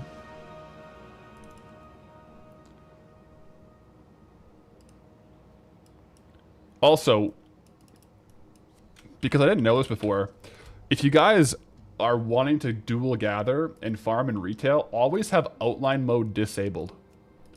We learned this on Monday. Because look at this. Outline mode, and no one says it. Nowhere does it say it. If you don't have outline mode on, or if you have outline mode on, there's no sparkles. Look at this. If you have outline mode, like for quest objectives and mouse over, instead of sparkles, you get an outline. I don't want the outline, I want the sparkles, man. Give me the sparkles. So PSA. Outline mode disabled, guys. The only way to do it. Sparkles. Yep. PSA, guys. I learned that on Monday. Give me the sparkles on the herbs, please. Tuned in at the right time. Hey, we're just dropping some game graphics gold farm knowledge, man. Easier to see, easier on the nostalgia. It's great. Honestly, you know what? There's a big argument for, on graphics, I kind of want to put my ground clutter down. I think my ground clutter might be a bit aggressive. I don't like how it's everywhere. Let's just actually drop down the ground clutter a little bit. Yeah. I think that's much better. The ground clutter is a little too high on retail.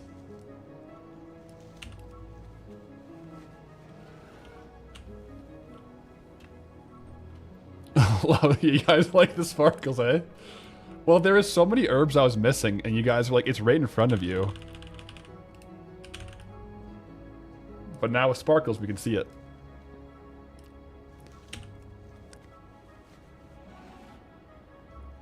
Apparently this was added to TBC Classic like 3 weeks ago, and you haven't been able to find the Stratholme boxes.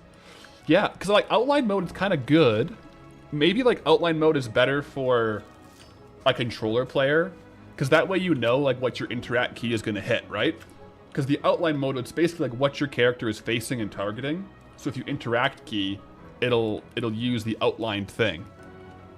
So as a controller player, outline mode might be better, like if you're on a Steam Deck or something like that. But on a PC, like I think I speak for all of us when I say we want sparkles. Yeah, it could be better from an accessibility point of view as well, the outline mode, for sure.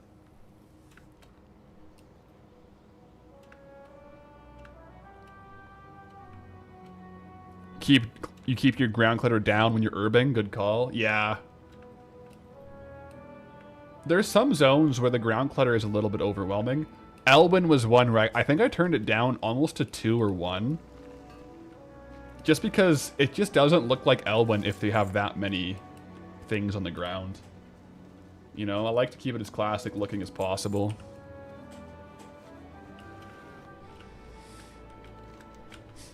Jaeger heading out to take the doggo for a walk.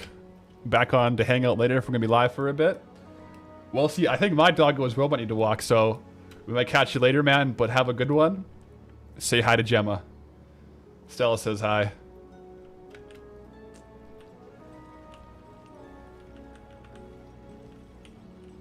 Where's this at?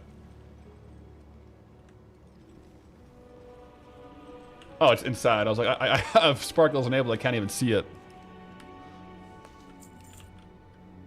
Can't even see it, man.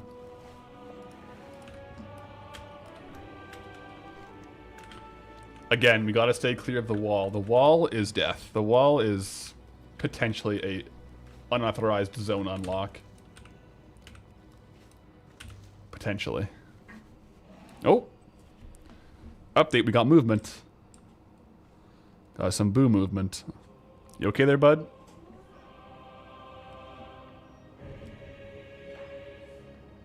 Oh, got a little bit of a bite. We'll leave him be. Sorry that we woke you up, Boo. I think it's bath time for Boo. Look at this guy. Also, we got Bolvar and Jaina in the background there. Yeah, he's just hanging out. He's just doing his thing. Just being a good cat.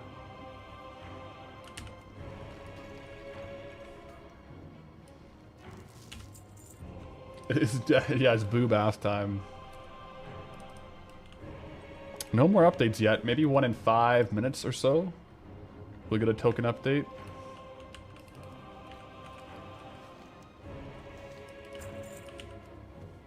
Thought you needed eye surgery. Psych, there's a sponsor. Displate.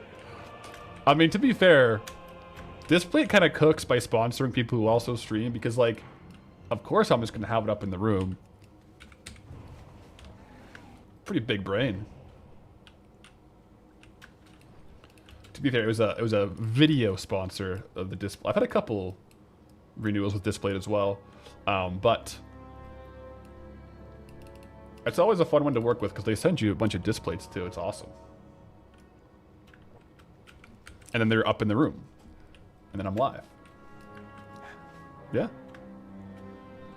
we'll call that a mutually beneficial arrangement. I actually don't know where this one fish pool is, though.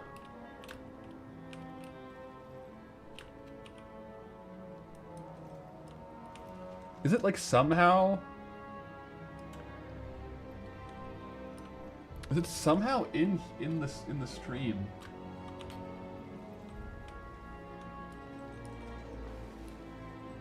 I don't see it. It must just be like down here. Is it in the waterfall somehow? Because nowhere I'm hovering over does it say fish pool. It might just be bugged.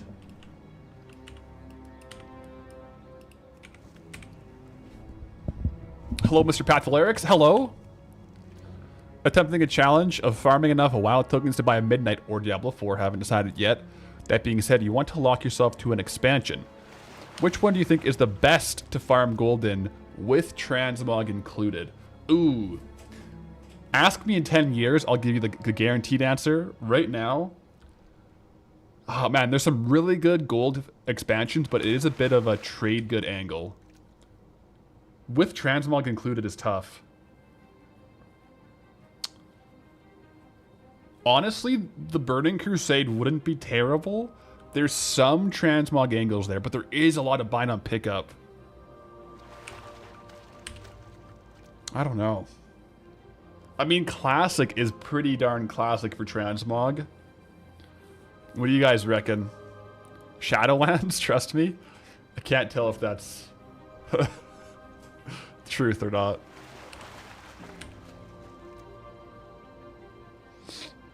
Yeah, classic has some crazy good transmog. The thing is, you're going to get better dual gathering in expansions like Wrath of the Lich King. Or later expansions. There's some like really good dual gathering expansions. But yeah, if you really want to do Mog, I don't know if an expansion is better for transmog than classic. Yeah, so we still don't get any fish. We gotta get a higher level fishing. Yeah. But if you're trying to speed run, then maybe like consistent gold in some of these other expansions wouldn't be bad. I feel like TBC has some transmog and has some good dual gathering. Yeah, there's, I guess, Midnight, yeah. Yeah, Midnight is not bad.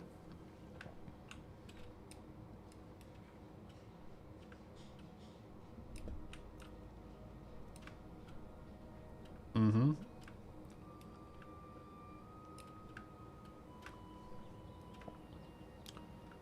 Molten Ore on BC sells well. Yeah. I feel like Kata will be pretty good too. Kata or Wrath has some good, more so consistent farms though. Oh, it really is bath time here.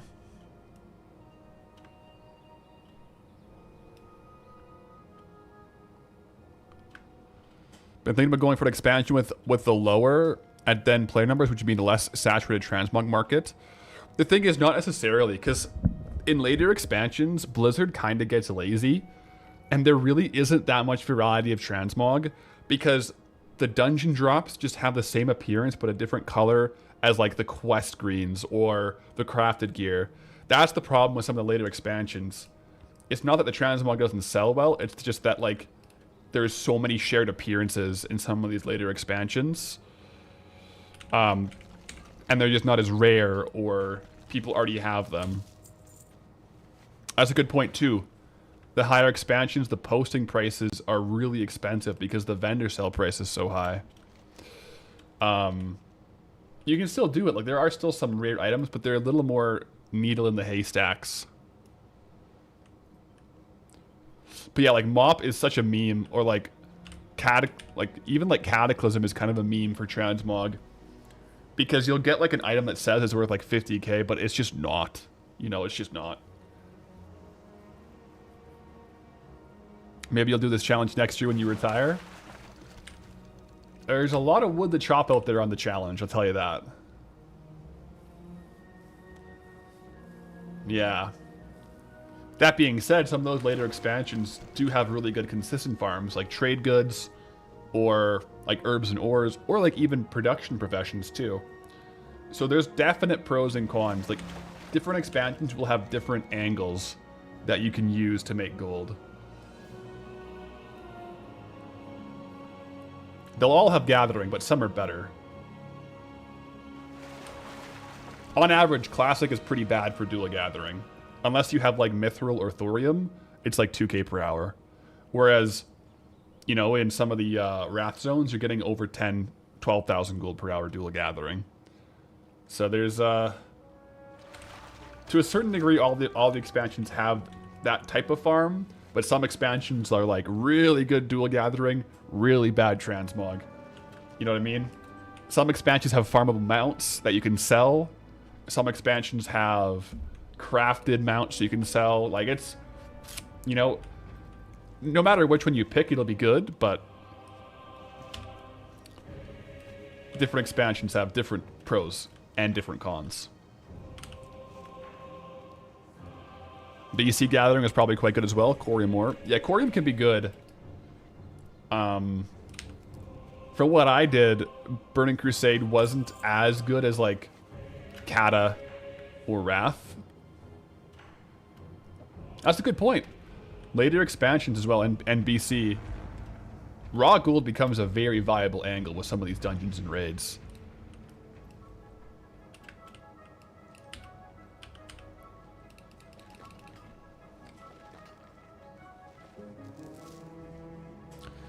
Yeah. Once we hit BC Outlands, you think that the speed will go up a bit? I think so, because here's the thing. Right now, in this zone, we have 1, 2, 3, 4, 5, 6, 7, 8, 9, like 10 zones to unlock. Down the road, 10 zones will be like 2 whole expansions.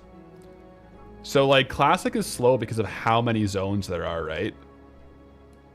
Like 10, 11, 12, 13, 14, 15, 16, 17, 18, 19, 20, 21, 22, 23, 24, 25, 26, 27, 28. There's like 28 more zones in Classic. There's probably then after that like 50. I feel like Classic is low. Like once I finish Eastern Kingdoms and Kalimdor, it's low-key kind of like halfway.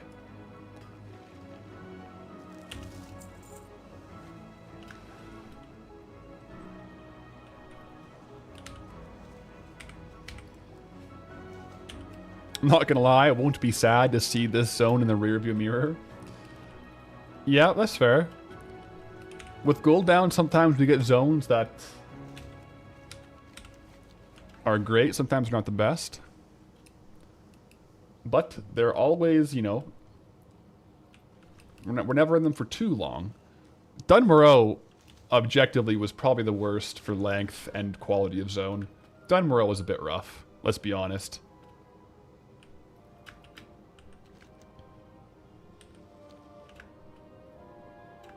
You can kind of see how Nabble has been going with his zones after Classic. So that's true. I do think, like, with the collection standpoint versus the gold, because, like, for Nabble, Eastern Kingdoms to Kalimdor, Eastern Kingdoms took so much more time than Kalimdor, right? Whereas with Goldbound, I don't think it'll be that much faster for Kalimdor, because it's still the token. Whereas for collecting, some of the Kalimdor zones just like don't have much.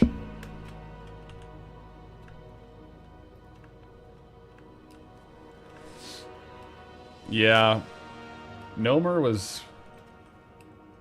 Yeah, Dunmoreau was a bit. It was a bit of a grind.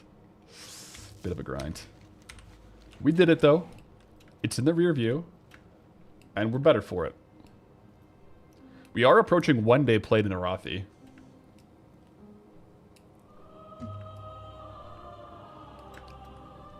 Also, guys, so in the other Arathi, there's graves in here and grave moss. In the BFA version, there is still 1 grave moss spawn, but it's outside the castle. It's kind of cool. So we can get grave moss in both old and new.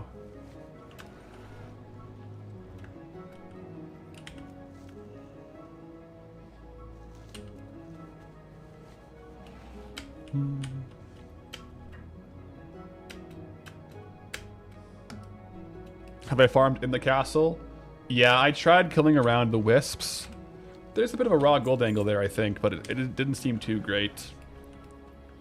Yeah, because when the horde occupied there, it's just like ghosts in Stormguard.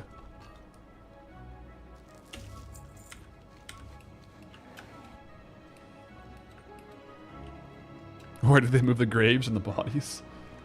I don't know. But yeah, the BFA version of Stormguard looks different. Very different. I think they kept a lot of the node spawns, like pools and nodes, the same. Which is why it's kind of bugged. Like, this node here is really throwing me off. Like, it says it should be literally right here. This fishing node. I don't know. Have I determined which version of Arathi is better? I think they're good for different reasons. BFA is better from like a overall quality of life challenge upgrades. If I could only farm one zone for a WoW token, I am farming Classic. I am not farming BFA. I will tell you that right now. But they both have pros and cons. Yeah, but if it's like I can only farm one for the token, I'm in Classic. Otherwise, it's literally dual gathering and raw gold. That's it. Well, I guess you could like do the enchanting shuffle, but that's basically just raw gold. Because I like Classic more? No, because Classic has the transmog drops that can boost your gold by a lot. Yeah, so we get like both consistent gold, but also some transmog from the rares. Have I tried looking above the water? I guess not. We'll have to let that one ride. Alright guys, I kind of lost track of time here. I have to go make some food and go to the gym. Went a little over schedule. That's okay though. Just having too much fun. But guys, that's it for today's stream. We'll be back online tomorrow. Tomorrow should be a hardcore day actually, so I have been looking forward to some hardcore as well. But guys, until next time, go with honor, friend.